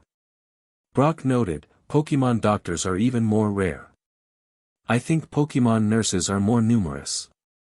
Ash questioned, "How are they so low in number though? I mean, doctors are needed, aren't they?" Gary agreed, "That's a good question." Brock reflected, "You can blame the war. I was still a toddler back then, and you three weren't even born.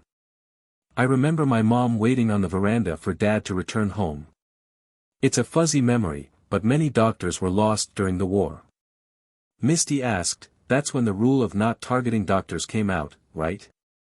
Brock nodded, "Yes, every region agreed on that rule. But the reason I want to become a doctor is because of Dr. Jack. He healed my dad's golem, which was badly hurt. If it had not been for Dr. Jack, Golem would have been long gone."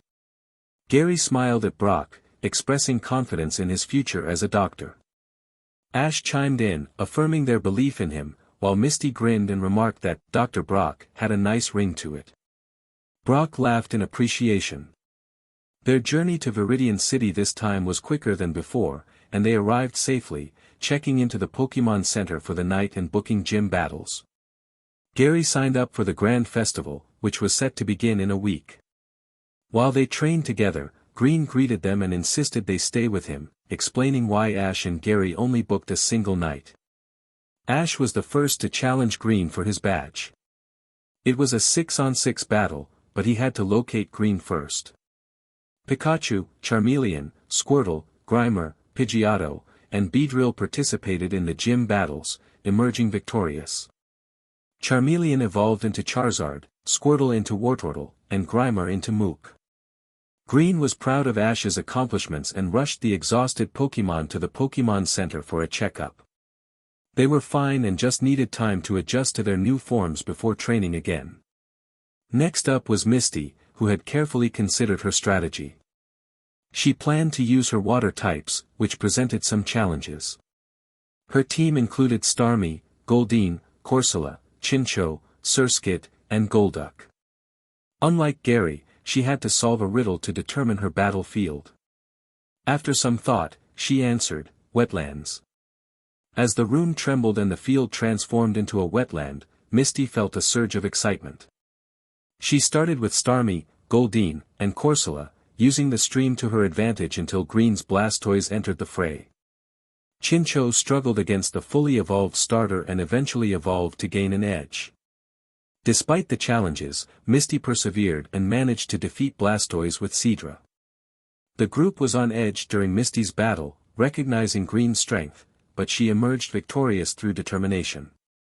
Green expressed his pride and mentioned he was looking forward to Gary's first grand festival. Gary blushed with excitement when he learned their families would be there to support him. Ash and Misty eagerly helped him practice for the upcoming event.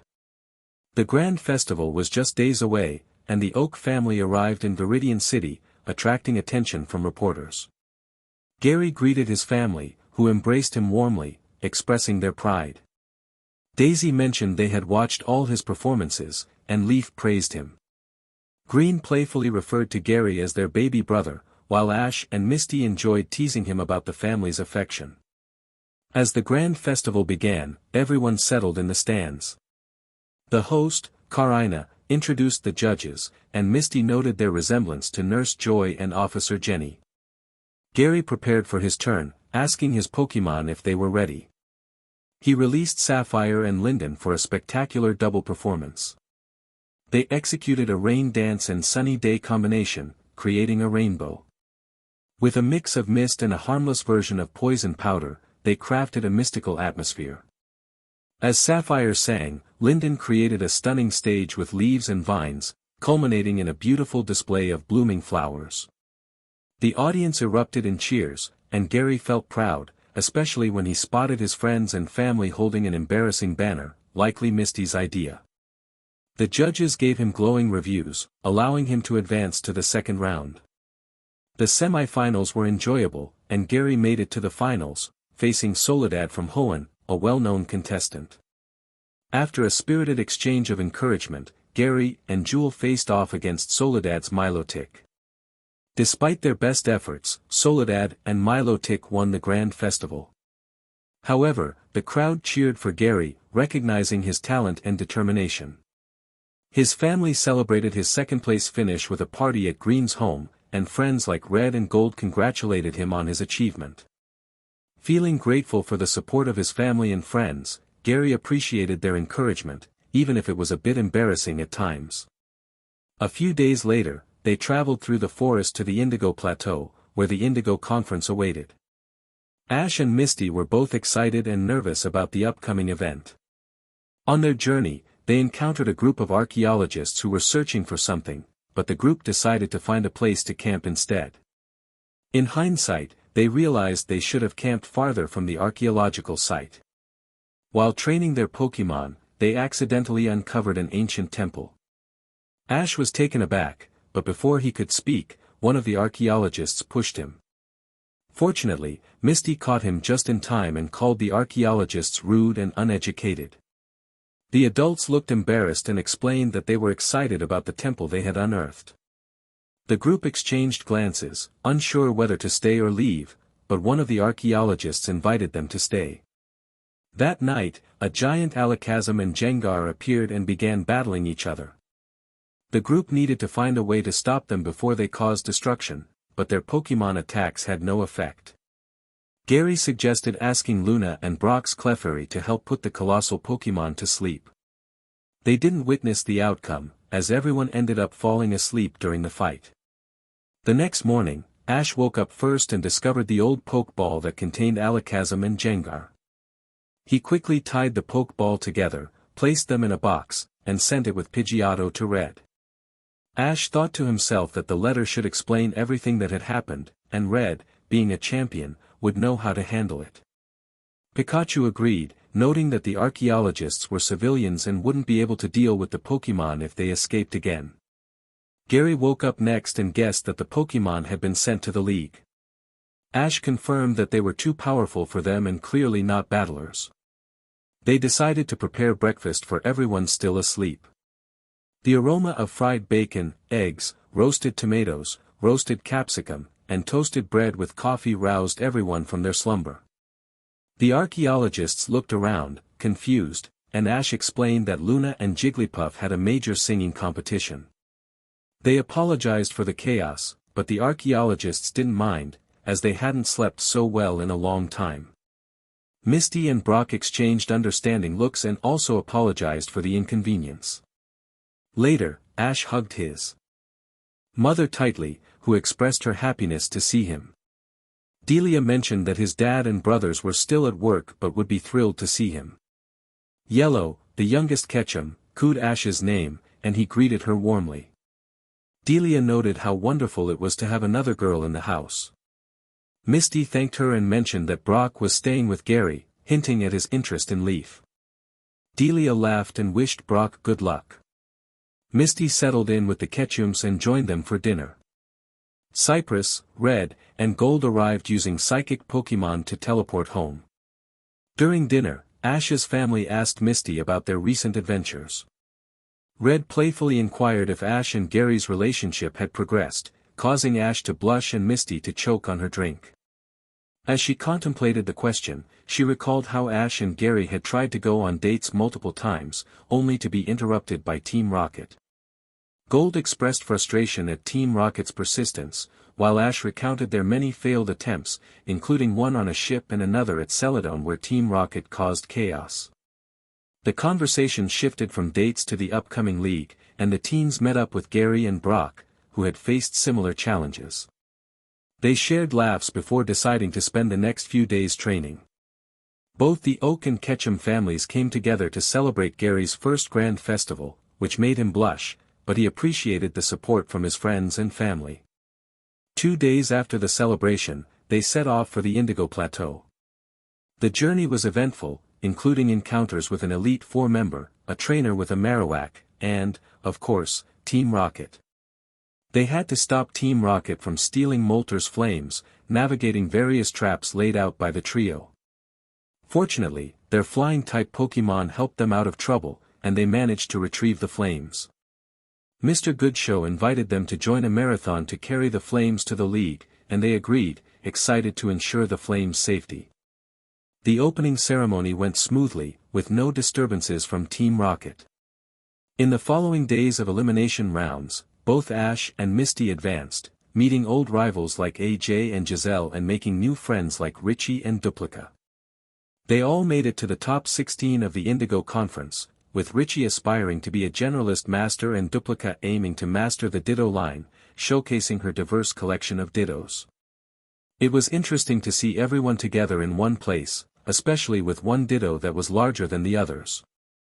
Ash and Misty were genuinely impressed by the variety of Dittos, which was a rare occurrence. Ash faced AJ during the top 16, while Misty battled Richie, and Duplica went up against Giselle. Ash won against AJ, Richie defeated Misty, and Duplica triumphed over Giselle. With only the top 8 remaining, Richie and Duplica faced off while Ash battled Ethan. To Ash's surprise, Ethan was dressed like Gold, from the hat to the shoes, which was a bit odd. However, Ash chose to focus on the battle, as Ethan proved to be a strong opponent. Even with Pidgeotto evolving into a full-fledged Pidgeot, Ash ultimately lost. Meanwhile, Richie defeated Duplica, leaving only 4 participants. Gary complimented Ash, saying, "You were awesome." Misty added, "I can't believe we came so far." Brock congratulated Pidgeot on its evolution. Ash acknowledged Ethan's strength, admitting, "I was really pushed to a corner by him. I guess we need to train more." Gary agreed, stating, "It just means we need to learn more and improve." Misty was optimistic, saying, "Next time, we will do better." Brock encouraged them, "That's the spirit." They enjoyed the rest of the conference, cheering for Richie in the semi-finals, but Richie was ultimately defeated by Valerie. As Ash suspected, Ethan went on to defeat Valerie and became the Indigo Conference winner. Ethan had plans to challenge the Elite Four and then champion Red for the title of champion. Some digging revealed that Ethan had already challenged Gold and won in Johto, which explained Gold's newfound free time. This development piqued Red's curiosity about Ethan, and Gary noted that Lance was interested as well. Gary expressed his hopes for Ethan, while Ash mentioned that Red was looking forward to a good battle with him, suggesting they might have another dual championship holder. Misty found the idea exciting, and Brock noted that Lance was the only dual championship holder before. A few days later, they heard the news of Ethan taking the stage as the new Kanto Johto champion. Red announced it to the media and hurried home. Ash couldn't help but laugh as Ethan, resembling a wild version of Gold, ignored the reporters and instead focused on pestering Lance, much to the Dragon Master's amusement. Gold had chosen to avoid the media by immersing himself in breeding programs, while Ethan seemed uninterested in anything but his next fight. Red remarked, "He is something else, that's for sure." Gold agreed, saying, "Good for him." Leaf noted that at least Ethan wasn't hiding in the mountains, and Daisy laughed in agreement. Green commented that Ethan reminded him of Red, to which Red replied that Ethan reminded him of Green. Ash observed that Ethan seemed to be enjoying himself, and Gary nodded, affirming that was the most important thing. Yellow suggested they have fun, and they all melted at the sight of her playing with their Pokémon. Days later, Professor Oak requested Ash, Gary, Misty, and Brock to deliver a package for him from the Orange Archipelago. The group agreed and set off for the Orange Islands via a blimp flight, which made Ash a bit uneasy, but it was their only option. They were suspicious, but there was little they could do. Suddenly, they encountered Team Rocket. Jesse declared they couldn't let the opportunity slip away, while Gary questioned their seriousness. James claimed their Pokémon were now theirs. Misty warned them about an approaching storm, but Team Rocket seemed unfazed. Brock expressed his doubts about the blimp's ability to withstand the storm, and soon enough, the blimp began to rock dangerously close to a crash landing in the ocean below.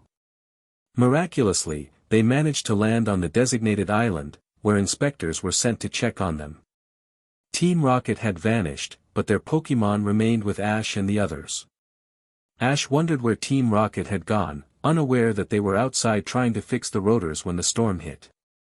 Pikachu noticed but chose to ignore it, as Team Rocket was the reason for their predicament. Ash groaned, "Never again." Pikachu agreed. Gary nodded in agreement, while Jewel suggested they travel by sea next time. Misty hugged Starmie, expressing her frustration with Team Rocket. Brock lay on the floor, grumbling about dealing with them again, and the others chose to ignore his complaints. The authorities questioned them about the blimp ride, and they stuck to the facts about boarding at Pallet Town and traveling to the island. They explained that everything was fine until the storm hit and the crew went missing. Misty clarified that they had warned the crew, but they had stubbornly left. They then visited Ivy's lab, where they met the eccentric professor and her 3 triplet assistants. Brock, smitten with Ivy, cleaned and cooked for her, prompting Ash and Gary to raise their eyebrows but remain silent. Misty noticed Brock's behavior and watched him closely, her eyes widening at his gentlemanly demeanor, which was a stark contrast to his usual antics. Ash called out to Brock, "A word?" Brock responded, "Sure, what's up?" Gary teased, "Looks like you found the one." Brock was confused, asking, "What? What are you talking about?" Misty giggled. "Oh come on, Brock, normally you act like a goof and annoy the ladies. But this time you were really sweet and a complete gentleman," Ash added. "So Brock, what's next?" Gary asked. "I am not sure," Brock replied. "Well, think about it. I saw a poster for the Orange Archipelago League and contest.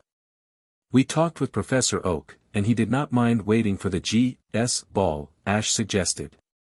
"I am taking part in the contest this time," Misty declared. "I want to focus on my research paper." "The Weather Trio are said to live on Shamudiai," Gary mentioned. "That sounds really interesting, Gary. Moltres is part of the Weather Trio, right?" Brock inquired. "Basically, yes, they are," Ash confirmed. "I only hope nothing crazy happens while we are traveling through the region," Misty said. "You mean, you hope Team Rocket does not do anything stupid," Gary replied. Brock deadpanned, that's asking for the impossible, don't you think? Ash laughed tiredly, I am not even 18 years old, but I feel old and tired. Misty nodded sagely, agreed. They never learn. Brock looked at everyone around the table. I have decided, guys. I would like to stay here. Ivy stopped eating. Are you sure, Brock? I don't want you to feel pressured to stay. Brock nodded seriously. I am sure. In return for taking care of the house and chores, could you teach me about medicine? I have read your papers on different medical achievements. Ivy sat up straight. Ah. Of course, your end goal is to become a doctor. Very well then. It is a deal. Let's get it in writing, shall we? Gary interrupted them, first finish your breakfast, and then you work. Brock chuckled, right. The three girls stared at them as they talked and laughed before pulling Ash, Gary, and Misty aside.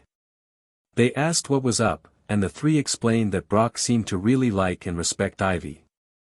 The girls asked if he was interested romantically, and Misty answered it was possible, but it could just be mutual respect. They hugged Brock before leaving the island for the next one so Ash and Misty could register for the league and contest. Gary, however, was focused on the research his grandfather had given him while Ash and Misty planned their moves. While they were discussing their next move and the mystery around the weather trio, they came across a group pestering a young Lapras. Angered, they called their Pokémon to fight them off, only to be interrupted by a Pokémon watcher who commented on their Pokémon's health and looks. He introduced himself as Tracy and complimented Ash, Gary, and Misty on their well-cared-for Pokémon while criticizing the thugs. The criticism did not sit well with those goons, and they attacked Tracy, only for Jewel, Pikachu, and Starmie to retaliate and send them flying off. That should take care of them, Misty said. Lapras is not doing well. Tracy, right? Catch it, please.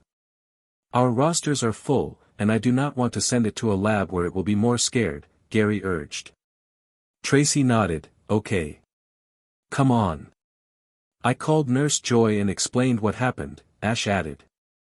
Tracy nodded in thanks as he caught the fainted Lapras and rushed to the Pokémon Center to get the little guy checked. Nurse Joy was not happy to learn what happened but thanked them for saving Lapras. The poor thing was obviously separated from its colony, and it was forbidden to capture one so young, but she understood why it happened.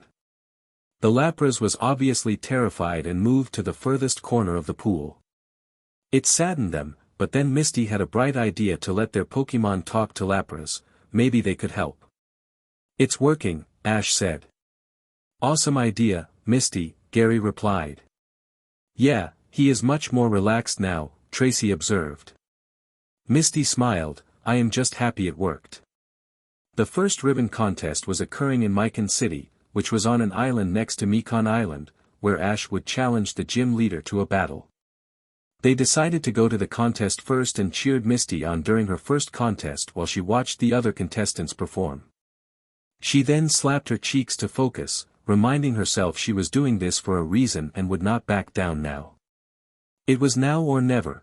Gary had been guiding her, and Ash had trained with her, even adjusting to her requests. She would show the world that she was the fourth waterflower for a reason. She picked her beautiful Goldeen to start off with a stunning performance, using an aqua ring to hold herself above the dry field. She then used her ice beam to create a pool of water to swim in, showcasing her beautiful fins. From the cheers she received, it was clear she was a favorite of the crowd. She then used a water pulse, sending it above her head before using an ice beam on it and finally breaking the ball of ice with a mega horn. Goldeen jumped high above the ice pool, hitting her target with a strong mega horn that shattered into bright sparkles.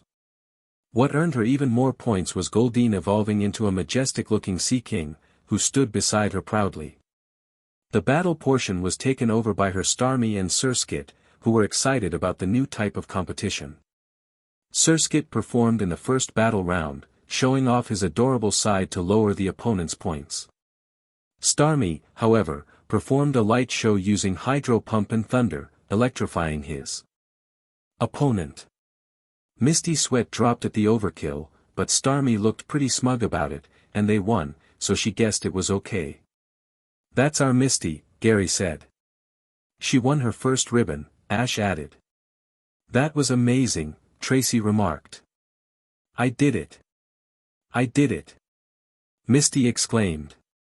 "You did, I am so proud of you," Gary said.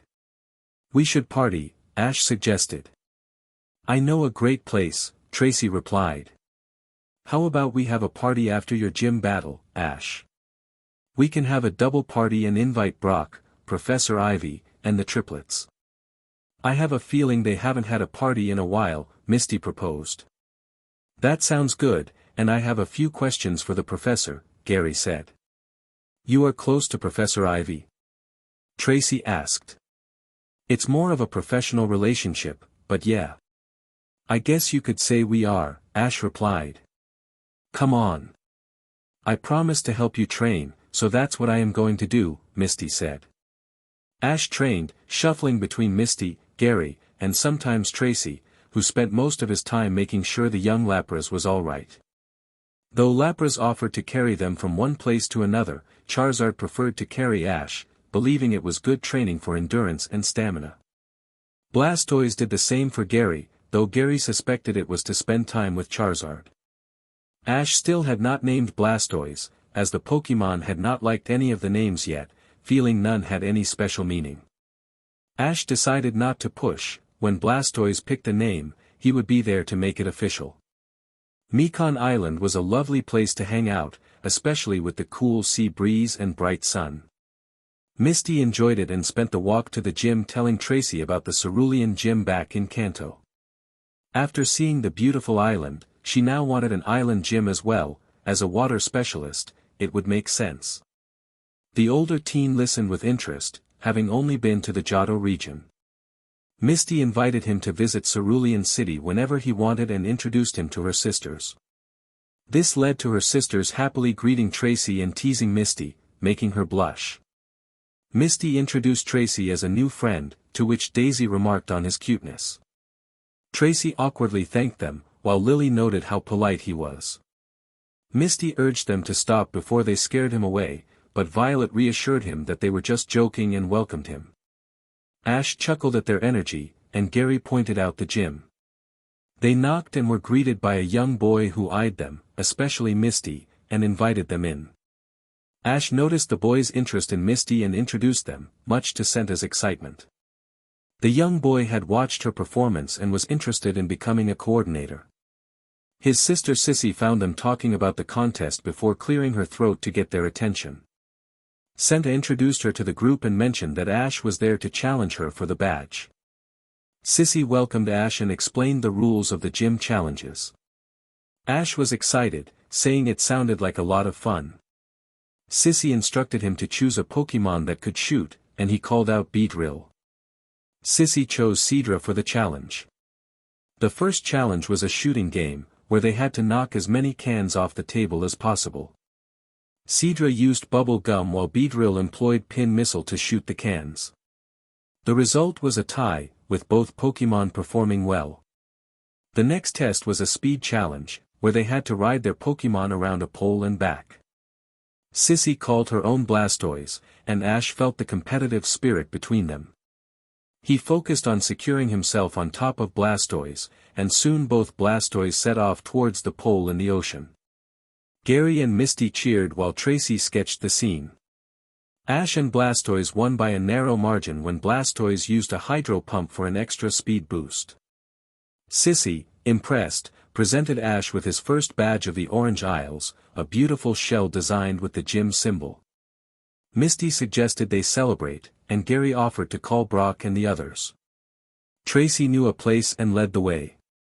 Ash felt thrilled about their first victories in the Orange Archipelago. The party was enjoyable, with Brock and the girls joining in the celebration and the Pokémon relishing the food prepared. Charizard was a bit disappointed about not participating in the gym challenge, but Ash promised him the next one. However, things took a turn when they reached the next island and their Pokémon seemed to turn against them, except for a few. Butterfree, Beedrill, Frillish, Surskit, and Tracy's Venonat were not pleased with the situation. They decided to sneak around with the remaining Pokémon to figure out what was happening and encounter Team Rocket. Misty recognized them and asked where Meowth was. Jessie explained that Meowth had taken out Pokémon and stolen them. Ash inquired about who was behind it, and James mentioned Cassidy and Birch, the ones responsible for an illegal breeding center. They revealed they were there to investigate but couldn't get inside the building. Ash instructed Butterfree and Beedrill to pretend to be under control and follow a flock of Pokémon. Once inside, they discovered a Drowzee attached to a machine amplifying its psychic waves. Beedrill targeted the control panel while Butterfree used sleeping powder on the Drowzee, which fell asleep easily. This left Cassidy frustrated. Butch checked on Drowzee and found nothing wrong, leading to a signal from Beedrill for Ash, Gary, Misty, and Tracy to enter the facility with other trainers wanting their Pokémon back. Officer Jenny confronted Team Rocket, stating they had caused enough trouble and would be deported and banned from the Orange Archipelago. Cassidy recognized Jessie and expressed her frustration, while Jessie vowed to ensure they would never bother anyone again. Ash was humming as he and the others cleaned the Pokémon eggs they had collected from the two troublemakers. After Cassidy and Butch were arrested, Officer Jenny found a clutch of Pokémon eggs in their possession. She had offered the poke eggs to the trainers, and some of them decided to take one with them. The remaining eggs would be sent to Professor Ivy, the regional professor. Brock was surprised by the news but agreed it was best to have them checked first, especially considering the unique environment of the Orange Archipelago, which could lead to unexpected Pokémon. Misty hummed as she placed her poke egg in its holder. She expressed her hope for another adorable Pokémon. Gary nodded in agreement, wishing for a fairy type. Ash smiled at the poke egg, excited to discover what Pokémon would emerge.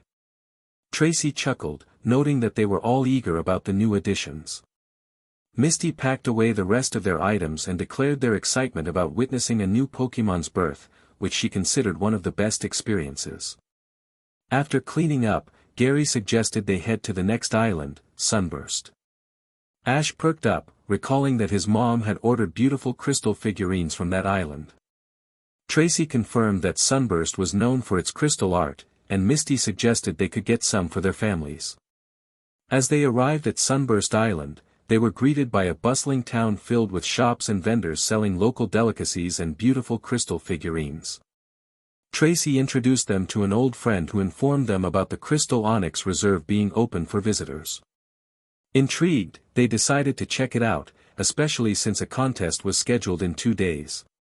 Misty was determined to do her best, and Ash encouraged her, confident she would shine. Tracy mentioned that registration for the contest could be done at the event hotel. Gary reminded them that the Pokémon Center in Sunburst had been destroyed during a storm, but Misty noted that construction was underway. Ash explained that the center was meant to be a safe haven for various Pokémon, so extra care was needed in its rebuilding. As they reached the hotel, Gary observed that it had become a makeshift center during the construction. Misty felt relieved that they would have access to help if needed. After Misty registered, they decided to train a bit more before shopping later in the evening. The training focused on Misty's Pokémon adjusting to performing rather than battling, which proved challenging but fun. Later, they encountered poachers attempting to steal the Crystal Onyx, which were native to the island. Misty lost her temper when they refused to see the error of their ways, and a dark-haired teen nearby cheered her on. After the poachers were taken away, Misty apologized for her outburst. Gary reassured her that anyone would have reacted similarly. Introducing herself, the dark-haired teen, Marina, revealed she was one of the water specialists of the Orange Islands. Misty was excited to learn this, and they began discussing their favorite water-type Pokémon. Marina expressed her admiration for Misty's participation in contests and promised to watch her performance.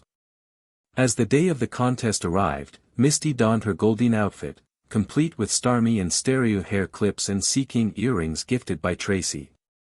The contest flew by, with Stereo showcasing its control and precision, inspired by Ash's gym battle. Misty scored 29 points and was selected as the second participant for the battle round. Marina watched with bright eyes, and Ash noticed her admiration for Misty. Misty focused on the battle, quickly and stylishly defeating her opponents. After her victory, Ash congratulated her on earning her second ribbon, and Gary praised her win. Tracy mentioned he had captured great sketches of the event, while Marina expressed her amazement at Misty's performance. Misty acknowledged the challenge posed by a Dark-type trainer but was encouraged by her friends to take pride in her achievement. As Gary headed off to work on his paper, he asked Tracy for help with his sketches. Ash suggested they meet for a celebratory dinner later. Marina excitedly mentioned a spa house on the east coast of the island that even catered to Pokémon. Misty was intrigued, and Ash encouraged her to check it out, planning to visit before they left. Despite feeling disappointed about their impending departure, Marina took Misty out for a girls' day at the spa, which turned out to be a relaxing experience for both Misty and her Pokémon. It was a beautiful day on the island, with a cool summer breeze and the sun shining brightly overhead. Marina took Misty, the orange-haired girl, out for lunch, and the two enjoyed their time together, chatting about everything and nothing. Misty felt truly happy to have made a new friend with whom she could share thoughts that she couldn't discuss with the boys. Although she loved her friends, there were some things that only another girl could understand. Later in the evening, Marina guided Misty back to her hotel. Bending down slightly, Marina kissed Misty's cheek and said, "I am glad I met you before leaving." Misty turned red and asked, "Wait, you are leaving?" "Yeah," Marina replied. "I was called to help out at Trovita. I'm one of the ones in charge of security there for the next election." "Oh. Will we see each other again?" Misty inquired. Marina's eyes softened. "Of course we will, Misty. I just met you, and you are obviously a trustworthy friend. I'm not letting you go that easily." Misty nodded, feeling relieved. "Good. I will see you soon." As Marina waved goodbye, Misty entered the hotel with a smile, only to realize she had just been kissed on the cheek, which made her blush even more. Tracy, Gary, and Ash, who had been watching the interaction, found Misty's reaction amusing and adorable. They understood her feelings. Her older siblings had always protected her, especially from those who wanted to date her. Misty entered their shared floor to find her friends waiting with dinner, featuring all her favorite dishes. Gary wore a grin that made her slightly wary as she sat down and thanked them for the food. "Never mind the food. How was your date?" Gary asked. Misty nearly dropped her spoon in surprise. "Date? What date?" Ash chimed in, "Misty, you were taken on a date by Marina. Didn't you notice?" Tracy added, "It must have been fun if you didn't even realize it." Misty turned red again. "I thought she was just trying to help me relax, nothing more than that." "Oh sweet Mew. It was a date. My first date, and I didn't even notice or thank her. She must think I'm a selfish brat." Hey. None of that now," Ash reassured her. "I'm pretty sure she noticed how sheltered you are and found you cute," Gary said. "Why don't you ask her out the next time we see her? She's headed to Trovita after all. One of our main stops is Trovita Island as well," Tracy suggested. Misty nodded, her ears still a little pink, but now she was looking forward to seeing Marina again. She had a few questions in her mind, though. Were they casually dating? Did Marina want something more serious? Or was it just friends? Misty felt excited and determined to ask Marina out next time. They enjoyed their dinner, discussing their next destination, which was Naval Island for the next badge. However, the next day, they were sidetracked by whirlpools that landed them on Pinkadon Island. "I heard about this island before," Ash said. "Me too. The berries here are very special," Gary added. "Look, a pink tentacruel. So pretty," Misty exclaimed. "Are you okay, Lapras?" Tracy asked, noticing his Pokémon. Lapras nodded, and Tracy decided to return home to let him rest while the others explored the island.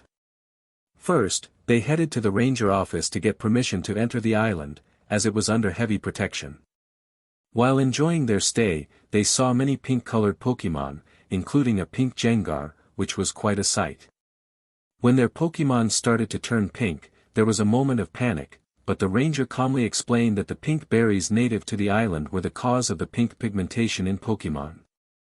These berries were even used as natural, non-lethal dye in food coloring and child-friendly crayons. However, peace was short-lived as Team Rocket returned to their usual troublemaking ways, attempting to steal all the Pokémon. The gang worked together to stop them and save the Pokémon, knowing that the pink Pokémon would return to their natural color once they left the island. I thought they were on our side. Tracy questioned. Not most of the time. Only when their rivals are involved, Gary replied. To think we almost went a week without trouble, Ash remarked. At least we saved the Pokémon, Misty added. The next island they visited was Naval Island, known for having the tallest mountain range in the Orange Archipelago. Ash and Gary were eager to climb it, and they were joined by a man named Danny, an enthusiastic climber. Misty and Tracy opted to explore the town instead, with Misty wanting to shop for a few things before the next contest. Once they reached the top of the mountain, Danny pointed at the rule board. Oh! Ash exclaimed. Ha! I didn't realize, Gary added. Danny chuckled, the two of you looked very excited to climb the mountain, I didn't want to ruin the mood. So, I can challenge you now? Ash asked eagerly. Yes, come this way, Danny replied. Ash followed Danny, excited about the challenge. Danny explained that they had to freeze a geyser first. Surprised but ready, Ash called on Blastoise for help, while Danny called Nidoqueen. The two Pokémon turned to the geyser, which was almost ready to burst. Ash called for a blizzard, and Danny called for an ice beam. After a few minutes, the geysers were frozen solid, ending the first round in a draw. Blastoise was not pleased with the result and decided to train his ice moves more. Ash patted his arm in thanks and comfort. After the first round was over, Danny explained the second round, which involved building an ice boat from the frozen geyser. The boat would help them travel down the mountain at top speed for the next test. Ash was skeptical about the safety of the challenge, but he understood that he needed 3 Pokémon to work together to create the boat in record time.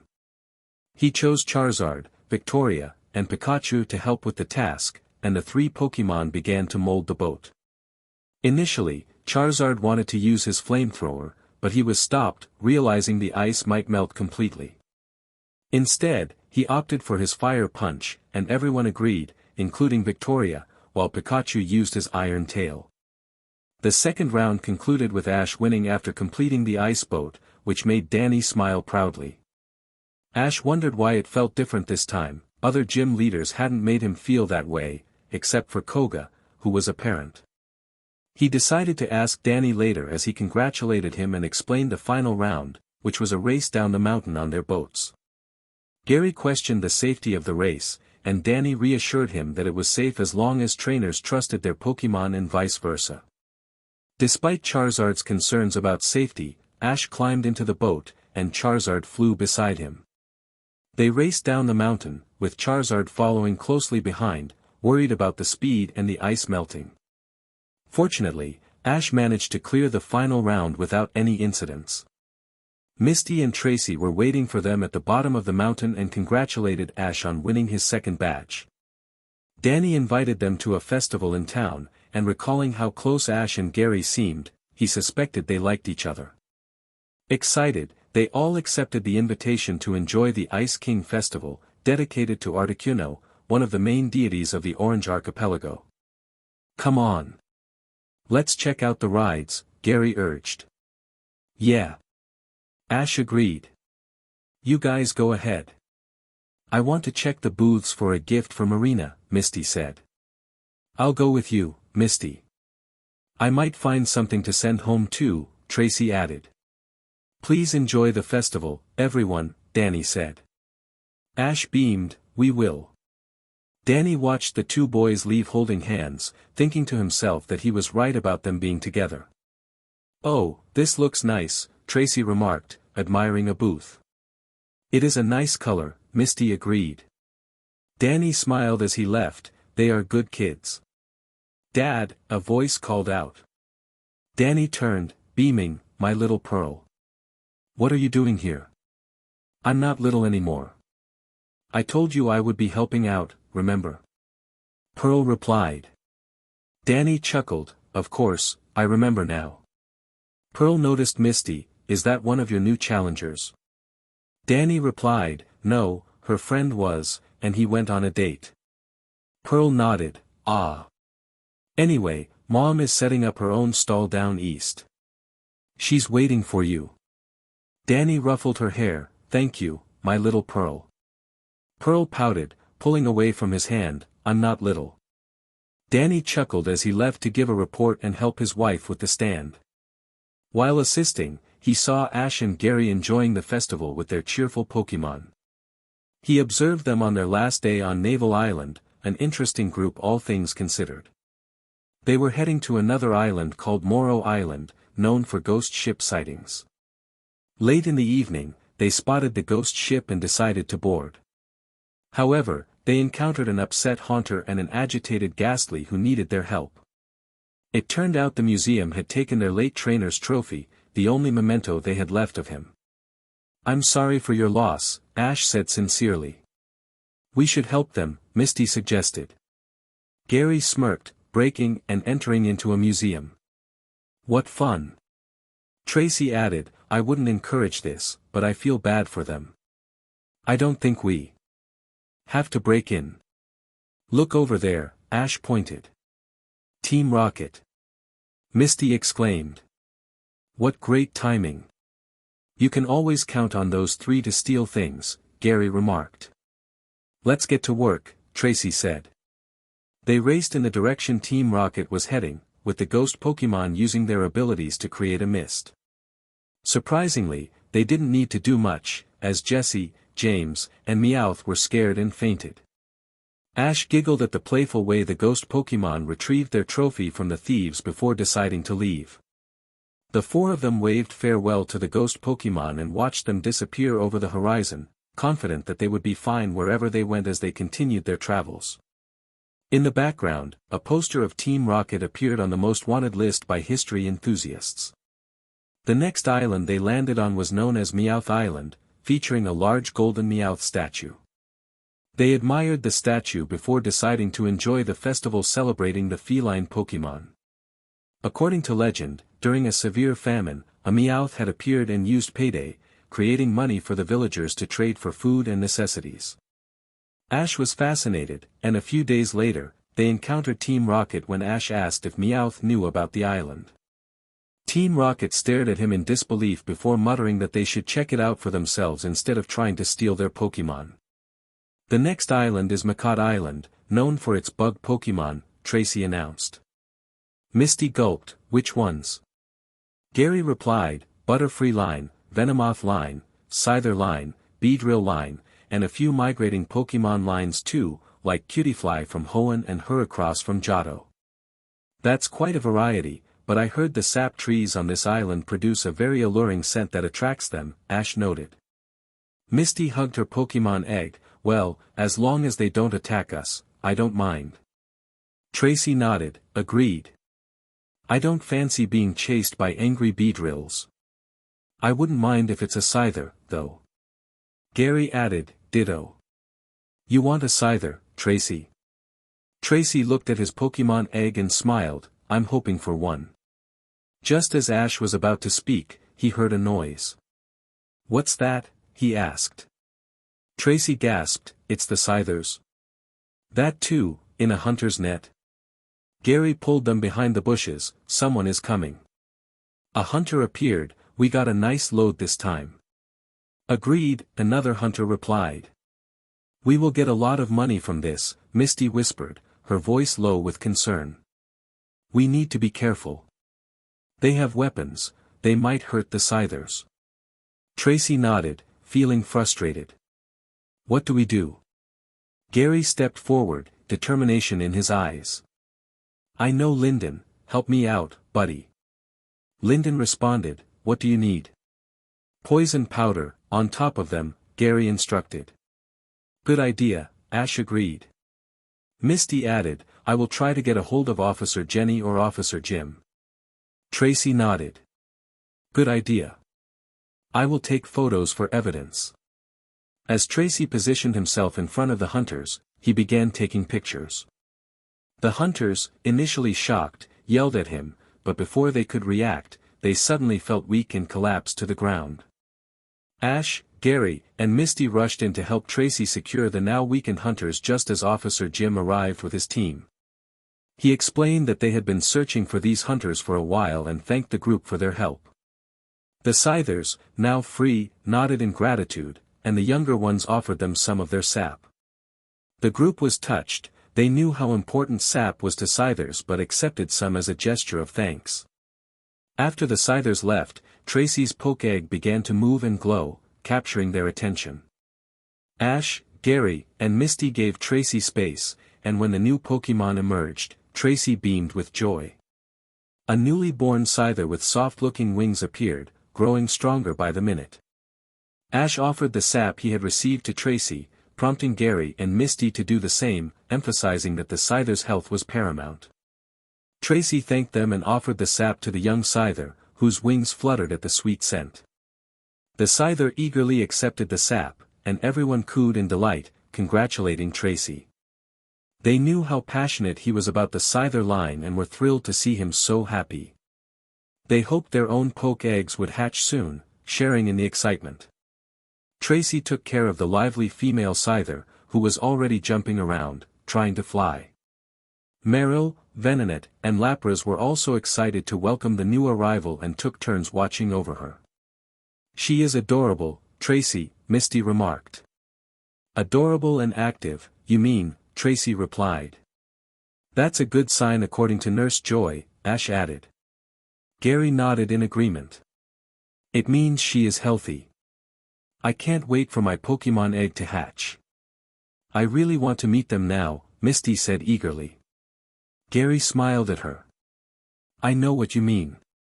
Ash chimed in, watching Pokémon come into this world is always interesting and amazing. The next group of islands is Shamutai Isle, Tracy mentioned. Aren't they known for housing Articuno, Moltres, and Zapdos? Ash asked. Gary replied, Lugia too, if the rumors are to be believed. Misty expressed her excitement. I think it will be interesting to meet them. True, imagine getting a live sketch of the legendary bird trio. Tracy mused. I think it will be really cool, though I hope we don't run into any trouble, Ash said. Misty frowned. Agreed. Legendary Pokémon usually means there are poachers and Team Rocket trying to capture them. And it would be bad if they managed to capture them. The weather cycle would be messed up beyond repair, Gary added. Then we better be careful, Tracy concluded. Pikachu reassured Ash, don't worry, we will be by your side. Starmie echoed, agreed, do not stray far from us, Misty. Jewel added, you too, Gary. The Scyther declared, I will protect you, Mima. Ash scowled, I hate my luck right now. Me too, Gary agreed.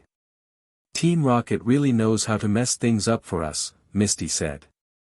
Understatement, Tracy replied. Melody, who had joined them, asked, Team Rocket. Those guys are Team Rocket? Yup, and they just had to capture Moltres, Ash explained. Of course, Zapdos and Articuno will be upset, Gary noted. They interfered with their dance, Misty added. We need to move. Lapras, go, Tracy commanded. You too, Charizard, Ash instructed. Gary held on to Ash as Charizard took off.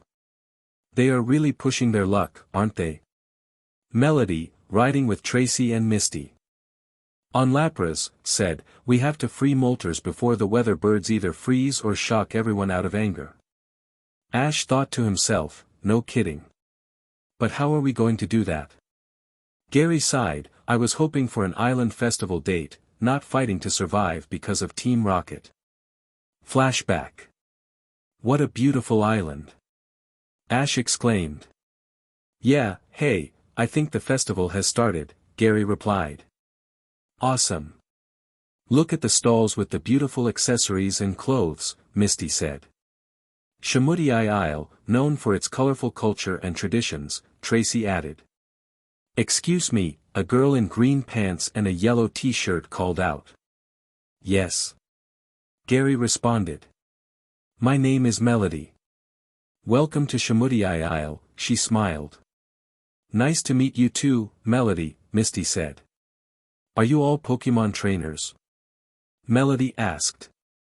I am more of a researcher at the moment, Gary replied. I am a Pokemon watcher, Tracy said. I am a trainer and coordinator, Misty added. Me too, Ash chimed in. Melody brightened up. Welcome to Shimudi Isle. Let me show you around the place. You must be a local then, Gary observed. Melody nodded. Yup. That would make things easier, Misty remarked. Melody beamed and began sharing the history of the islands and how the weather trio maintained balance in the world. It was a fascinating tale, and she even showed them the main temple on the island, which was large enough to accommodate visitors. The islands had a rich culture with trade routes that had existed for centuries, supporting Kanto's economy. Melody explained the tradition of collecting the jewels of the weather trio and returning them to their temples. Interesting tradition, Ash said. Melody smiled. Would you like to take part? It starts tomorrow. I think it will be a fun way to explore the islands. What do you think? Gary asked. I think it will be fun, Misty agreed. Agreed. So tomorrow, right? Tracy confirmed. Melody nodded, grinning. Yes, we go out early in the morning to perform the ritual. Flashback end. That was how they found themselves in this predicament, having agreed to participate in an ancient tradition that should have ended peacefully with the weather trio dancing above them. But Team Rocket had disrupted everything, and Gary was particularly upset. He had been looking forward to a date with Ash after the tradition and wanted to enjoy the dance festival just the two of them. Ash was observing the ship that Team Rocket was using and came up with a plan to bring it down. He instructed Charizard, who responded with enthusiasm. Misty expressed her concern, while Gary assured her that they would be careful. Tracy noted that their expressions indicated they were quite angry, and Misty agreed, commenting on their unsettling smiles. Melody remarked on the frightening look on their faces, and Tracy jokingly referred to them as fools. As Charizard executed a steel-type move, the ship's engine was severed, causing it to comically fall into the sea. Afterward, Moltres, followed by Zapdos, joined Articuno in a graceful aerial dance. They were soon joined by a curious Lugia, who had been observing the events from underwater. This spectacle followed Ash and Gary's successful placement of the last stone in the temple, which cleared the skies. Misty and Tracy sighed in relief, knowing how intense Ash and Gary could be when provoked. Melody thanked them for the successful conclusion of the tradition and assured them that the Team Rocket member had been apprehended. The group accepted this and enjoyed the final day of the festival before heading to Trovita, where an election was taking place. The mayor was concerned about a thief causing trouble, piquing their curiosity. Nurse Joy explained that small items, like food and snacks, were being stolen, leading the group to speculate about the thief's motives. Ash suggested they investigate, while Gary speculated it might be someone in need. Nurse Joy appreciated their willingness to help but cautioned them to be careful. Misty and Tracy planned to ask around the city for more information, while Gary and Ash decided to check the sewers, where the incidents had occurred. In the sewer, Gary called upon Lyndon to use aromatherapy to alleviate the unpleasant smells. Lyndon was curious about their presence in the sewer until he spotted another Pokemon. He approached a large Bulbasaur, which surprised Ash, who expressed concern for its well-being. Gary suggested they take the Bulbasaur to the Pokemon Center for a checkup, and Ash agreed, reassuring the Bulbasaur that everything would be alright. Meanwhile, Tracy and Misty uncovered the mayor's secret. He had once owned a Bulbasaur that had gone missing for years. Upon returning to the center, they encountered Ash and Gary with the very Bulbasaur they were discussing. Combining their clues, they realized the mayor's actions were questionable, prompting Tracy to contact Officer Jenny. They brought the Bulbasaur to Nurse Joy and shared their findings, leading Officer Jenny to take action. While Ash was more focused on the Bulbasaur than the political situation, he enjoyed cuddling the sweet Pokémon, who seemed to appreciate the affection. Pikachu cooed at them, hoping for a peaceful addition to their group. The Bulbasaur felt a connection with Ash, contrasting with its previous experiences, and began to wonder if this was the love other Pokémon had spoken of. The Bulbasaur engaged in conversation with Pikachu and other Pokémon, sharing stories that piqued its interest in Ash. Overjoyed, Ash welcomed the Bulbasaur into his team, and the atmosphere around them brightened. The mayor lost the election due to allegations of neglecting his Pokémon, leading the townspeople to vote for a different candidate. With that behind them, Ash, Gary, Misty, and Tracy set off for Trovita Island, where Misty would participate in her next contest and Ash would challenge the gym leader. On their journey, they encountered a girl struggling in the sea, prompting Misty to jump in to help while Tracy assisted her. After rescuing the girl, they met her older brother, Rudy, who expressed gratitude to Misty and asked her out. Sensing Misty's discomfort, Ash intervened, suggesting Rudy could flirt another time and proposed a battle instead. Rudy agreed, and they arranged to have their gym battle the next day. Misty, excited about the upcoming contest, learned that Rudy was responsible for ensuring everything ran smoothly. Later, while practicing for the contest, Misty and Rudy engaged in conversation. Rudy was intrigued by her ambitions to prove herself as a strong gym leader and performer. He also inquired about Ash, noting how protective he seemed, which made Misty laugh as she reassured him that Ash was only fierce when it came to protecting those he cared about. As the older sister, it was her job to protect Ash, which made Rudy chuckle in agreement. The next day, Rudy and Ash had their gym battle, with Rudy feeling more excited as he battled the raven-haired boy. He noticed how close Gary and Ash were and asked Misty about it. She confirmed their relationship, and Rudy nodded, informing the two boys about popular spots on Trovita Island for couples. Gary expressed gratitude, planning to take Ash to those places, as it had been weeks since their last date. While the couple enjoyed their time, Misty performed on stage, with Ash and Gary cheering her on, and Bulbasaur watching wide-eyed.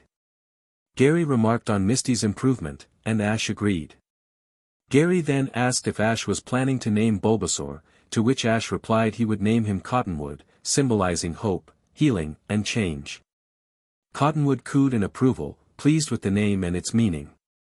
He sat next to Linden, who was happy to have another Pokémon from his line with him. The two Pokémon chatted quietly as their trainers continued their date, even after Misty won another ribbon. Later, Misty sought their help to prepare for a date that Rudy had asked her out on. Ash teased her about attracting a handsome gym leader, causing Misty to blush. Gary defended her, and Ash playfully insisted he would stop teasing if he could dress her up. Misty was curious about his suggestion, and Ash revealed a beautiful blue sequin dress he had intended to give her for her birthday. Misty was taken aback by its beauty, and Gary encouraged her to accept it, as it was meant for her. Ash grinned and urged her to try it on, while Gary offered to help with her hair and makeup. Misty went behind a screen to change into the dress, which had a subtle wave motif with sequins. She admitted the outfit suited her style perfectly.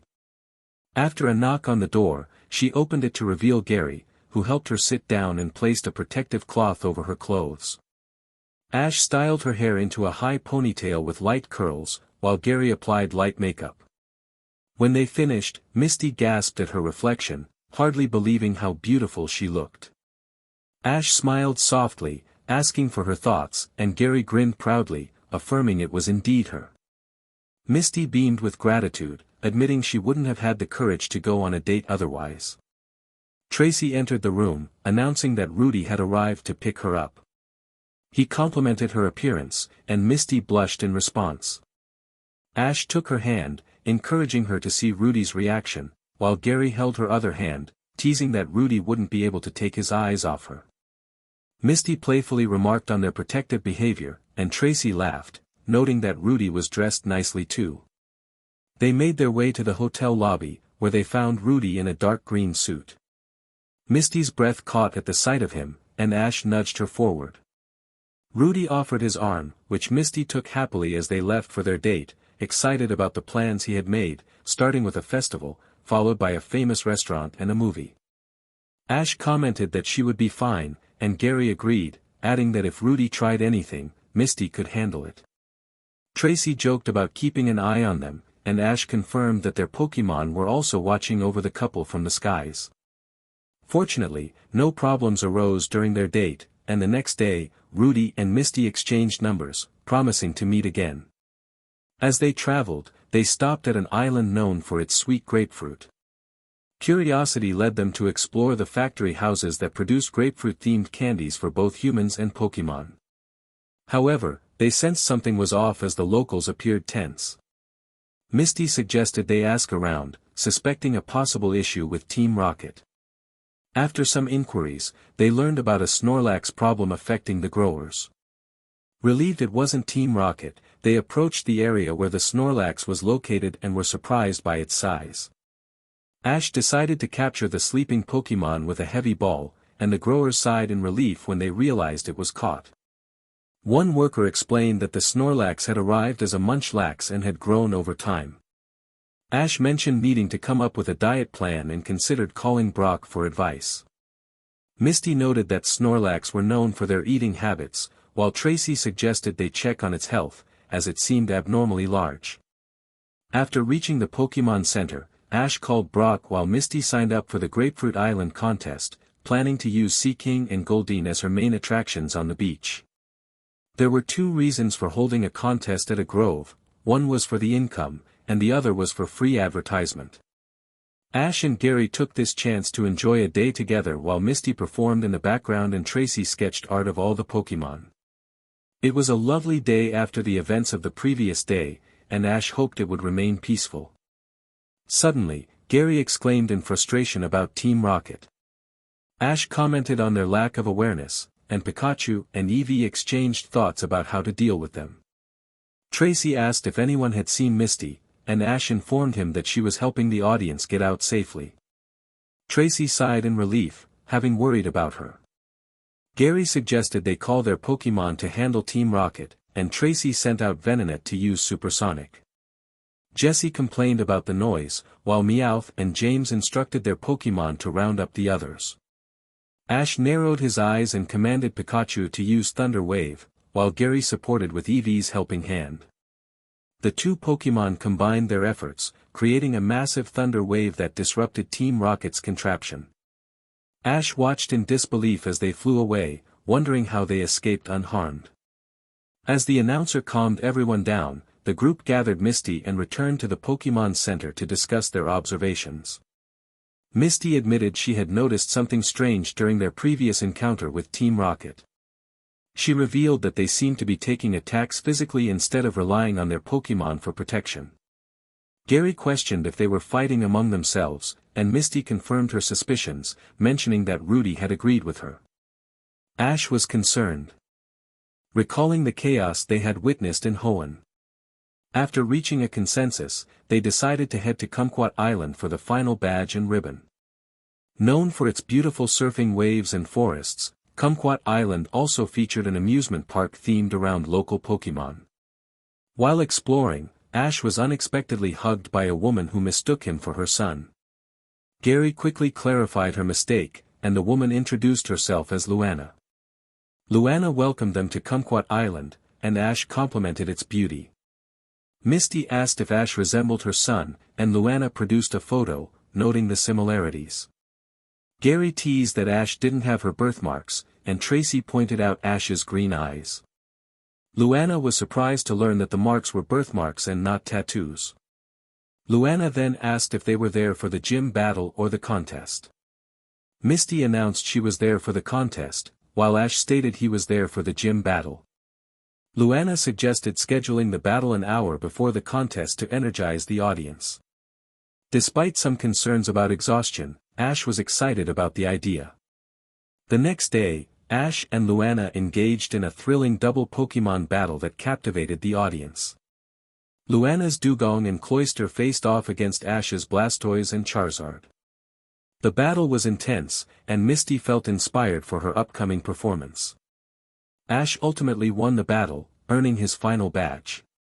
Luana congratulated Ash, and he expressed his gratitude. Charizard and Blastoise shared their excitement about challenging the league. Luana turned to the audience, who cheered enthusiastically for the upcoming contest. As the Pokémon contest began, Misty eagerly awaited her turn. She and her Pokémon, Chinchou and Frillish, dazzled the audience with a captivating performance that combined their moves. The story they portrayed about a young water Pokémon wandering lost was a favorite among children in Cerulean City, and the audience loved it. Luana announced the battle rounds, explaining that they would feature double battles. Misty realized she had already been using 2 Pokémon in the first round. Starmie expressed its eagerness to fight, and Misty affectionately thanked it. Corsola was also ready to battle, and Misty giggled as the next round of participants was introduced, including her and 3 other contestants. As they prepared to face their opponents, Misty couldn't help but admire the cuteness of the little Applin they were up against, promising herself to gush over it after the battle. The challenge ahead would test her skills and determination. But Starmie and Corsola pulled through and won the match, making her one of the finalists. Misty encouraged her Pokémon, feeling confident as the final round started. She noticed her friends cheering her on, including Tracy, Mari, and Rudy, which made her very happy. After her victory, she learned that Rudy and Mari had come to support her in her quest for her last ribbon. Misty felt touched by their care and thanked them sincerely for traveling all the way to Kumquat just for her. Rudy smiled and expressed his commitment to being there for her, causing Misty to blush while Ash, Gary, Tracy, and Mari gave them some space. As the scene shifted, Gary suddenly exclaimed, "Ah!" Ash's eyes widened in realization, "Gary, your Pokémon egg." Tracy noted, "It is shaking." Mari was excited, "Whoa! A real Pokémon egg." Seal clapped happily, and Jewel remarked about the new partner. Ash called for everyone to give the egg space, wanting to ensure the newborn wasn't scared.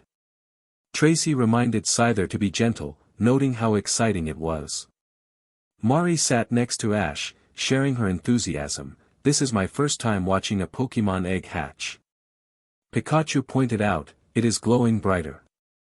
Look!" A white-furred pup appeared, and Gary gasped, "An albino EV. Oh sweet Mew." Mari's eyes sparkled, "So pretty." Tracy agreed, "They are very beautiful, Gary." Ash asked, "Is it male or female?" Gary checked and confirmed, "She's a girl." Mari cooed, "Such a beautiful girl." The newborn Eevee looked around curiously and happily ate from a bottle of baby Pokémon formula that Gary provided. After some time, Misty and Rudy returned from their outing, surprised and delighted to see the new baby Pokémon. They congratulated Gary on the young Eevee, who was now sleepy and snuggled up to Gary, earning more admiration from the group. After spending some time together, Rudy and Mari left, and they received a call from Brock. Ash answered, "Hello Brock. What's up?" Brock informed them about the Lapras colony, which had been reported close to Pomelo Island. Misty noted that her grand festival would be held there in 2 weeks, and Gary suggested they should head out soon.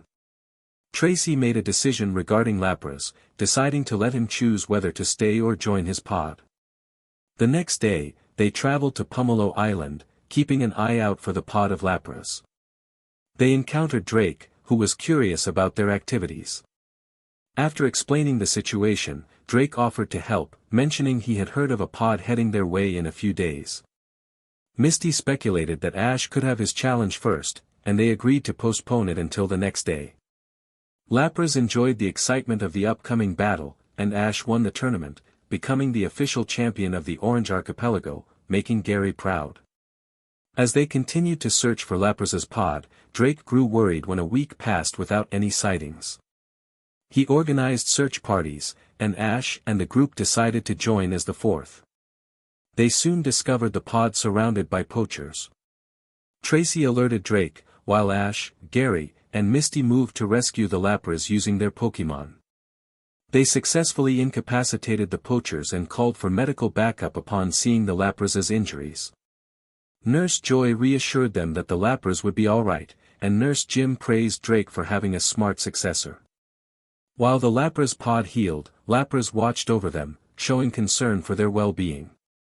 After much deliberation, Lapras decided to join his pod, and Tracy supported his choice, giving him a specialized collar for emergencies. Lapras thanked Tracy before leaving with his pod. Gary assured them, "You will see him again." Ash agreed, "They are travelers after all." Misty added, "The original travelers of this planet." Tracy expressed his gratitude for their support. Next, it was Misty's turn to participate in the grand festival, and she was excited to compete, especially with Yvette, the newest queen of Kalos, also taking part. Misty was determined and gave her all in the final showdown against Yvette, leading to Seadra evolving into Kingdra and securing her victory. Yvette, surprised but pleased, smiled and shook hands with the younger girl, who was being embraced by her newly evolved dragon type. Yvette found Misty adorable as she tried to thank her while patting the excited Kingdra. The ceremony proceeded without any further drama, much to everyone's relief. Ash exclaimed, "Phew! That was something." "Yeah," Misty replied. Gary asked, "So, Misty, what now?" "What do you mean?" Misty responded. Gary explained, "Ash and I will be heading to the Johto region after this." Tracy added, "And Professor Oak agreed to my request to become his assistant, so I will be in Pallet Town." Misty expressed, "Honestly, I still want to travel with you guys a bit longer. I don't want to settle just yet." "I have no problem with it," Ash said. "Neither do I." "You are welcome to join us," Gary assured her. "Thanks, guys." Rudy said the same thing. "If I'm not ready to settle, I should travel more, no matter what people say." Ash sat up, curious. "Did something happen?" Misty replied, "No, why do you ask?" Gary pressed, "Something did happen. You know you can tell us." Tracy inquired, "What's wrong, Misty?" "It's just that my sisters want me back to take care of the gym." Ash raised an eyebrow. "Why all of a sudden?" Misty fidgeted, "They got a holiday coupon or something." Tracy scoffed, "That is a silly reason." Misty laughed, "Rudy said that too." Ash suggested, "Call them and tell them they can go on a holiday, but you're not returning yet. You have to be at least 15 to run a gym, remember?" Misty nodded. "Yeah. I don't want to lose any credibility over this." Tracy reminded her, "Besides, you only have to wait until next year to turn 15. Ash added, "Which is just a few months away if you think about it." Gary noted, "And they can't skirt around that fact by claiming you to be an assistant either. Gym checks happen for a reason." Misty smiled. "True, yeah, you're right. I will remind them of that and make it clear I won't lie for their sake to the authorities." The call went as well as it could, with Misty's sisters upset with her.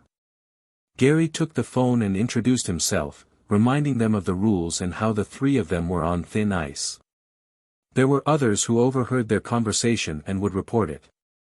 After that, the sisters agreed to watch over the gym until Misty turned 15. Misty sighed in relief and thanked her friends for standing up for her. Tracy ruffled her hair while Ash and Gary hugged her, affirming their friendship. "I just realized Rudy's going to have to face your sisters too," Ash said. Gary agreed, "They don't look like the type to let anyone get close to you." Tracy chuckled, "After seeing them try to keep you at home, who wants to bet they found out about Rudy?" Misty winced. "No, they wouldn't, would they?" Ash suggested, "Better call them tomorrow when they've cooled off. Tell them you're dating and watch how they react." Gary added, "You'll get your answer." Misty was skeptical but decided to follow their advice. The next day, she called her sisters to share the news. Just as Tracy, Ash, and Gary suspected, they were not pleased with the idea of a boy dating their baby sister. Misty spent most of the day reassuring them that she was fine and that Rudy was a good and trustworthy person. The boys felt sympathy for Rudy. If he planned on marrying Misty, he would face 3 protective sisters.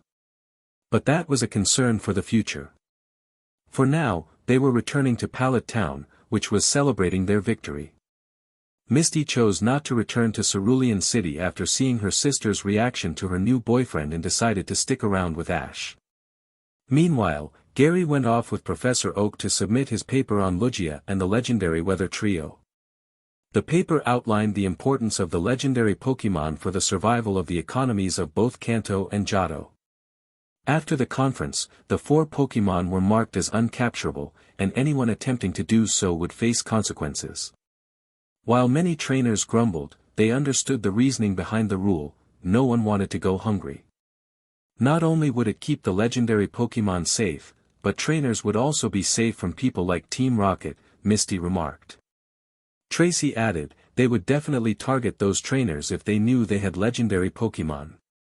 Ash nudged Gary, I think you just saved future trainers from making foolish decisions. Gary laughed, I certainly hope so, Ash. But if a legendary shows interest and follows the trainers around, that's a different matter. Tracy noted, it usually means there is trouble. Samuel announced, either way, the Pokeball and Pokédexes are now being upgraded with the new rule. Ash congratulated Gary, congratulations on the first successful conference. Misty chimed in, you were so cool, Professor Gary. That actually has a nice ring to it. Tracy agreed, absolutely. Gary chuckled, guys, come on. You're making me blush. Delia called out, come on, kids, let's celebrate, yes. Gary asked, are we still partying? Red replied, you underestimate our mom.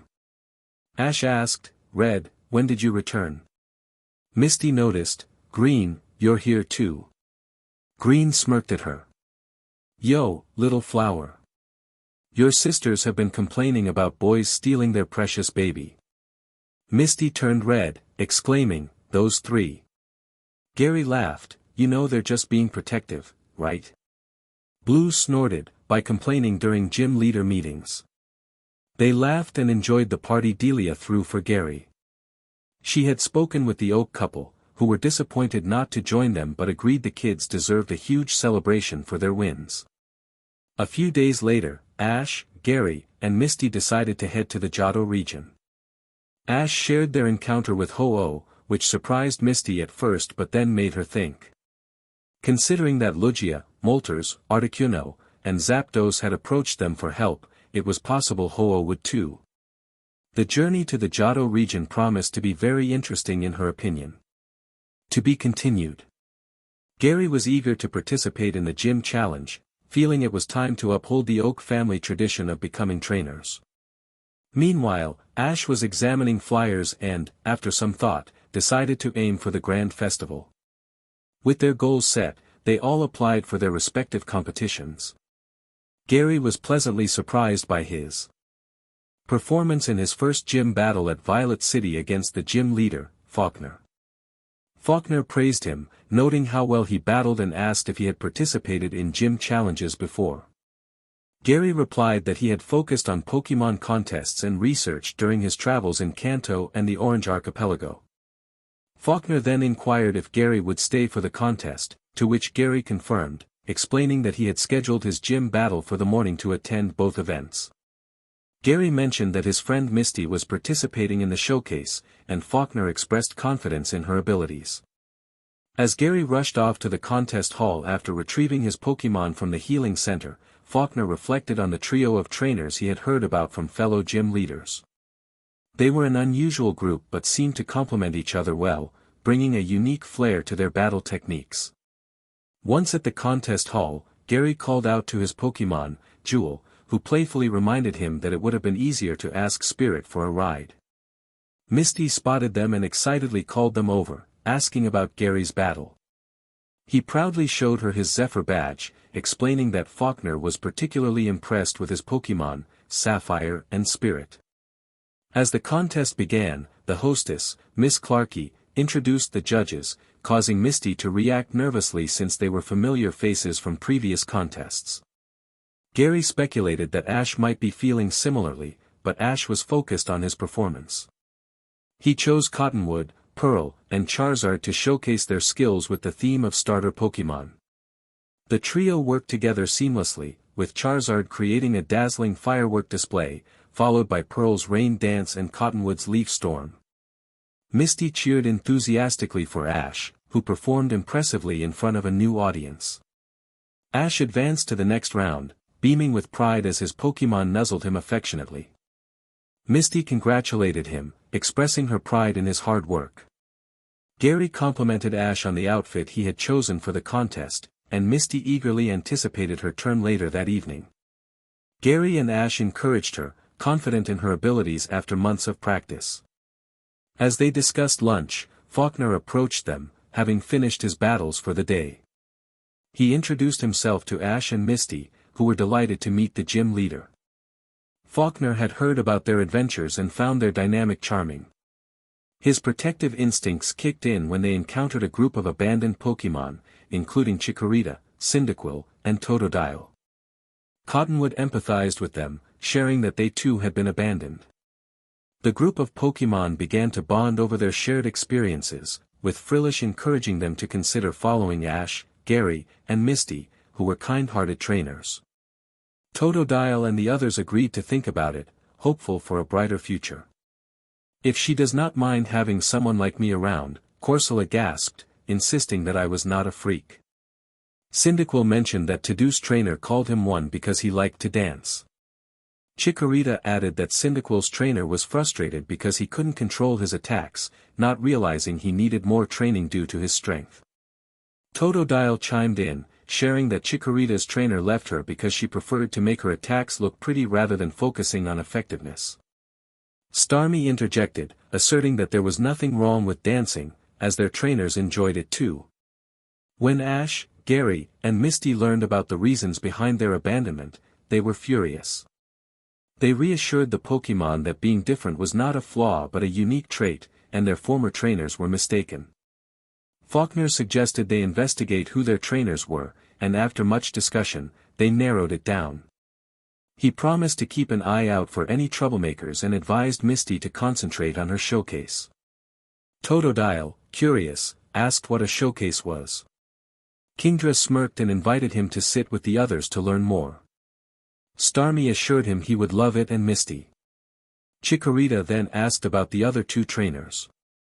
Pikachu spoke highly of Ash, calling him the kindest person he had ever met, while Gary was described as protective. Cyndaquil expressed a desire to join Gary, and Chikorita found Ash intriguing. Jewel invited Totodile to sit with them, and he joined Chikorita and Cyndaquil, who were next to Ash and Gary. The boys smiled at their new friends as they turned their attention to the bright stage adorned with colorful lights. The announcer declared the start of the first Pokémon showcase in the Johto region, and the first performer took the stage with their Pokémon. Totodile was captivated by the dancing, especially when Misty appeared with Starmie, Frillish, Chinchou, and Corsola. He was enchanted and decided he wanted to join Misty and her Pokémon. At the end of the showcase, everyone voted for their favorite, and Misty won by a narrow margin. Faulkner proudly announced that he was presenting the first key of the showcase in Johto. Misty beamed with happiness as she accepted it, and Nurse Joy complimented her performance, expressing excitement for her future. Gary and Ash congratulated her, and Totodile, feeling shy, asked Starmie to translate his feelings for Misty. She was delighted to hear that he wanted to join her family and promised she would never abandon him. Chikorita then nudged Ash, expressing her desire to join him because she found the Pokémon contest appealing. Ash welcomed her with open arms, promising she would not be alone anymore. Gary turned to Cyndaquil, asking if he would like to join him, and Cyndaquil eagerly agreed. Gary affectionately named him Pyrus, a tradition he had for new family members. Faulkner observed the interactions with the other judges, noting that they would bring about change. Nurse Joy agreed, praising their kindness, intelligence, and strength. Ammonai, a fashionista, speculated whether they were the 3 individuals of interest in the champion circle, to which Faulkner confirmed. Nurse Joy planned to keep in touch with her colleagues for updates, while Am and I looked forward to seeing Misty grow in her career. The next day, Ash, Gary, and Misty left the city with their new companions, excited about the battles and challenges ahead. On their journey, they encountered a red-haired teen named Silver, whom Ash recognized as someone who had helped Red before. Ash and Gary were pleased to see him again and introduced him to Misty, who remembered him from a previous visit to Cerulean City. Misty stretched her arms, enjoying the lovely morning. Starmie agreed, and Totodile danced with excitement, wondering if they would receive another key soon. Frillish mentioned that they had just earned their second one. Corsola announced that lunch was ready, and Misty responded affirmatively.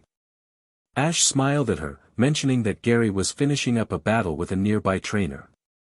Misty acknowledged the woman's skill and expressed her eagerness for her next showcase at Greenfield Valley. Gary thanked his opponent for the battle, while Ash reminded him to clean up, noting the dust from the battle. Gary laughed, explaining that Butterfree had enjoyed using Gust. The past 4 weeks had been thrilling for the group, despite several encounters with Team Rocket. Ash had earned his second ribbon, while Gary had secured 2 more badges. Their poke eggs had also hatched, revealing a seal for Misty, a Chimchar for Ash, and a golden Magikarp for Gary. The new Pokémon were welcomed into their growing family as they took a break in Greenfield Valley, preparing for Misty's upcoming showcase. Misty had been disappointed about missing the showcase in Azalea Town, especially since Goldenrod City was still building a stage for it.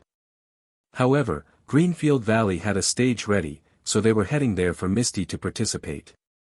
After enjoying lunch, they noticed a news crew reporting on a commotion and decided to check it out. To Ash's surprise, he saw familiar faces. "Mom." "Silver," he exclaimed. Delia smiled at him. "Ash, sweetheart." Silver sighed in relief. "Thank Mew you are all right." Gary asked, "Gramps? What is happening here?" Misty stared at a giant crystal formation and asked, "What is that?"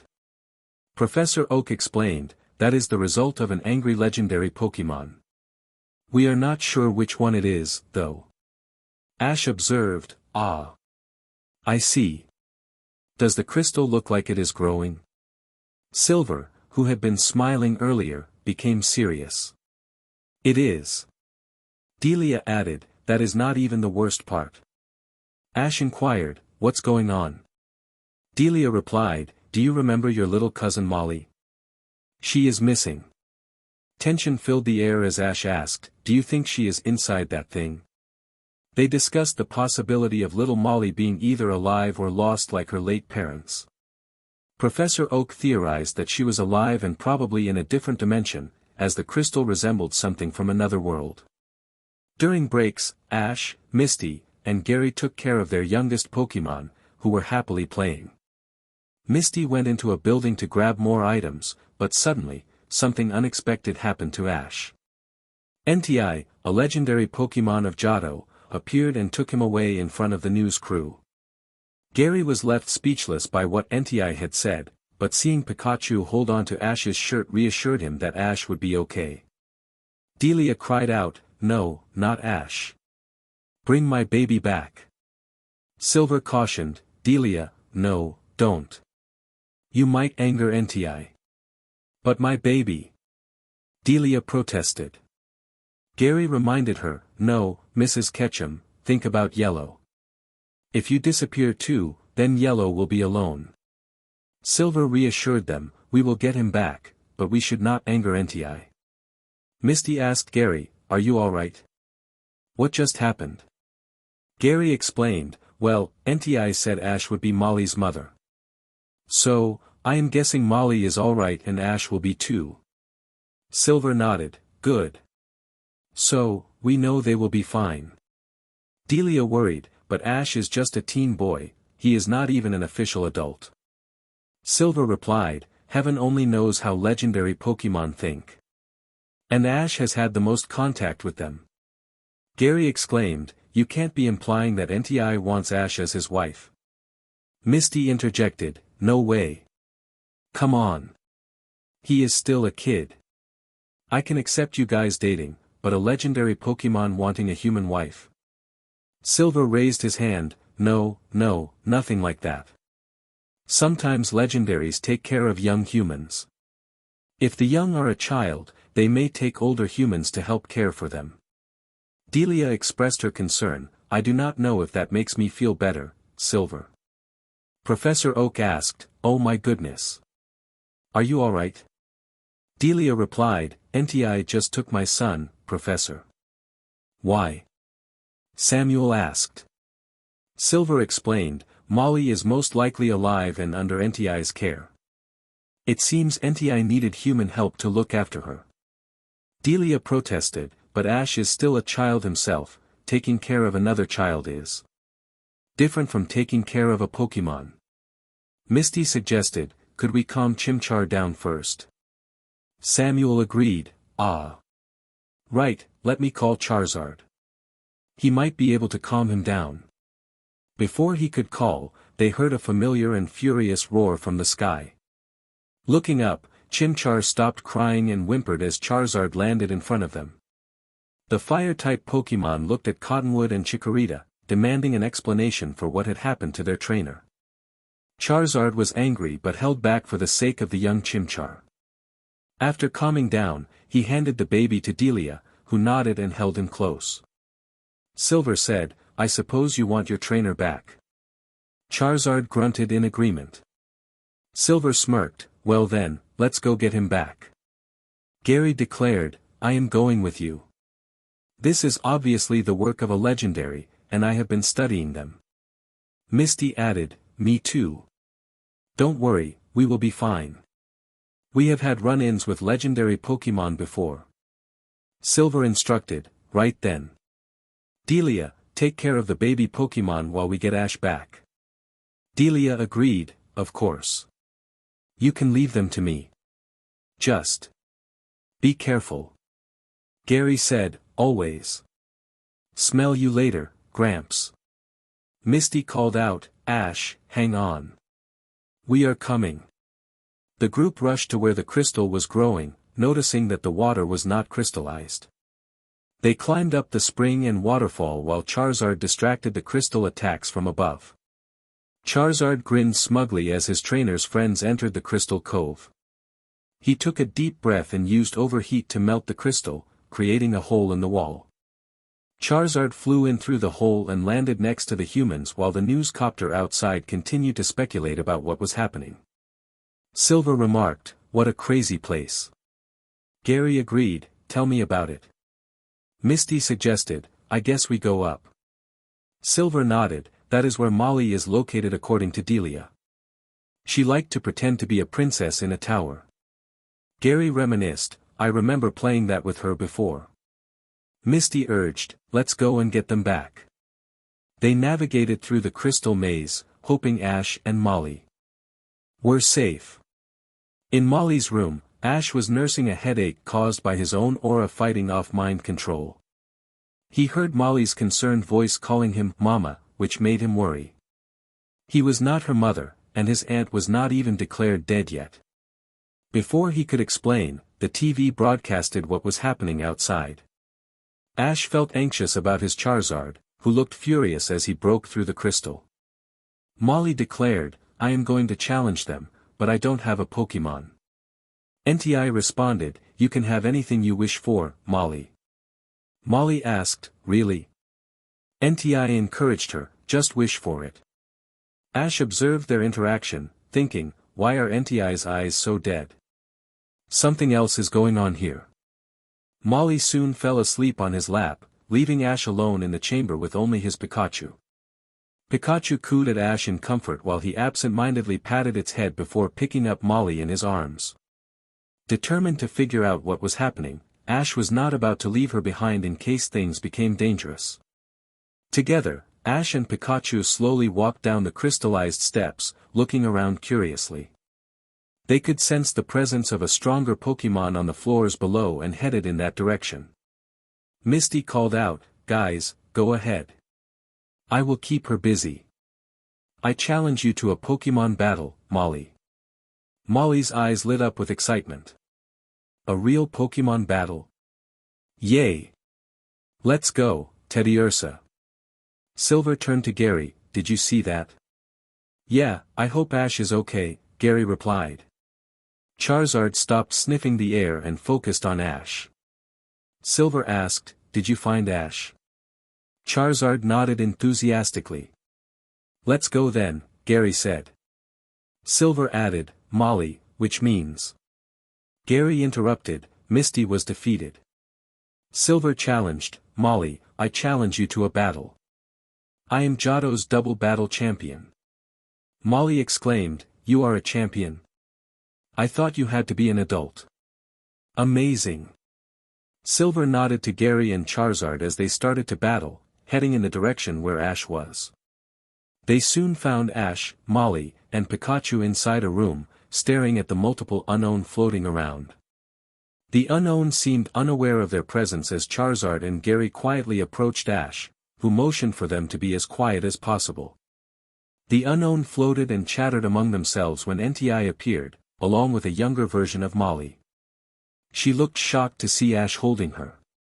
Gary remarked, so, it was the unknown creating all the trouble. Ash replied, looks that way. Gary scowled, oi. Unknown, are you the ones who took this child's parents? Molly looked confused. Huh.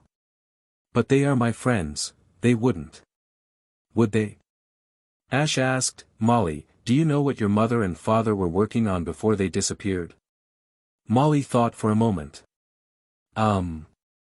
Ancient ruins, and I think they found a very old city called Aohika, north from here.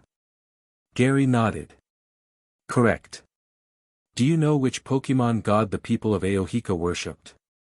Molly gasped, unknown. They worshipped the unknown.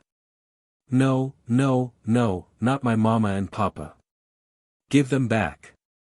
Give them back. Ash hugged her tightly. Molly.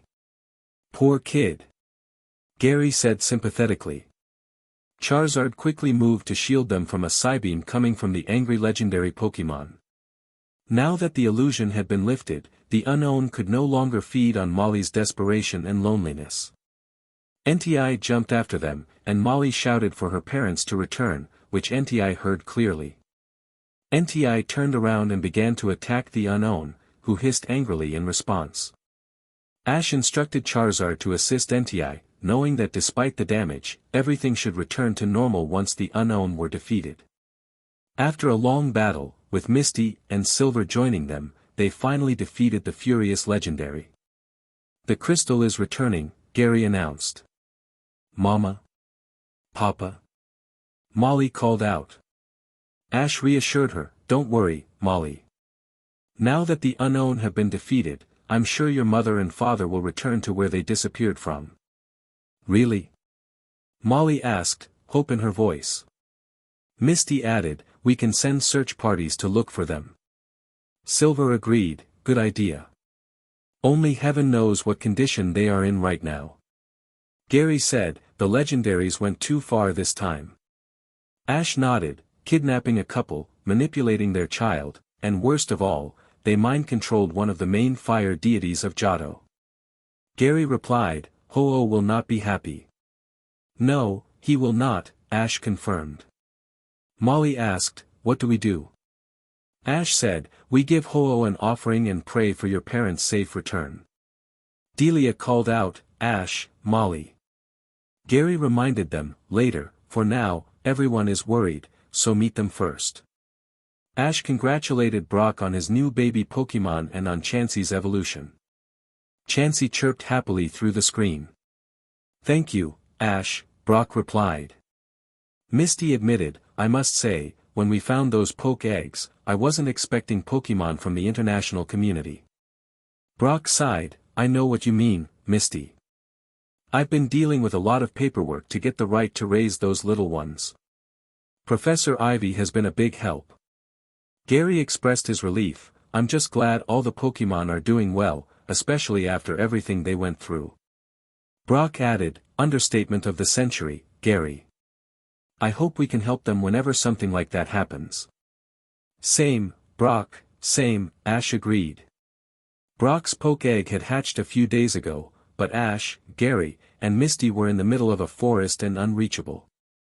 It was only after a few days that Brock could contact them again with the news of his newest Pokemon member. He had heard about what happened with NTI but remained calm, trusting his friends to be safe. After the Greenfield incident, they participated in a showcase where Misty had won a key. Brock was relieved to see them safe and sound, but witnessing one of his friends being kidnapped by a legendary Pokemon was unsettling. He remembered how the triplets had panicked, questioning Professor Ivy if they needed to worry about Pokemon kidnapping humans too. The poor woman had spent hours calming them down and had to force them to take calming tea to relax. Seeing the news report of his friends performing in the showcase had calmed them, but now the three girls looked warily out the window, expecting Lugia, or one of the bird trio to appear. Brock couldn't help but worry for his young friends and sometimes wondered if he made the right choice leaving them. "You okay, Brock?" Ash asked. "I'm all right. Don't worry about me," Brock replied. "Are you sure?" Gary asked. Brock snorted, "I'm not the one getting kidnapped, you know." Misty chuckled, "True that." Brock asked, "So how many badges, ribbons, and keys do you have?" Gary replied, "I got 4 badges." Ash said, 2 ribbons. Misty added, 2 keys. Gary explained, "We are heading to Oroville, where the next contest and showcase are going to be held." Brock cautioned, "That place is pretty close to Oborville. Please be careful when you go there." Ash mentioned, "You're talking about the rumors surrounding the area. The ones about Suicune." Misty promised, "We will stay safe, I promise." Gary added, "Yeah, NTI was actually being controlled by Unknown. He wasn't the perpetrator." Brock asked, "What? Did anyone give him medical treatment?" Ash replied, He ran off before we could." Gary said, "I don't blame him. I would probably react the same way." Misty nodded, "Yeah, being controlled is scary." Brock sighed and then changed the subject to the health of their Pokemon and if they were eating well. Ash, Gary, and Misty reassured each other that they were cooking their own meals and eating well. The forests around Johto were rich in natural resources and wild vegetables, which they had learned to prepare. After a few days of practice, they became skilled at identifying which ones were ready to be picked. Once their conversation ended, Ash, Gary, and Misty set off for their destination, hoping for a peaceful journey. Thankfully, the contest and showcase had gone smoothly, and Ash and Misty were now proud owners of new ribbons and keys. "This ribbon is a beautiful green," Ash remarked, admiring his prize. "The key is nice too," Misty added. "Do you think they match?" Gary pondered. "That would be really cool," Ash replied. Mr. White, who was giving them a ride, interjected, "So, you are a trainer, a showcase performer, and a coordinator traveling together?" "Yes, sir. Traveling in a group is just safer," Misty explained. "Especially with all the trouble we've had recently with Team Rocket," Gary added. Mr. White looked at them curiously. "And what have you 3 done to attract their attention?" "Not a clue, to be perfectly honest," Ash admitted. "Most of the time, we were just minding our own business," Gary said. "Then Team Rocket shows up out of nowhere and attacks us," Misty continued. "They blame us for their failures when they attacked us first," Ash said, clenching his fist. "Right? It doesn't make sense. If you can't fight, don't challenge others," Gary agreed. Mr. White nodded thoughtfully. "I see. How many times have they bothered you?" Ash thought for a moment. "Ever since our first day as trainers. They attacked the center where we were resting. I remember that. That's when I met you guys too," Misty recalled. "They really thought they could insult us and walk away with our Pokemon," Gary added. Ash's expression hardened. "Yeah, they had the nerve to insult my Pokemon. We should have stood up to them. You know what? Let's do that next time, Misty suggested. Mr. White raised an eyebrow. You kids are so sure they will attack you again. It's not that we're confident, Gary clarified. It's a pattern at this point, Ash said. We mind our own business, and they attack us. Before Mr. White could respond, a sudden explosion rocked the boat and the area around them. A girl named Donna approached, asking if they were all right, and Mr. White assured her they were unharmed. After disembarking, Ash, Gary, and Misty wondered what was happening, and Donna's grandmother explained that it was likely Suicune getting angry. The trio exchanged glances, knowing the reason for the Pokémon's frustration. They needed to cross the forest to reach the next town, which would lead them to Ecruteak City for Gary's next badge. This is frustrating, but we need to keep moving, Ash said. Yeah, my next gym is across the forest, Gary added. And the towns with the next contest and showcase too, Misty chimed in. If you want, I can guide you through the forest. I know a shortcut that can take you directly to Ecruteak City, Donna offered. That would be greatly appreciated, Donna, Ash replied. Agreed. Gary said. And it would be nice to have another girl to talk to, Misty added. Why? Are the boys boring? Donna teased. I just hate feeling like a third wheel, Misty admitted.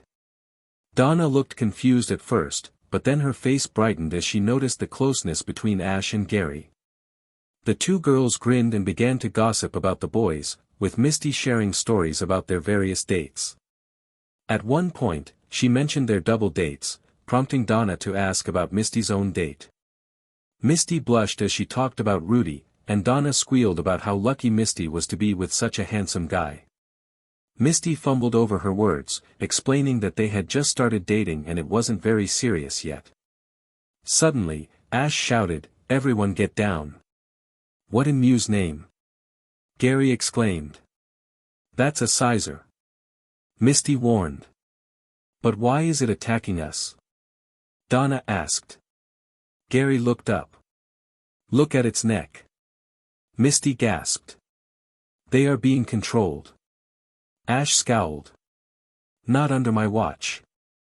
Hurr across, use Mega Horn on that collar, but be careful of any attacks coming your way. Heracross nodded and charged at Sizer, while Gary called for Quartz, asking the little EV to assist Heracross. Misty summoned Kingdra when she spotted an Ursaring with a similar device, and Donna called for her Houndour to help in the battle. After some effort, they managed to remove the devices from the Pokémon, who looked around, confused and disoriented. Pikachu approached them, explaining what had happened, and the Pokémon nodded, sharing that they had been minding their own business as well. Then, a strange man appeared with an unusual item, and they soon found themselves waking up in that spot. James tumbled out of the bushes. Ugh! I hate that man. Team Rocket. Ash shouted. Should have known you were behind Suicune's anger, Gary added. What do you have to say for yourselves? Misty demanded. James protested, No, no, no. It wasn't us this time. I promise. This was done by this crazy guy who calls himself the Iron Masked Marauder. Huh? Seriously? What a lousy name. Donna remarked. Jessie said the same thing and it made him angry. He captured her and is holding her captive, forcing me and Meowth to do his dirty work or else he might hurt her, James explained. Ash fumed, unbelievable. I'll deal with you later. Misty pointed in one direction. Is that the guy you're talking about? James exclaimed, oh no. Jessie is. Inside that machine he has. Gary listened to the man's monologue. He looks and sounds like a narcissist. Meowth appeared. He is one, kid. Are you okay, James? I'm fine. Did you check on Jessie? James asked. She's okay. Our girl is one of the toughest Team Rocket members, Meowth replied. Why is that JRK here anyway? Ash asked. He claimed to have seen Shalebi, James said. Of course he did, Misty muttered. Want to mess with him? Gary suggested. Ash smirked. Why not? He's one of the reasons we keep getting involved with legendary problems. Donna blinked. Huh. Meowth added, we will help. Mostly for Jessie. That creep was eyeing her in a way I don't like. Misty, Donna, and James bristled at that, while Ash and Gary looked visibly upset.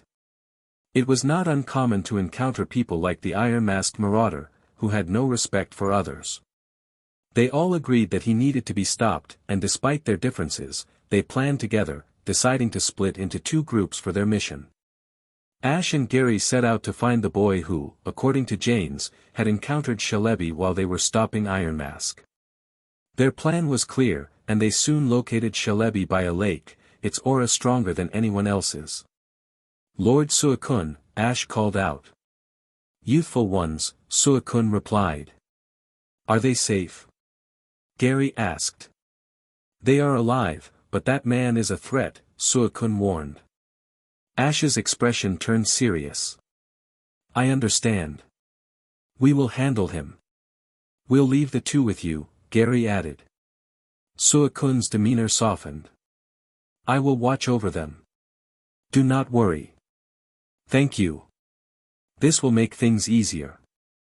Oh, before I forget, we need to ensure he doesn't notice you, Ash said. Gary smirked. Leave it to me. Come out, Nyx. Nyx, a cute mischievous, appeared. Us? Nyx, I need you to use your illusions to keep these three safe from the man we are about to confront, Gary instructed. Nyx was surprised by the order but nodded in agreement, sensing her trainer's unusual frustration. She floated nervously next to Suicune and Celebi as she cast her illusion. Suicune nodded in gratitude, causing Nyx to blush as she checked on Celebi and the boy who was regaining consciousness. The boy looked around cautiously but relaxed upon seeing no immediate danger. Suicune sat beside him to provide comfort while Celebi recovered peacefully. Meanwhile, Ash and Gary joined the others in confronting the masked man, who was spouting nonsensical claims about being a Time Lord and ruling the world. Ash felt a cringe coming on, this opponent was particularly annoying. Gary looked ready to confront the man directly, frustrated by his ridiculousness. Anyone with common sense would know that tampering with time was dangerous. Stopping him was a kindness, and if the girls managed to teach him a lesson, he certainly deserved it. Mr. White reported, so that is what happened. Giovanni responded, I see, and these three kids are currently where? They are in Critique City, planning to participate in the gym challenge, showcase, and contest, Mr. White explained. Giovanni remarked, to be honest, they have been of interest to my organization. Sir. They are just children.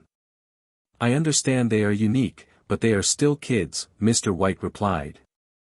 They may be children, but the Mewtwo project has seen good results thanks to them, Giovanni stated. What do you mean? Mr. White asked. Giovanni smirked. They can easily win the hearts of Pokémon around them, even one as cautious as Mewtwo, leading to positive outcomes. Should I keep an eye on them? Mr. White inquired. No need. I already have 3 eyes on them. Just ensure the Mewtwo project in Johto is ready to meet them, Giovanni instructed. Mr. White felt skeptical but nodded, hoping Giovanni knew what he was doing. Those 3 were known for their short tempers. Ash lay back on the grass, feeling frustrated. HAA. Give me a break. Misty chimed in, I think you mean Team Rocket should give us all a break. Gary huffed, what is up with them? If I didn't know any better, I'd say they were pretending to steal our Pokémon. You noticed that too? Ash replied. Maybe they've finally lost it. Misty suggested. I don't get paid to deal with crazy people, Gary said. Pikachu alerted them, guys, look over there. Jewel added, a ranger camp. Starmie noted, good, at least this area is safe for us and our trainers. Ash entered the camp. Excuse us. Gary followed with, sorry for the intrusion. Misty looked around. Where is everyone? A ranger appeared. Oh. Trainers, welcome to Empty Quina. I am Ranger Hoenn, a pleasure to meet you. Gary asked, what's going on? Ash echoed, where is everyone? Misty wondered, did we come here at a bad time? Ranger Hoenn reassured them, oh no, nothing like that. Another ranger added, there has been an increase in poachers lately. Gary sighed, poachers too? Come on, give me a break. Misty said, and here I thought we would have some peace from Team Rocket. Ash remarked, no rest for the wicked, as they say. Ranger Hoenn looked alarmed. What did you say? The other ranger was shocked. What did you kids do to get their attention? Gary insisted, nothing, I swear. They are just upset they lost to us. Misty nodded. They attacked us first, we were just defending ourselves. Ash added, yeah, we were minding our own business.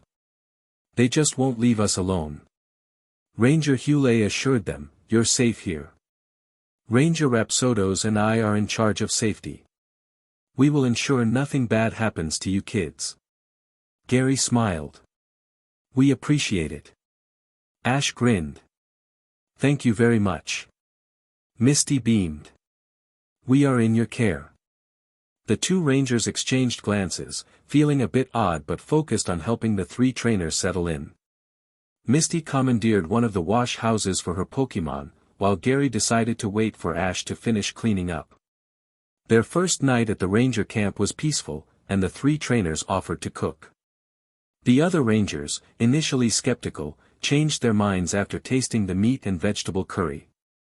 Hoenn and Rapsodos exchanged glances when the three weren't looking and excused themselves after dinner. Hoenn remarked, they are the group causing a stir among the gym leaders of Kanto, the Orange Archipelago, and Johto. Rapsodos replied, that's an understatement. I believe they were involved in the incident in Shamudi. Hoenn asked, what do you think, Valentine? Valentine hummed thoughtfully. We should keep an eye on them. I have a feeling things might get hectic. Hoenn expressed concern. I really hope they get a break. I checked their story, and Officer Jenny from Ikritik confirmed it. Rapsodos asked, what happened? Valentine explained, I got the scoop from my niece there. Hoenn was surprised. Really? Valentine continued, apparently, the legendary Pokémon Ho-Oh appeared. Rapsodos was incredulous. You are pulling my leg. Valentine assured him, I am not. I wish I was. This will attract a lot of people to this area. Hoenn asked, something happened, didn't it? Valentine confirmed, according to my niece, Lord Ho-Oh presented a feather to the young oak. Rapsodos exclaimed, oh dear. No wonder they are being targeted by Team Rocket, Hoenn remarked. They probably want the feather too, Valentine added. This probably also means they will appear here. It will be best if we are alert, Valentine continued. The three nodded in agreement, and Rapsodos announced that he and his group would take the watch for the night. His group of young rangers didn't mind, especially after the delicious food they had enjoyed earlier. If only other trainers could cook just as well, they would have fewer complaints. The next morning, Ash, Gary, and Misty were busy preparing breakfast for everyone as a thank you for their hard work. The aroma of roasted tomatoes and eggplants, toasted bread, pea soup, omelets, and coffee wafted through the air, waking the sleeping rangers. Those who were turning in grabbed some food, foregoing the coffee, and ate quickly before heading back to rest. If you follow the water trail, you will be on the outskirts of Empty Quina by noon, Valentine instructed. Thank you so much for allowing us to stay, Ranger Valentine, Ash replied. Especially after the chaos back in Ikritik City, Gary added. We've had to deal with a lot of problems, but I'm glad we got a break here, Misty chimed in. Valentine smiled kindly. No problem, children. Stay safe out there, okay? We will, Ash assured. See you around, Misty said. Let's meet in the future, Gary suggested. Future, huh? I would like that, Valentine responded. Look, so many Butterfrees. Misty exclaimed. Ladybug too, Gary noted. The Beedrills sure look busy, Ash observed. Suddenly, Starmie sensed something. Something is wrong. Pikachu added, it is too quiet. Jewel warned, Gary, stop right there. What's wrong? Gary asked. Pikachu. We are not alone, are we? Ash questioned. So, what do we do? Misty wondered. Stay calm, Gary advised. A man appeared, smirking. Well, well. You. Ah. Birch, Ash stammered. The man snapped, Butch, it's Butch, you little brat. Hey, do not shout at my friend. Misty retorted. Butch shot back, shut up. Gary defended his friends, you take that back. A woman joined, Era, are these kids causing trouble for you, Butch? Butch replied, Cassidy.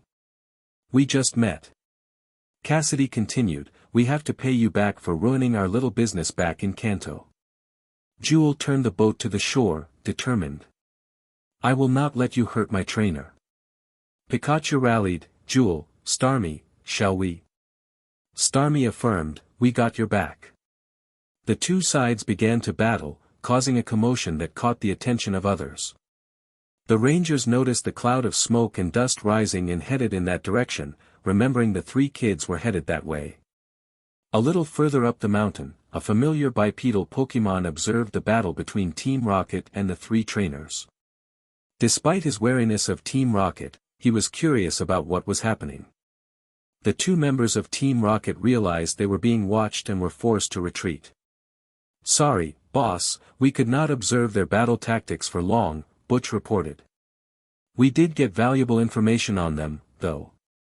Each of them is raising a Johto starter, Cassidy added. Is it just me, or did that feel staged? Ash remarked. Misty narrowed her eyes. Not just you. I think they were observing us with those cameras, Gary pointed out. Ash looked where Gary was indicating.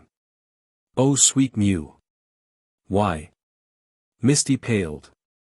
That is not good, right? Children. Hughley called out. Ranger Hughley. Ash exclaimed. What happened here? Hughley asked. Gary pointed in the direction the two Rocket members had fled. Team Rocket happened. They were waiting for us down here. They must have seen us enter this area last night, Misty added. It is a little disturbing, Ash admitted. Hughley suggested, there is another path you three can use. It is actually a closed path that most people do not know exists. Is that all right? Gary asked. A younger ranger, Cisnei, spoke up. It is more than all right. If Team Rocket was waiting for you here, you do not know what might happen next. That is a good point, Ash agreed. I think we should listen to them, guys. At least we won't be ambushed on that path like we were here, Misty suggested. Alright, we will use that path, Gary decided. Ranger Hughley, please lead the way, Ash requested. Glad you agree. Come follow us, Hughley replied. As Cisnei walked next to her leader, she whispered, will they really be alright? Do not fret, they are trainers after all. Facing difficult challenges is part of growing up for a trainer, Hughley reassured her. This path is really nice too, Ash noted. Especially the cool breeze, Misty added. I agree, look at those Pokémon, so carefree, Gary said. How long does this path take? Ash inquired. We will be parting ways here, and as for your question, it takes 2 days, provided it has not rained and there are no landslides blocking the road, Hughley explained. Gary nodded. Thank you for accompanying us. We appreciate it, Misty added. The trio waved goodbye to the Rangers and began their journey through the forest of Emtequina. Unbeknownst to them, they were being observed by another being who was very curious about them. When he was born, he was given memories of another Mewtwo just like him and his encounter with the 3 trainers back in Kanto. His creator Giovanni had been close to giving up on the project of creating creatures like him, but after seeing positive results, he decided to create more. Mewtwo wondered if his siblings were alive somewhere or if they were still waiting to be awakened. As Mewtwo looked at the evening red sky, he pondered, life is so complicated. Should I follow them or stay? We should camp here, Ash suggested. Gary looked around the lake. Yeah, this place is very peaceful. Let's call all of our Pokemon out too, Misty proposed. This place is really nice, Pikachu agreed. Yeah, Jewel added. This water, something is up with it, Starmie noted. What? Lyndon asked. Really? Totodile chimed in. We should warn our partners, Chikorita suggested. Yes, they will be worried if something happens to us, Pyrus added. Is something wrong? Gary asked. Ah. Your scars. How? It was supposed to take a few more months. What's wrong, Gary? Ash inquired. Did something happen? Misty asked. Look at their scars, Gary pointed out. Misty pulled her Pokemon closer. The scars are gone. How is this possible? While I am not complaining about the missing scars, how did this happen? Ash wondered. Maybe it is the water. Gary suggested. You think so? Ash replied. A voice came from nearby. You got that right. Misty exclaimed, eh? Nurse Joy. What are you doing here? Ranger Valentine too, Gary noted. Valentine explained, we have been observing the water here and its effect on the wild Pokemon. Nurse Joy added, yes, this lake is very special. It is said that the water of this lake was blessed by both Mew and Ho-Oh. Oh. I see, Ash said. Misty looked around, intrigued. That is very interesting. Gary wore a strained smile. So, it can heal Pokemon easily. What about humans? Can it heal humans? Ash asked, looking at Valentine. Yes, it can, Valentine replied. Ash frowned. That might be a problem then. Gary chimed in, people might start coming here and end up destroying this place. Misty added, the lake would be lost if that happened. Valentine nodded. We know. Ash recalled, they already destroyed the tower back in Critique City. Nurse Joy interjected, that was years ago. Misty responded, it does not change the fact it was destroyed by humans. Gary suggested, I will talk to my Gramps about this. He might be able to help secure the area as a reserve, though it will take time. Ash said, I will talk to Red, he is a ranger too. He might have ideas. Misty declared, and I will talk with the gym leaders. I may not look like it, but my end game is to take over Cerulean City after 2 years. Valentine exclaimed, oh my. How fascinating. Nurse Joy smiled. They are something. Ash proposed, we should look around the lake and gather as much information on it as possible. I don't think any type of blessings, even double ones, could last this long. Gary noted, you suspect that there is something else going on here. Misty added, an all-healing water is a little too good to be true. In fact, it is very suspicious if you think about it. Exactly. We need to investigate it first, Ash affirmed. Ash sighed, leaning back. Ugh. I need a break. Me too, Gary agreed. Misty asked, don't these people ever get tired? Richie replied, I don't think they do. The 4 of them sighed in annoyance and frustration inside their cage next to a baby Lugia, who was throwing a tantrum for being separated from his mother. Ash remembered the incident with Mewtwo back at Mquina very clearly. They had been exploring the beautiful lake when they discovered a man-made base, raising many questions since no one was allowed to dig and build around Mquina. They had found many tubes that looked familiar to those they saw on New Island. Then Mewtwo appeared in front of them with other cloned Pokémon around him. If I didn't know better, I would say they were trying to build an army of Mewtwo, Ash thought. Misty asked, "What are you thinking, Ash?" Gary added, "You look like you want to punch someone." Richie inquired, "Everything okay?" "It's just, I do not understand the motivation that Team Rocket has," Ash confessed. Gary understood. "Ah. I see what you mean. Just a few weeks ago, we found a base that was still working but completely abandoned in Mtequina." "What? What are you talking about?" Richie asked, surprised. Misty explained, "A few weeks ago, we took a trip through Mtequina. It is a mountain reserve, you could say. We found a base that Team Rocket was using to create clones of Mew. That's insane. And they just abandoned the facilities?" Richie exclaimed. "A working facility, yes." Ash confirmed. Richie nodded, realizing that if they were just cloning Pokémon and abandoning them, there was no need to hold back from helping Lugia escape. Ash half wondered how the new Mewtwo they met, who had a light pink tail, was doing. The new Mewtwo had been surprised by the presence of other Mewtwos and cloned Pokémon who happily accepted them among their ranks. Ash hoped they were doing alright, at least Red's Mewtwo said they were settling in fine, so he would believe them. "Let's do this," Ash said, determination in his voice. "Yeah.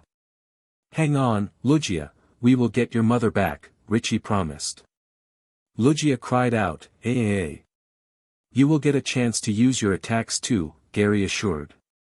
Misty chuckled at the glint in the baby legendary's eyes.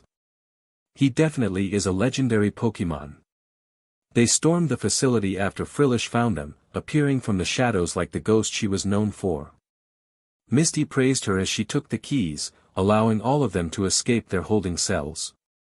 The four of them sneaked around with Frillish leading the way until they found the room with their Pokeball. They released their Pokémon and decided to take over the facility in an organized manner. Chaos erupted throughout the Team Rocket base as their Pokémon went on a rampage, knocking the Team Rocket members out. When Silver, Champion Gold's advisor, who was investigating Team Rocket activities, found them, he was actually impressed. "Not bad, kiddos, not bad at all," Silver remarked. "You are here, Silver. Gold told me you might be around," Ash said. Silver smirked. "You are my silly champion's baby brother. Of course, I will check in from time to time. We were very worried after we got the report from Mtequina." "Right. We are okay though, we promise," Gary reassured. "Let me be the judge of that," Silver replied.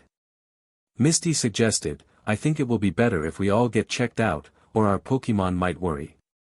"I agree with Misty," Richie added. Silver noted, "There is also the fact your friend came all the way here to check on you." "Our friend?" Ash asked, confused.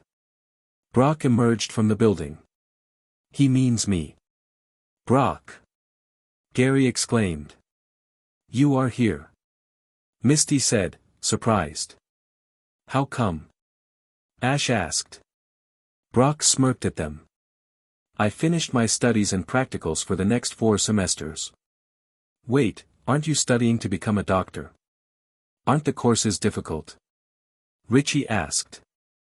"They are, but when you have people whose lives depend on your abilities, studying becomes a practice to stay calm.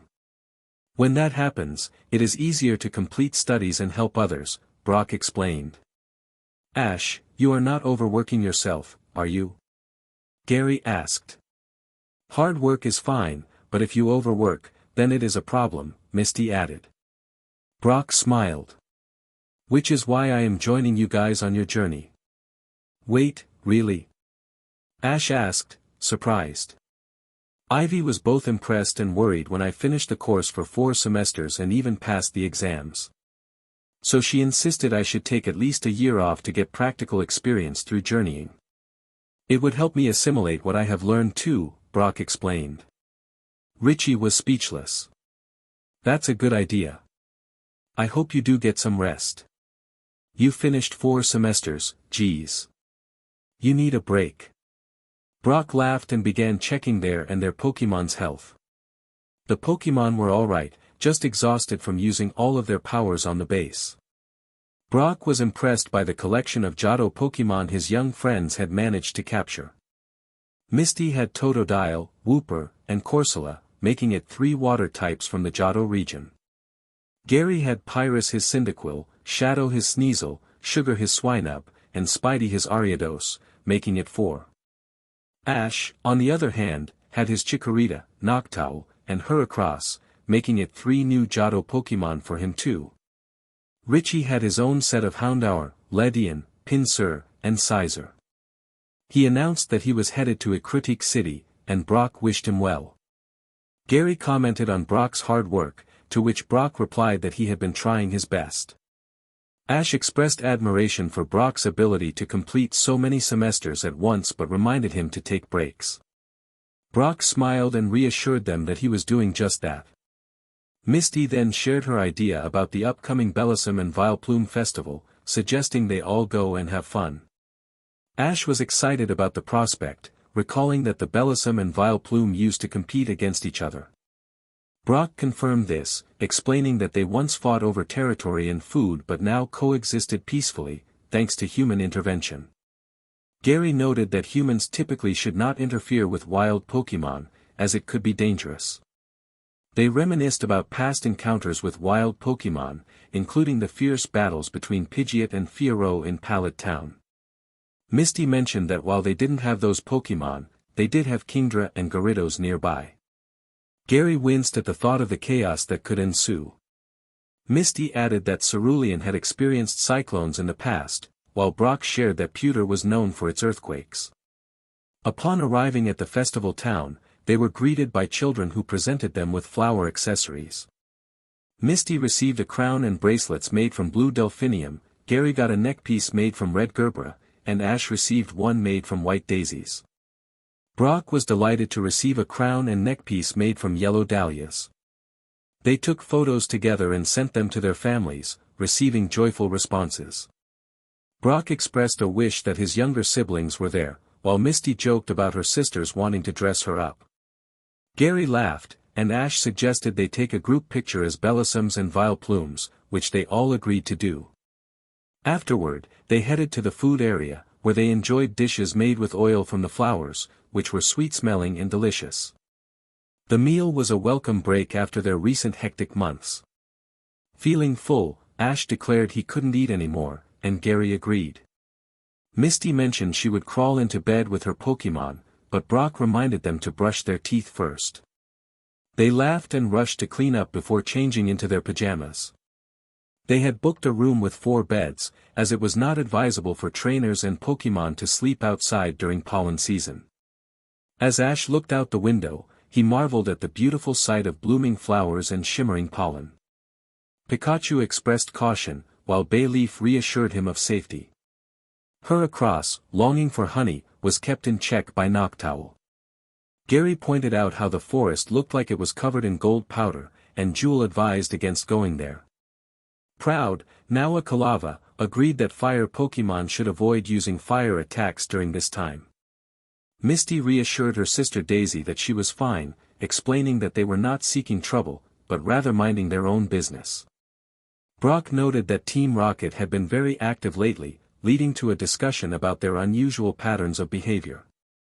Ash and Gary encouraged Brock to share his thoughts, and he revealed that Team Rocket seemed to show up more frequently near their bases. Misty acknowledged this observation, and they contemplated whether they should inform Gold about their findings. Johto was known as his territory as the champion. Brock believed it would be best for everyone involved. Pikachu remarked that it was nice, and Jewel, now a Blastoise after the last gym battle, agreed, saying that Gary and Ash were enjoying themselves too. Gary offered Ash a popular ice cream, which Ash found to be very creamy. Gary then mentioned that the water race would start soon, prompting Jewel to say it was their cue to show everyone who was the boss. Pearl echoed her sentiment, and Ash wondered who Misty would use in the race. Gary speculated it would be either Starmie or Kingdra, while Brock was busy with the healing group, leaving little time for a break. Ash jokingly suggested they should tie Brock up and drag him to a spa treatment the next day, to which Gary agreed it seemed like a good idea. Pikachu announced their arrival, and Ash thanked him, suggesting they change into their swimwear. The group stopped by a city called Altamari, famous for its architectural landscape and historical sites. The residents were devoted followers of the two legendary Pokémon, Latias and Latios, believing they protected the city. The race they were about to participate in was part of a festival celebrating these twin legendary Pokémon. They took their positions, joined by Misty on her Kingdra, who looked very excited. The announcer gave the countdown, and the race began with a bang. Ash encouraged Pearl, and she responded enthusiastically. Gary declared they wouldn't lose, while Jewel echoed his excitement. Misty urged Kingdra to show them who was boss, and Kingdra agreed. They raced through the canals of Altamari, but halfway through, Ash noticed a shimmer in the air and almost crashed into a wall. He managed to avoid it by entering another canal, refocusing on the race. Misty grinned as she took the lead, with Gary close behind. Ash nudged Pearl to go faster, knowing she had been training hard to keep up with Kingdra. A whistle blew, announcing the winner. Ash exclaimed in surprise, while Misty laughed, saying it was tense. Gary found it fun, and the announcer directed everyone's attention to the screen, which displayed a photo of Pearl and Kingdra crossing the finish line simultaneously. Gary chuckled at the draw, knowing they would have to battle to determine the true winner. The crowd cheered as they moved to a battle area, where Blastoise and Kingdra took their stances and began to fight. The battle was intense, with both water types clashing for the final win. Misty emerged victorious, claiming the first prize, while Ash secured second place. Misty received a poke egg and prize money, while Ash received a dragon scale and some prize money. Gary, as the third runner-up, only received the prize money. Misty was thrilled with her new poke egg, having missed caring for one since before their journey in the Johto region. The others congratulated her, and she decided to have Brock check the egg. Misty mentioned she guessed Ash would continue his date, to which he confirmed they were headed to a recommended museum. Misty expressed a hint of jealousy, missing Rudy. Gary reassured her that she would see him soon, as he had work in Mahogany Town. Misty waved goodbye, asking if they would see each other at dinner, and Ash assured her they would. As Ash and Gary headed to the museum, Ash shared what he had noticed during the race. Gary appeared thoughtful, feeling a bit wary as he observed their surroundings. Altamari was known for its history and its people's belief in legendary Pokémon. Despite some skepticism from outsiders, the town had been protected from invaders and disasters for years. Gary wondered if they would encounter legendary Pokémon again, hoping for a peaceful date instead. Ash suddenly mentioned they were being followed. Gary asked Sapphire to talk to the being following them. Ash noted that Altaria was a dragon type, making Swablu a baby dragon. Sapphire flew over to the shimmering air and began to communicate with the being. Meanwhile, Ash and Gary took a seat at a nearby restaurant, realizing they hadn't eaten since the race started. The shimmering being joined them at the table, while Sapphire looked displeased and settled protectively on Gary's shoulder. Ash ordered 5 plates of Pokémon food, explaining that they had 2 Blastoises and another large Pokémon. The waiter, relieved, assured them he would bring their orders soon. After the waiter left, Gary turned to the newcomer, curious about who they were. The air shimmered again, and a girl with reddish-brown hair appeared before them, grinning widely. The elders looked at her and then turned back, murmuring about how their protector had a new form. Ash and Gary raised their eyebrows slightly at how relaxed the legendary was, but they didn't complain as the waiter returned. The waiter presented some appetizers and acknowledged Bianca with a smile, asking if she wanted her usual. Bianca smiled and nodded, and the waiter beamed before leaving. Ash and Gary watched in fascination as the legendary Pokémon appeared at ease around humans. Most legendaries were typically wary of humans and avoided human cities.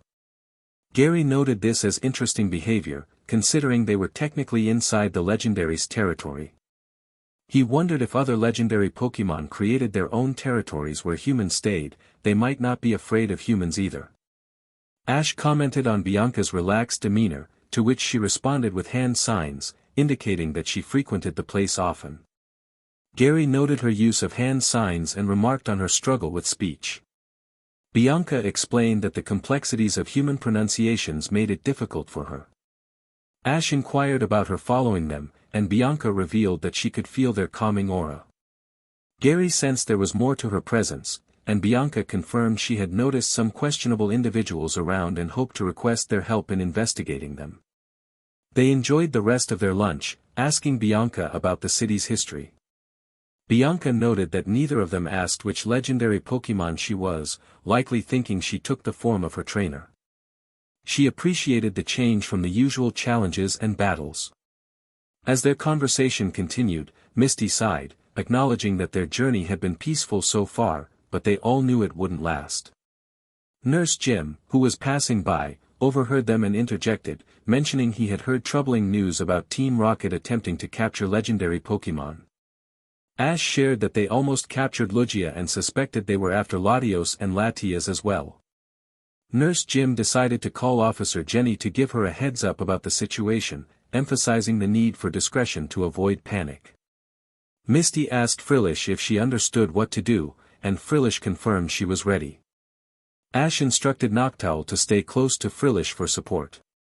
Brock reminded them to stay safe, while Gary assured them they would be nearby. Misty watched the Pokémon leave, hoping nothing would go wrong. As they discussed their situation, Ash expressed his annoyance with the troublemakers, and Brock agreed that trying to take a break always seemed to go awry. Ash suggested they deal with the issues in the city and hoped they could still enjoy the last few days of their vacation. Frillish and Noctowl began searching the city for anyone with the Team Rocket symbol. Noctowl spotted the symbol on a flying item and alerted Frillish, who observed it suspiciously.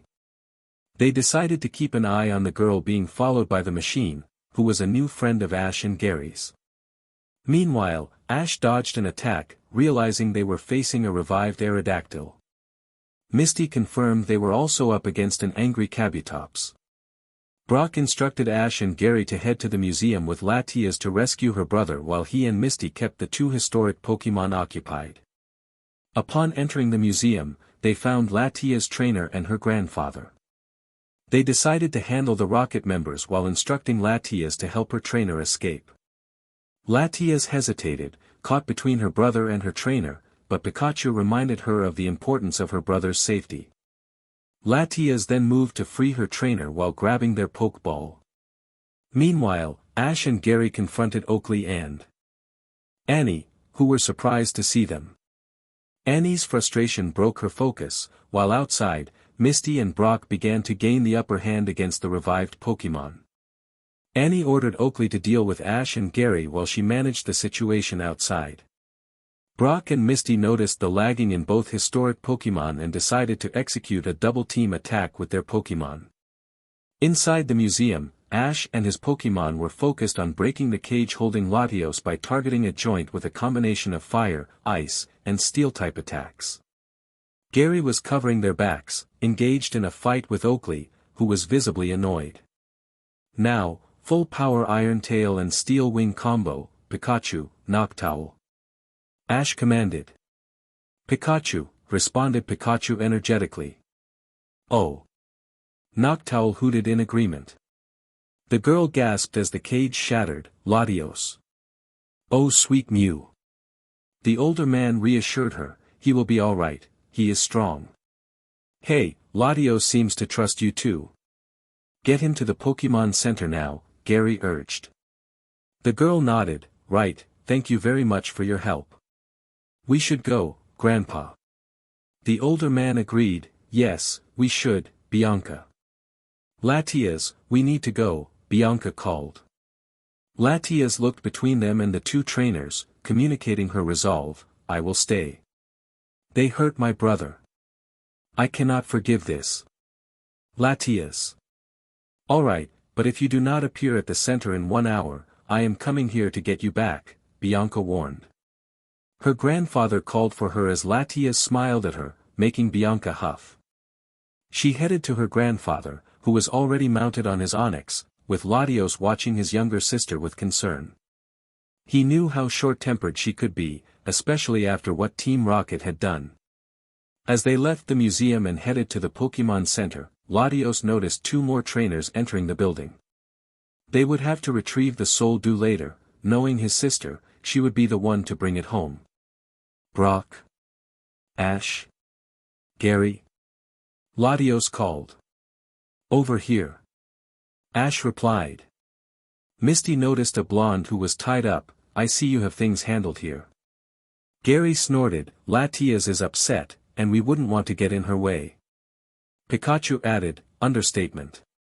Jewel chimed in, could be worse.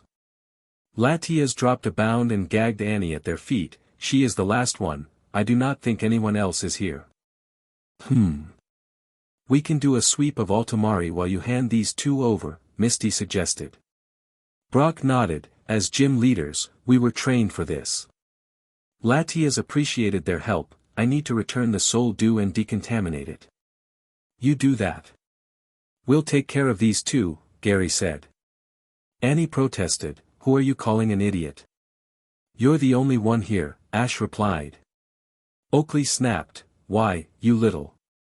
Misty interjected. Oh, just be quiet already. Annie exclaimed, wrinkly. A familiar voice chimed in, she is right. Another voice added, you have aged. Brock stiffened. Jesse and James, are you here to fight? Meowth replied, no, we are not. Then why are you here? Ash asked. Jesse explained, we were told to report on the situation. James held up a mirror. You may not have noticed, but using the machine aged you. Pokémon are not the only sacrifices it takes. Annie scowled at her reflection, realizing she had aged. Oakley, finally calming down, noticed the change and paled, understanding the danger they had faced. The blonde moved closer to her shocked partner while Jesse and James announced they were going to report to their boss. Gary decided to destroy the machine, deeming it a death trap for everyone. Latias had already left for their hidden garden with the Soul Dew, placing it back under the fountain to be revitalized.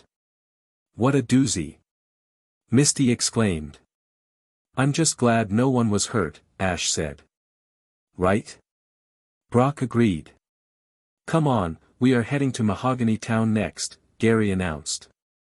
Right, my final showcase will be held there, Misty added. My final contest too, Ash said. They are a week apart from what I know, Brock noted. Yes, Misty will take part in her showcase first, then I will have my gym battle, and finally, we will finish the week off with a contest, Gary explained.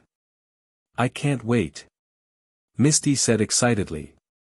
After traveling for a few days by boat and then on foot, they reached Mahogany Town. They had been there earlier, but Gary had been unable to battle as the gym leader had a family emergency in Unova.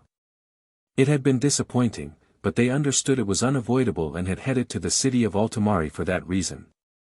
The journey had been dramatic, with Cassidy and Butch appearing to create trouble for them with new Pokémon. It had become almost routine for the two to cause havoc in the towns and cities they visited. What is their problem? Misty wondered. I don't know, Ash replied. They're starting to get very annoying at this point, Brock added. Gary speculated, hey, this is a ridiculous guess, but do you think they are testing us? What? Test them? Why? Ash asked, confused. Yeah, that would be counterproductive, wouldn't it? Misty agreed. Brock, however, had a contemplative look. Actually, it is possible. They could be testing our boundaries and how far they can push us. Exactly. It feels like they are gathering information on us, which doesn't feel great, Gary said. Ash scowled, muttering, maybe I should apply for self-defense training. Pikachu was startled, what? Ash, that's a bit. It's a last resort, Ash insisted. It's better to keep our options open, Gary added. But the three of us aren't even 18. I don't think they will let us, Misty pointed out. Not us, but Brock can, Ash suggested. I could, but... Brock hesitated. It's not a nice feeling, is it? Gary remarked. Misty frowned. Yeah, should we change up tactics? We can try, Ash agreed. They planned for the next fight, adjusting their strategies to battle the Team Rocket duo. From the confused expressions on their faces, it seemed to work, but they knew it wasn't feasible to come up with new strategies for every encounter. Brock suggested they mix up their tactics depending on the situation to keep Team Rocket from predicting their plans. It made sense to Ash, but it was a hassle to deal with. Fortunately, they reached Mahogany Town by nightfall. The town was bustling with energy despite the cold, with people going about their daily routines. Misty prepared for her showcase the next day, deciding to use Psyduck, Totodile, Seal, and Wooper. Totodile was a natural dancer and worked with Wooper to create choreography that flowed with Psyduck and Seal. They had been working together for a while, battling against Team Rocket, which had increased their chemistry. Misty and her Pokémon performed beautifully, with Psyduck using his psychic powers to manipulate the ice seal created, while Wooper danced with Totodile around Misty. Ash, Gary, and Brock cheered as the show came to an end. Misty won the key by scoring 2 points more than her competitor, who was performing with Grass-type Pokémon. It was a close call, but she secured her final key and now had to prepare for her first master class. Excited for the challenge ahead, she focused on her preparations for Blackthorn City. Meanwhile, Gary was inspired to battle Price for the Glacier Badge using his Pokémon, Sugar the Swinub, Shadow the Sneasel, and Nyx the Mischievous. They had been learning Ice-type battling techniques, and Gary found it amusing to take on the Ice Gym with Pokémon that could also use Ice-type moves. That sounds like a fun plan, Ash remarked. Yeah, Price won't be expecting that, Misty added. Always keep your opponents on their toes. I like it, Brock chimed in. Gary grinned. We have Team Rocket to thank for this. All those struggles to come up with strategies to keep them guessing came in handy. I guess so, Ash agreed. For once, I will forgive Team Rocket, Misty said. Not always, though, Brock reminded them. Gary then challenged Gym Leader Price, using only Ice-type moves against the Ice-type Pokémon. Price was initially surprised, but he quickly got into the game, proving that you couldn't fool a veteran for long. Gary enjoyed battling the Ice-type master of Johto and earned the badge. With only one badge left to collect, Ash prepared for his upcoming Pokémon contest. Gary had no doubt that Ash would perform brilliantly, as he had been practicing diligently. Ash planned to use Chimchar, Chikorita, and Noctowl in the appeal round, influenced by Misty to perform live. Misty, Rudy, Mari, glad you made it, Ash greeted them. My beautiful girlfriend brought tickets for my sister and me, of course we would come, Rudy replied. I'm so excited. I remember the last contest. Sorry we couldn't come to your performance, Misty, Mari said. Misty waved off the apology. It's not your fault. Gym leader meetings are important. As a future gym leader, I understand it's unavoidable. Rudy nodded in agreement. True, we cannot avoid it. Still, Mari added. Come on, it will start soon, Misty encouraged. The contest began with several performances from the Johto contestants and their Pokémon. After 5 performances, Ash appeared in a brand new outfit that caught Mari's attention. She watched in awe as Ash moved across the field with his Pokémon, showcasing their teamwork. Misty noted that the theme for Ash was teamwork, and they were working together to keep the princess, played by Ash, safe. Rudy nodded, impressed by Ash's strategy. Wow! That was awesome, Mari exclaimed. Yeah, he really knows how to make people focus, Misty agreed. Just shows I can trust him to have your back when something happens, Rudy added. Mari nodded in agreement. After the performance, Ash battled the contestants who advanced to the next round.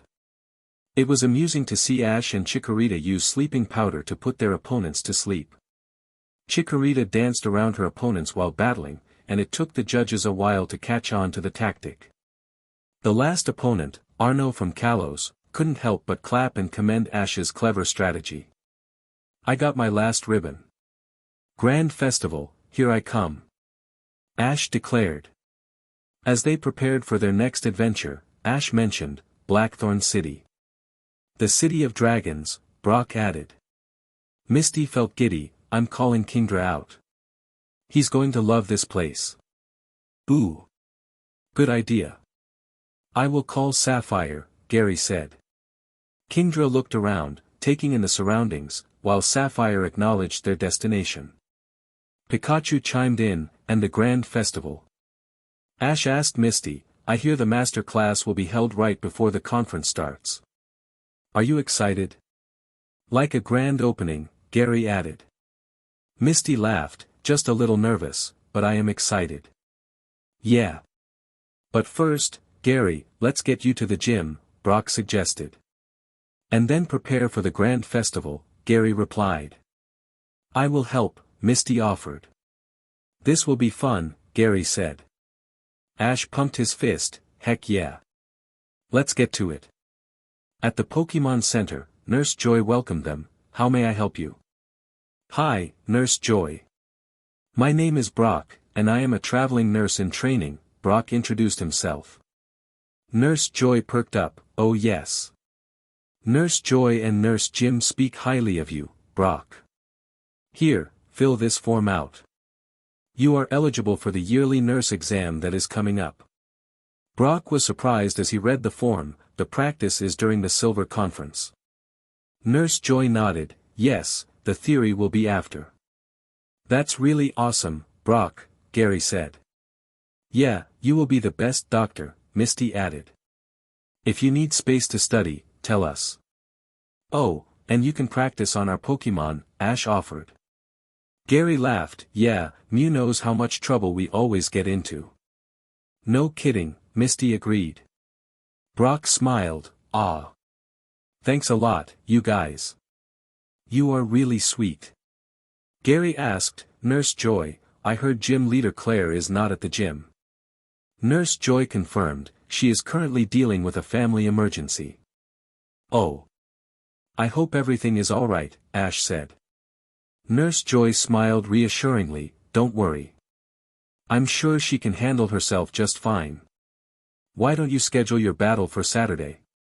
Will she be back by the day after tomorrow? Gary inquired. Nurse Joy replied, she will be back tonight, but for convenience, let's schedule the slot for the day after tomorrow. Sounds good.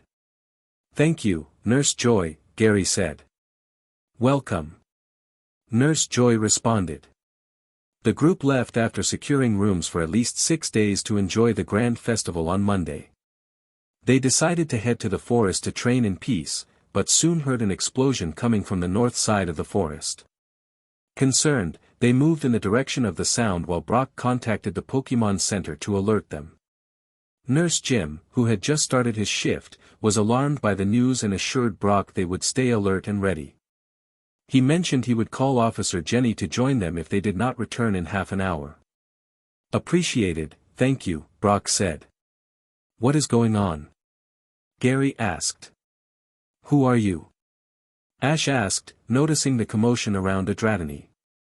Misty turned to Claire, are you alright? Claire thanked Misty for her assistance in getting up. I'm fine, but these individuals are poachers. They want to know the route to the Dragon Temple to steal its treasures. Brock interjected, not if we can help it. Those scrolls are an important part of Johto Kanto history. One of the poachers sneered, look who we have here, Pam, a hero. Pam, a blonde woman, laughed. True, so what do we do, Key, Truman? Truman, the third member, eyed the Pokemon. We should take them along. Ash snapped, over my dead body. Gary chimed in, Claire, take Dragonite and focus on completing the dragon ritual. Claire replied, yes, I'm surprised you know about that. Misty added, Professor Oak made sure we knew after everything that has been happening. Brock urged, we will deal with them. Get out of here. Claire hesitated but agreed, knowing she had to ensure Dratany's safety. She and Dratini moved on while Ash and the others battled the poachers fiercely. Pikachu teamed up with Jewel to handle the Houndours, while Kingdra and Graveler, who had evolved mid-battle, worked together against the Beedrill. The unexpected evolution surprised everyone, but no one complained, and soon the poachers were caught. They congratulated Brock and Graveler and awaited Officer Jenny's arrival at the battle site, which had certainly drawn attention with Kingdra's impressive twister move. By the time Officer Jenny arrived to take the poachers away, Claire returned and thanked them for their help. Brock flirted with her, prompting Misty to pull him away, grumbling about his lack of impulse control. Claire chuckled at the scene and asked if they were looking for her for a gym battle. Gary assured her they had scheduled a match for Saturday and were training when they heard the commotion. Claire nodded, looking forward to their gym battle, and left to check on her newly evolved Dragonair. Saturday morning arrived quickly, and Gary entered the gym where Claire awaited him. The referee announced, "This is an official 3-on-3 match between challenger Gary Oak and gym leader Claire for the Rising Badge. The winner will be decided by the best 2 out of 3 or the last Pokémon standing. Choose your Pokémon." Claire declared, "I choose Altaria." Gary replied, "You know Sapphire was hoping you would choose Altaria.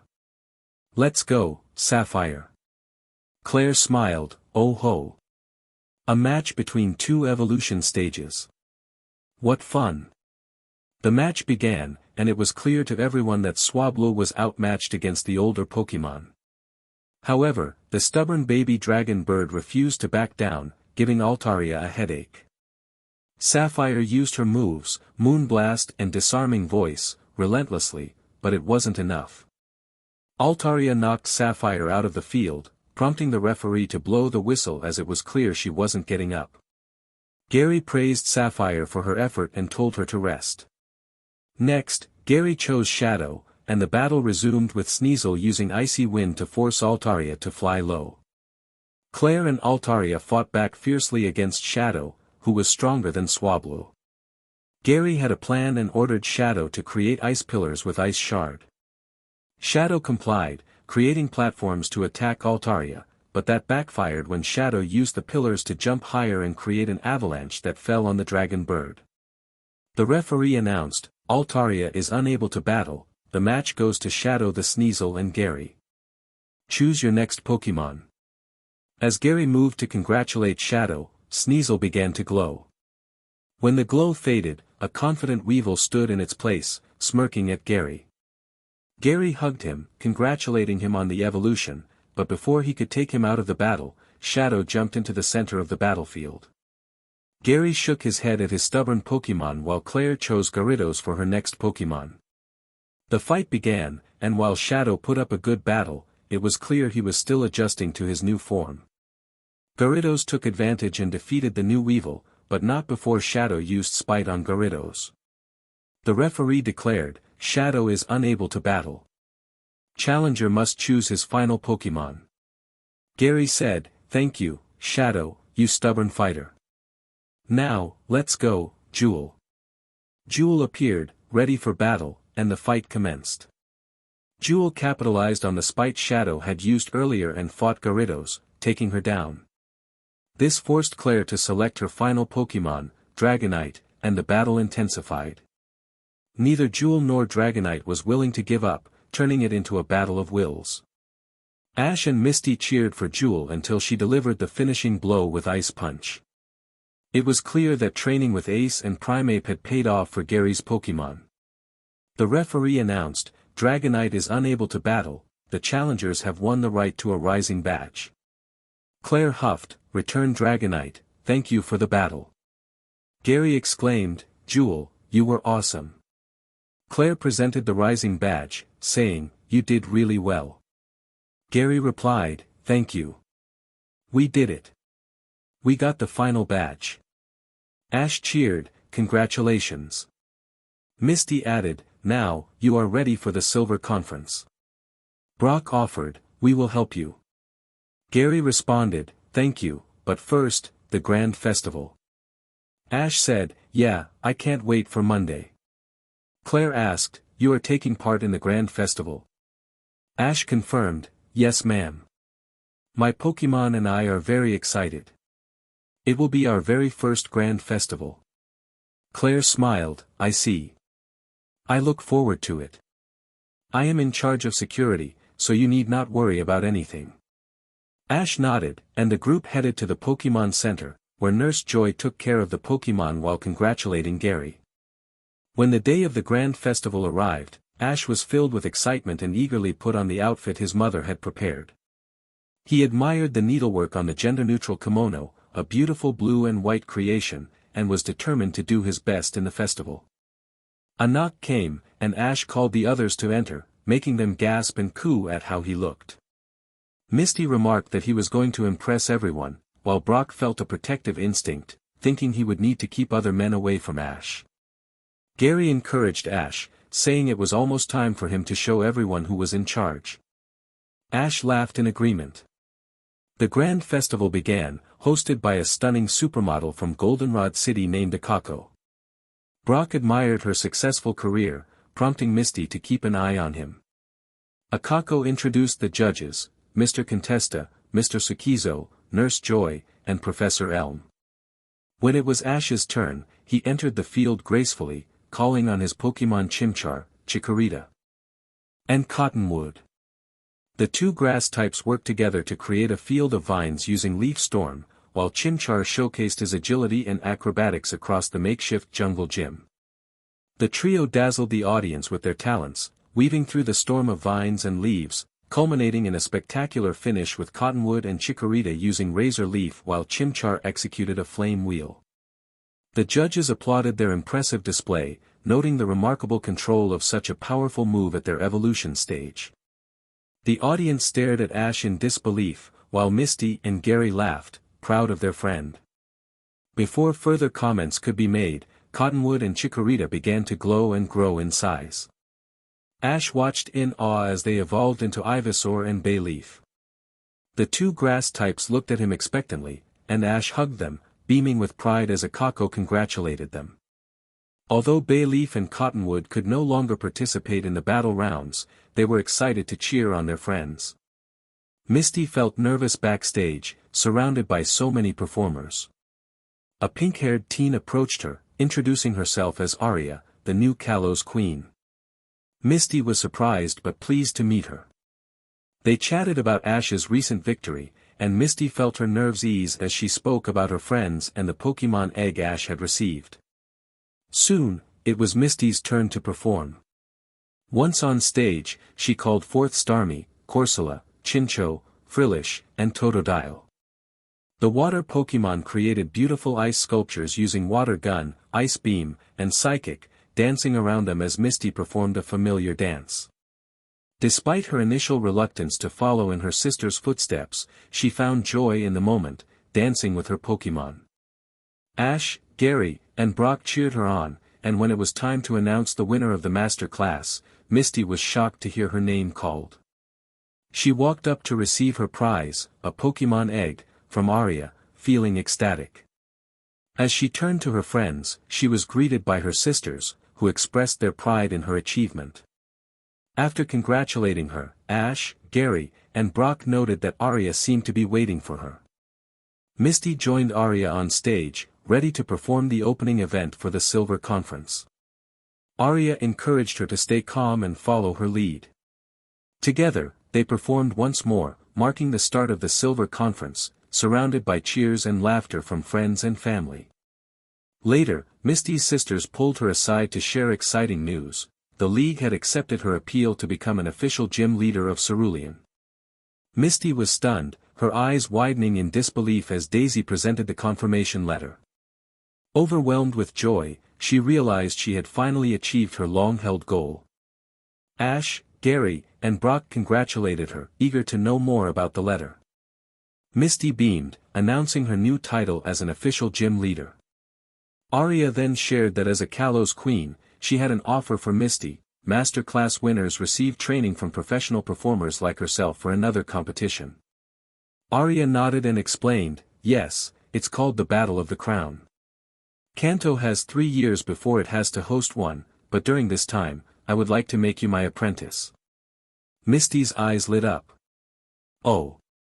It would be my honor, but I have a gym to run too. That's fine, Arya replied. We can train at Cerulean if that makes things easier. Yes, that would work, Misty agreed. Ash chimed in, cool. Do you have to go right away? Daisy added, not yet, there's still the Silver Conference to attend. Perfect. After the Silver Conference then. I'm kind of excited, Misty said. Gary smiled, you will make a really awesome queen, Misty. Brock nodded, wiping a tear from his eye. My little girl is grown up. Ash grinned, so do we get to call you, Your Majesty? Misty turned pink. No, that's too weird. Don't do that again. Gary asked, Rudy will be here next week, right? Misty nodded. Yes, I'm kind of nervous now. I hope this won't change anything between us. Of course not. You're still Misty at the end of the day, Ash reassured her. Misty smiled, thank you. The next day, they traveled to Silver Valley, where the village for Pokemon trainers was located. Gary reviewed a leaflet about the village, sharing its history of successfully hosting 10 conferences. It was interesting to learn about as they headed toward the cozy house they would be staying in during the conference. The house had enough rooms to provide them and their host some privacy. The following day, Gary and the other trainers were expected to attend the announcement where they would receive their first challengers. Gary was set to face a familiar face from Kanto, Mandy, which surprised Ash. I wasn't expecting him here, Ash said. Misty remarked, it's a change. Brock mentioned, I'll be at the Pokemon Center. For Gary? Ash asked. No, for Mandy. Gary hasn't forgiven him for insulting you before, Brock replied. Misty added, I haven't either. I hope Gary shows him what's what. I will. I need to get to the 4th field. I'll see you after the battle, Gary said confidently. You don't have to, Gary. I defeated him before, Ash reminded him. I know, but it still annoys me thinking about how he insulted you, Gary replied. Misty scowled, agreeing, it was completely uncalled for. Bragging about himself is one thing, but insulting others is different. As Brock predicted, the match was one-sided, with Jewel, who had evolved a few days prior, easily defeating Mandy's grass-type Pokemon. Mandy looked stunned, while Gary maintained a polite demeanor, thanking him for the battle. The announcer praised Gary for his humility despite the quick win. Brock snorted, that fake smile tells you everything. Misty exclaimed, wow. Jewel didn't hold back. Ash agreed, it was pretty cool. The next battle was the following day, and Gary and the others spent the day ensuring their Pokemon were well prepared. Orin, the shiny Magikarp, was eager to battle in the conference and demanded training. During the session, Orin began to glow and grow, transforming into a ruby-colored Gyarados that made the other trainers step back. A normal Gyarados was already intimidating, but one that looked like an angry red was even more so. Orin, however, was focused on participating in the next battle. Alright. But first, a checkup to make sure you're not missing any vitamins after that growth, okay? Gary instructed. Orin responded with a determined growl. After that, we'll check your abilities, attacks, and moves before strategizing for tomorrow, okay? Gary continued. Orin nodded in agreement, ready to strategize after figuring out his new attacks and defenses. Sugar, watching from the side, approached Gary, wanting to participate in the next battle as well. The upcoming match was a triple round, where Gary would face different opponents consecutively. He decided to let Sugar take part in the second round, as people would expect another water type after using 2, not a ground and ice type. The last slot would go to Bolt, who had been training hard and was likely ready to evolve. Gary, time to eat, Ash called out. Coming. Let's go get something to eat, Gary replied. Their lunch was a peaceful picnic, and afterward, Misty announced she was going ahead to meet with Rudy, who was scheduled to arrive by evening along with Mari. Brock offered to accompany her to keep the little girl company. Misty smiled, grateful for Brock's support as she needed to discuss the apprenticeship offer with Rudy. Brock understood that being a gym leader was demanding, especially for someone just starting out. Brock remembered when his request was accepted for the first time. He and his family had spent time adjusting to his new role, with plenty of paperwork to clear. Misty had already started on some of those papers, which Brock noticed. When Misty met Rudy, she greeted him with a kiss on the cheek and hugged Mari, who giggled in response. Rudy watched with soft eyes, proud of Misty but aware that things were changing. The next day, Gary was battling again, and Hoenn attracted the attention of many attendees who marveled at his ruby-colored scales and golden fins.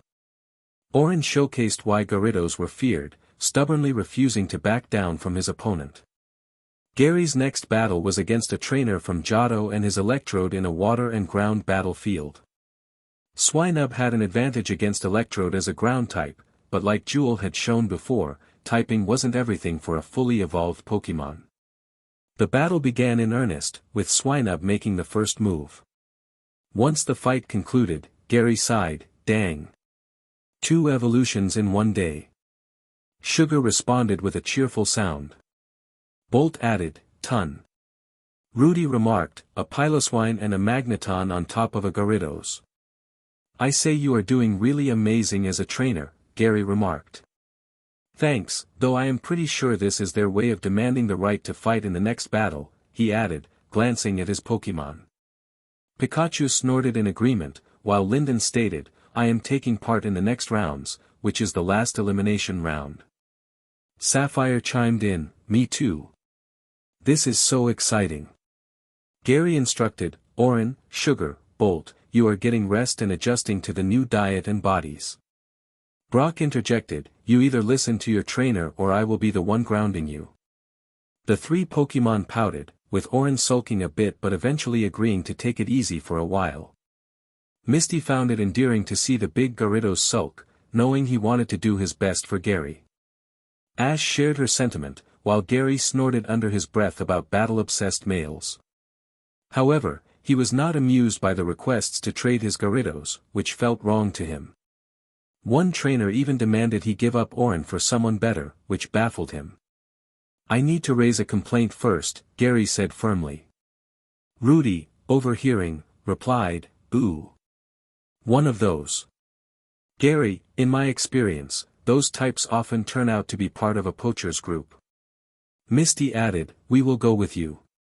Ash declared, "Yeah. Orin is family. No one gets to steal our family."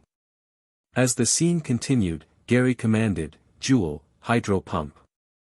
Jewel responded, "Take this."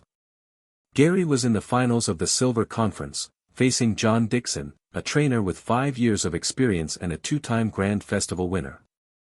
Battling him was proving to be a fun challenge.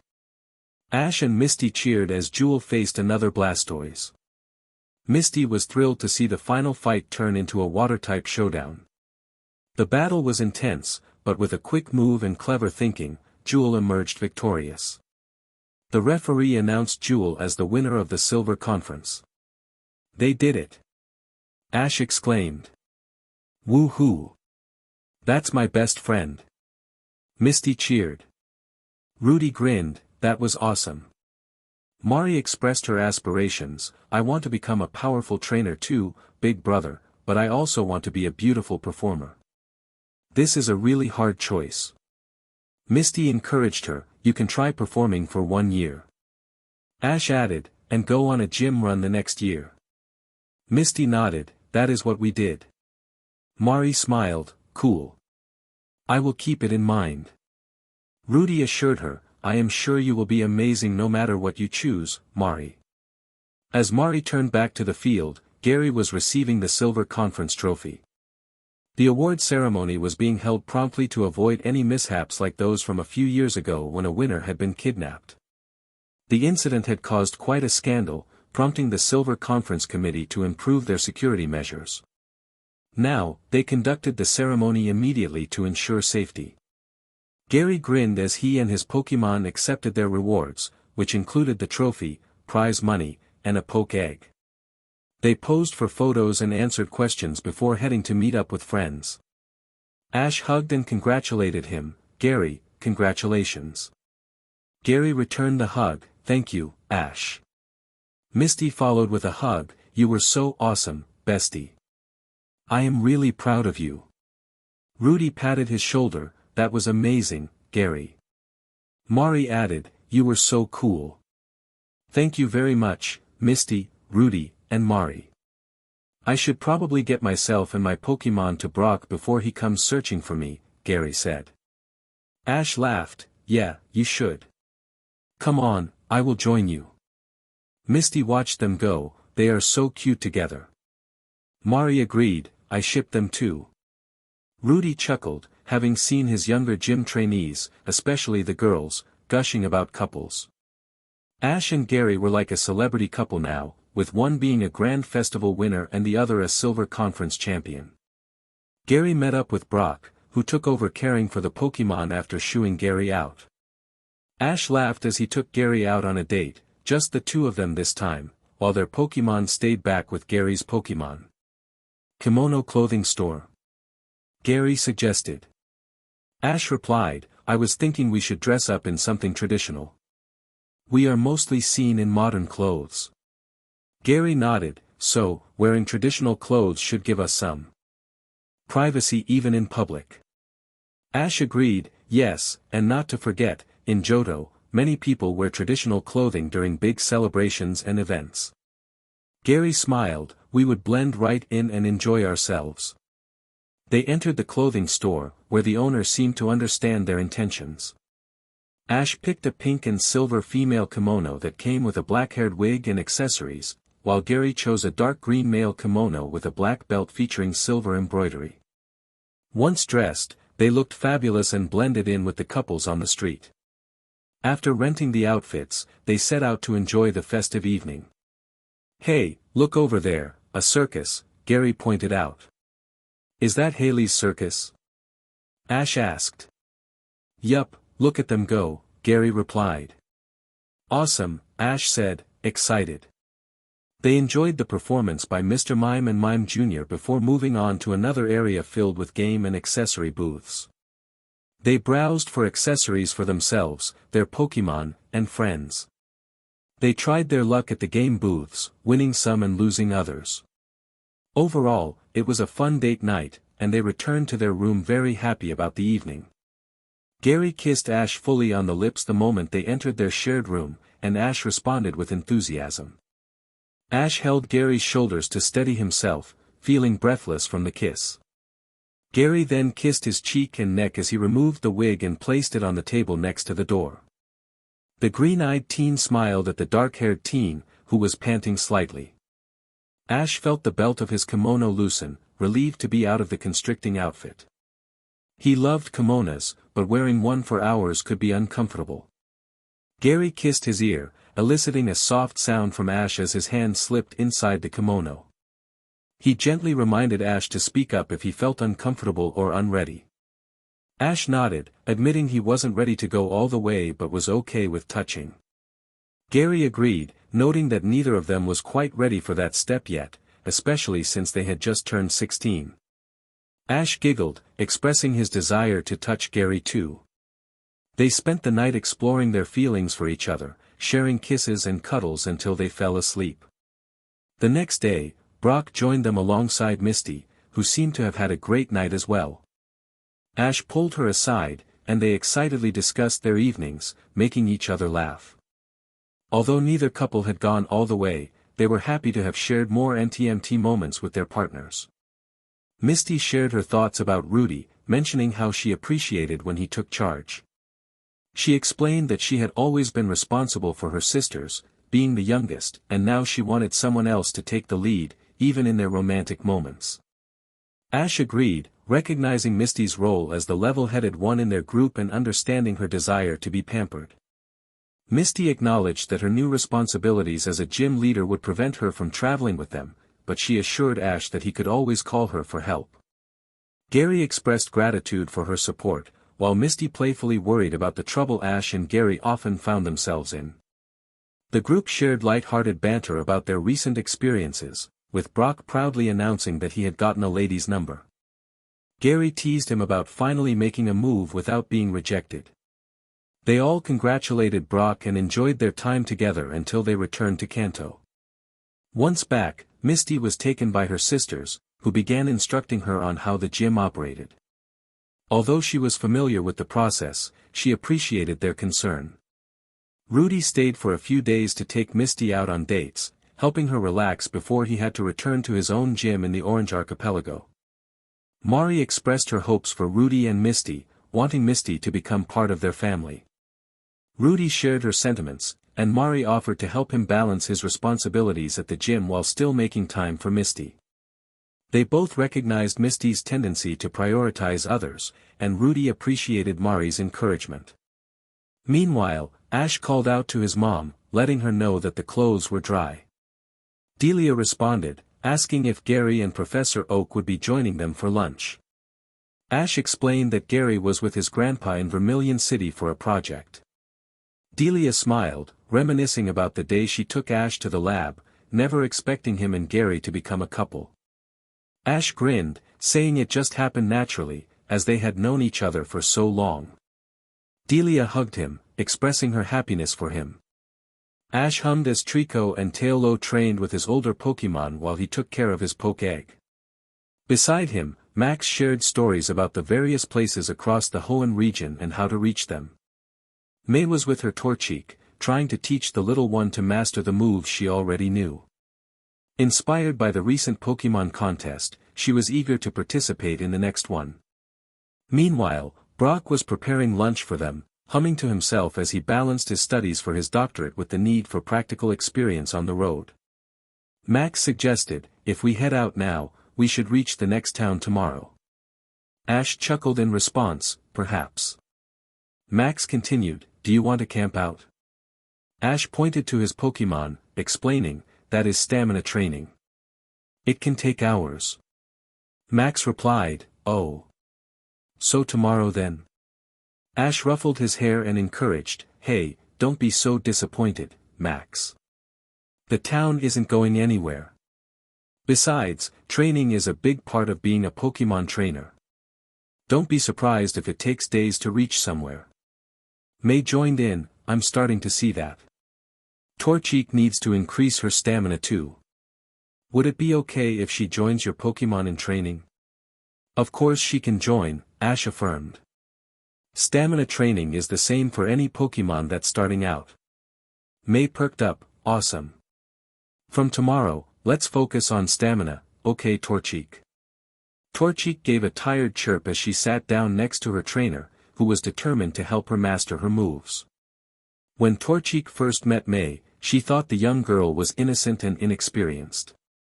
However, she soon learned from an older boy who explained the importance of moves, stamina, and energy. Though it was exhausting to practice those moves repeatedly, it was a good kind of tiredness. Brock called out, lunch is ready. Okay, take a break everyone, Ash said. As they settled down, various Pokémon shared their thoughts. Trico acknowledged the hard work, while Alolan Meowth encouraged Torchic. Pikachu chimed in, reminding everyone of their role as protectors of their trainers. Steelix agreed, noting how kind their trainers were, while Tailo expressed concern over potential betrayals. Torchic declared, we will train and become stronger. We will protect our partners no matter what. Max then asked Ash, Pikachu is your first Pokémon, right? And Pikachu evolves into Raichu? Correct. Ash confirmed. Max continued, so why hasn't your Pikachu evolved yet? Pikachu has a dream of becoming the strongest Pikachu in the world.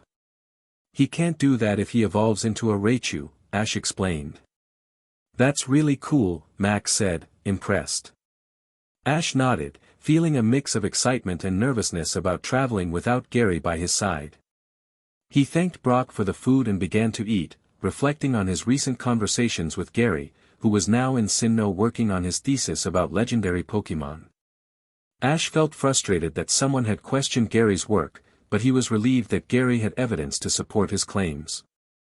The next day, they cleaned up the campsite and headed to Rustboro City, the first badge destination for Ash.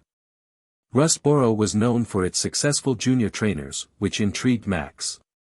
They decided to split up, with Brock volunteering as a field medic, needing to complete a 3-day test run. Ash and May wished him luck, and Ash planned to train his Pokémon while May took Max to check out the school. A few hours later, Ash heard a commotion and called out, "Huh? Max?" May sighed, explaining, "We went to the school, but one of the kids picked a fight with Max over goals and success." Ash nodded knowingly, "Those types don't surprise me. A lot of adults talk about their goals, and kids tend to mimic them." May agreed, "I guess so." "Don't worry about it," Ash reassured her. "As long as Max knows his goals and doesn't get swayed by others, he'll be fine." May smiled, "Yeah. I was thinking about cheering him up by taking him to the fair tomorrow." "Good plan," Ash replied. May headed off to check on Max, who was still pouting but was now distracted by Ash's Pokémon. Ash smiled as he resumed his training. The next day, while Max and May went to the fair, Ash had his gym battle at the Rustboro gym. Roxanne was impressed by his strategy and strength and mentioned a battle pyramid challenge. Ash agreed to meet Mr. Scott to learn more about it. Afterward, Ash shared his plans, "So yeah, after the league is done, I'm heading back to Kanto to challenge the battle frontier." Brock added, "That's a good idea. If I know Gary, he'll join you and challenge the gym too." May expressed her excitement, "I think it will be cool. I want to check out Kanto as well." Max chimed in, "Me too. Can we travel together in Kanto?" Ash smiled, "Of course we can." Brock noted, "And if he travels in Kanto, both Misty and I can support him on the home front." Suddenly, Ash's Pokémon egg began to glow, creating excitement among the group as they gave Ash and the new baby Pokémon some space. Ash wondered if Gary's egg had hatched too. Misty had mentioned hers hatched into a Wingull, a water and flying type. As Ash watched, his new Pokémon was born and greeted him with a happy coo. Everyone congratulated Ash on getting the adorable Teddiursa, and he smiled widely. He recalled their encounter with Ursaring and how powerful Pokémon could become. Ash had no doubt that Teddiursa would grow strong, but for now, he planned to spoil her. After leaving Rustboro City with a badge, they enjoyed a peaceful week of travel until things took a turn. Team Rocket was clashing with Team Aqua and Team Magma, two local organizations. May and Max complained about being dragged into an adult conflict, and Ash couldn't help but agree. However, he knew better than to jump to conclusions and sought out Team Rocket for answers. He was far from impressed with the plans of the two Hoenn-based organizations. They were attempting to capture legendary Pokémon, just like Team Rocket had done in the past. Ash remarked, "I can overlook the part about the legendary Pokémon, but the other stuff is concerning." Meowth sighed, "Which part, kid?" Ash continued, "The flooding plan. Do they not understand how rain works?" Jessie chimed in, "I get the feeling they skipped that part in school, twerp. Otherwise, we would be dealing with a different world domination scheme." James added, "Yes, though I do wonder how they came to this conclusion." Ash shook his head, "And the other plan? Do they not know how tectonic plates work? Creating more landmass isn't going to make water disappear." Meowth advised, "See what we have to deal with as adults. Don't be in a hurry to grow up, kid. Enjoy your time as a teen." Ash sighed, "Yeah, thanks for the heads up, you three. Maybe we should team up just for this region." Jessie agreed, "Yeah, let's put our rivalry aside and deal with the idiots." James added, "Some people should never be in charge of world domination." Pikachu expressed his frustration, and Ash rubbed his back as they returned to the Pokémon Center, where Brock was waiting. When Ash explained what had happened, Brock was left speechless. He echoed Ash's concerns, and they both felt worried for the region's future. The only thing worse than an evil mastermind was someone who genuinely believed they were doing the right thing while causing chaos. Max asked, "What's wrong?" May added, "You two look like you just dealt with the world's biggest idiot or something." Ash replied, "Something like that." Brock explained, "We found out about the plans Team Aqua and Magma have for Hoenn." Max's curiosity was piqued. "Oh." Ash detailed their findings, and both siblings were shocked by the madness of the plans. They had previously informed Gary, Misty, and Tracy, who had reacted similarly. After calming down, the five of them brainstormed ideas on how to handle the two groups. They realized that aside from a direct confrontation, any other approach might not convey their message effectively. The two organizations would likely paint them as the villains instead of reflecting on their own actions. Ash concluded, "Anyway, we should focus on increasing our Pokémon strength and stamina to tackle these problems." May agreed, "Yeah, that seems like the best plan, all things considered." Brock added, "That's the plan. Max, we're heading to a breeding center." Max responded, "Eh?" Ash nodded, "As much as it would be nice to wait until you are of age to become a trainer, it would be wiser to have a Pokémon keep you safe." May suggested, "I agree. We can even train together. I think a non-trainer can have a maximum of 2 Pokémon." Brock confirmed, "Yes, the Pokémon will keep you safe, and you'll gain experience in raising and caring for them." Max said, "Ah. I think I understand. I'm actually a little bit excited now." Ash smiled, "The first Pokémon is always exciting." A few days later, they arrived at a breeding center near Mikin City, run by one of Brock's acquaintances. Max was torn between several electric and fire types. After much deliberation, he decided on a Mareep as his partner, appreciating its ability to produce wool and keep him warm in the colder areas of Hoenn. Later, Gary arrived, and Ash greeted him warmly. May and Max were excited to meet Gary, who had come all the way to Hoenn to spend the week with Ash. Brock welcomed him, and they all discussed their plans for the week, including a visit to a circus. As they entered the circus, May remarked on how romantic it was that Gary had come to spend time with Ash, while Max expressed his excitement about the upcoming activities. Gary reassured them that while the circus was a group event, he had special plans for Ash afterward.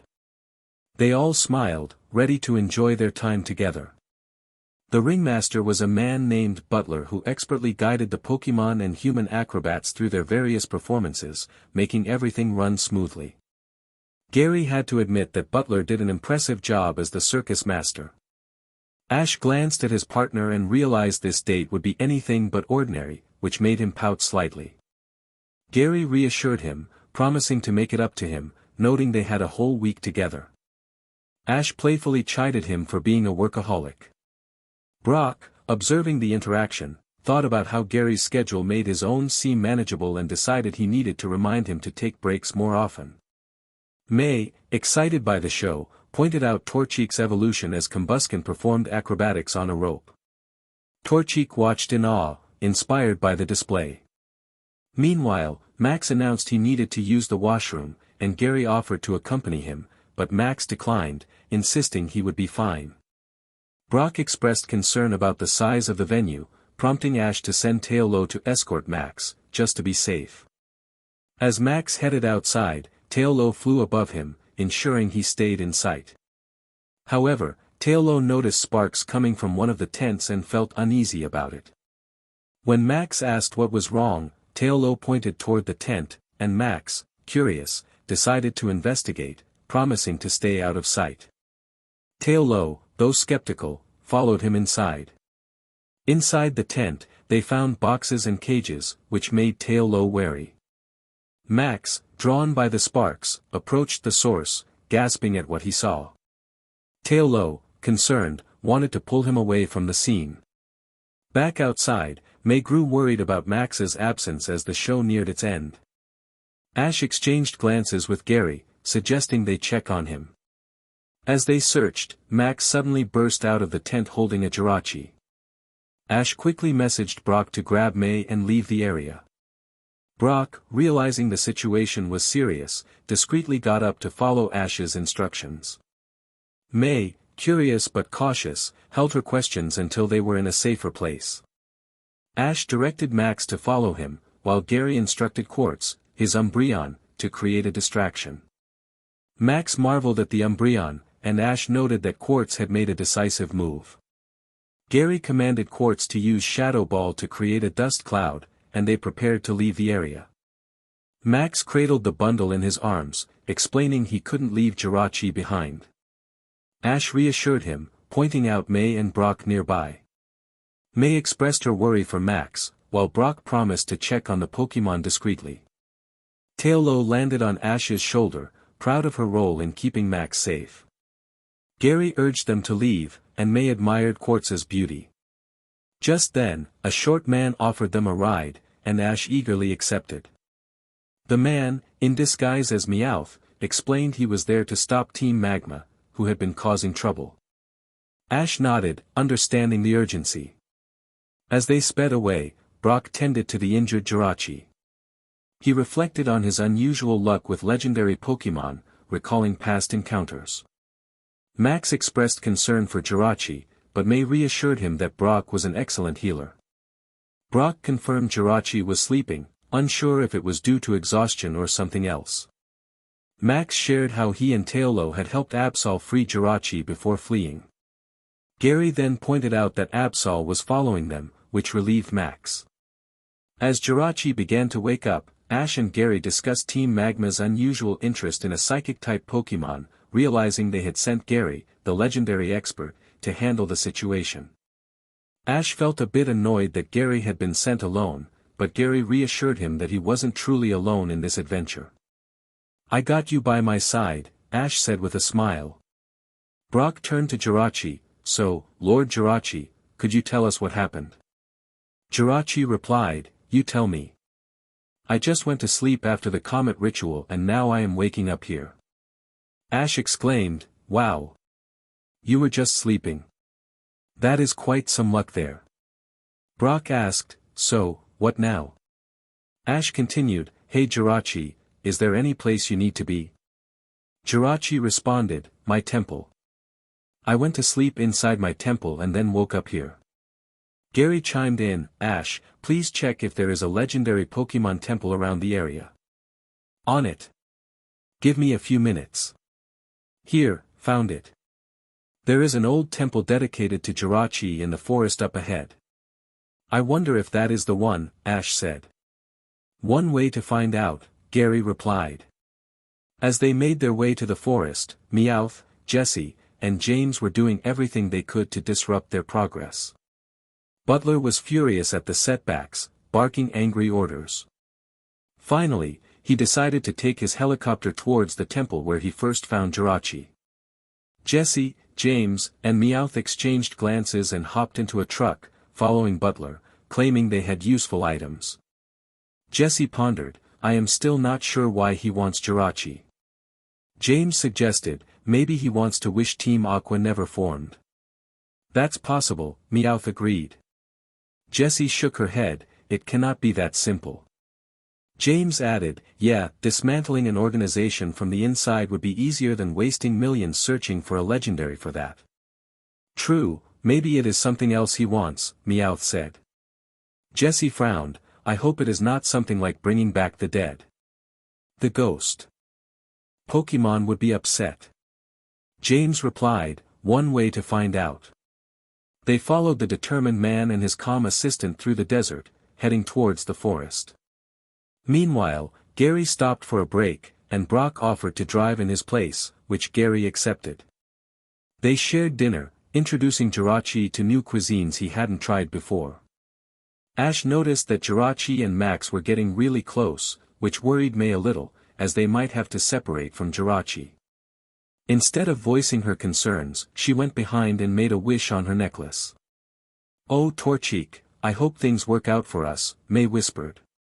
Torchic replied. Ash said, "I hope they will be okay." Gary placed 2 glasses of drinks on the table. "You mean Max and Jirachi? Well, he seems like a strong kid. I am sure he will be alright." Brock was reading the map. "Ah, Meowth, yes, I will go to sleep soon. Just memorizing the path for tomorrow." Alolan Meowth purred, meow meow meowth. Brock added, just a few more minutes, then we can cuddle, okay? Ash looked up at the sky. It is a beautiful night. Gary hummed as he kissed Ash's cheek. Yes, yes it is. Far away from the city, the stars shine brighter. Ash pointed out, and the comet is clear to see too. Did you make a wish? Gary smiled, I already have everything I want right here. Cheesy, Ash teased. You know me, Gary replied with a grin. May turned to Max, you did not sleep yet, Max. Max answered, I will soon. I was telling Jirachi about our adventures, that's all. May nodded, okay, remember we have to wake up early tomorrow, okay? Jirachi assured, I will ensure Max gets enough sleep. May smiled, thanks, Jirachi, I appreciate it.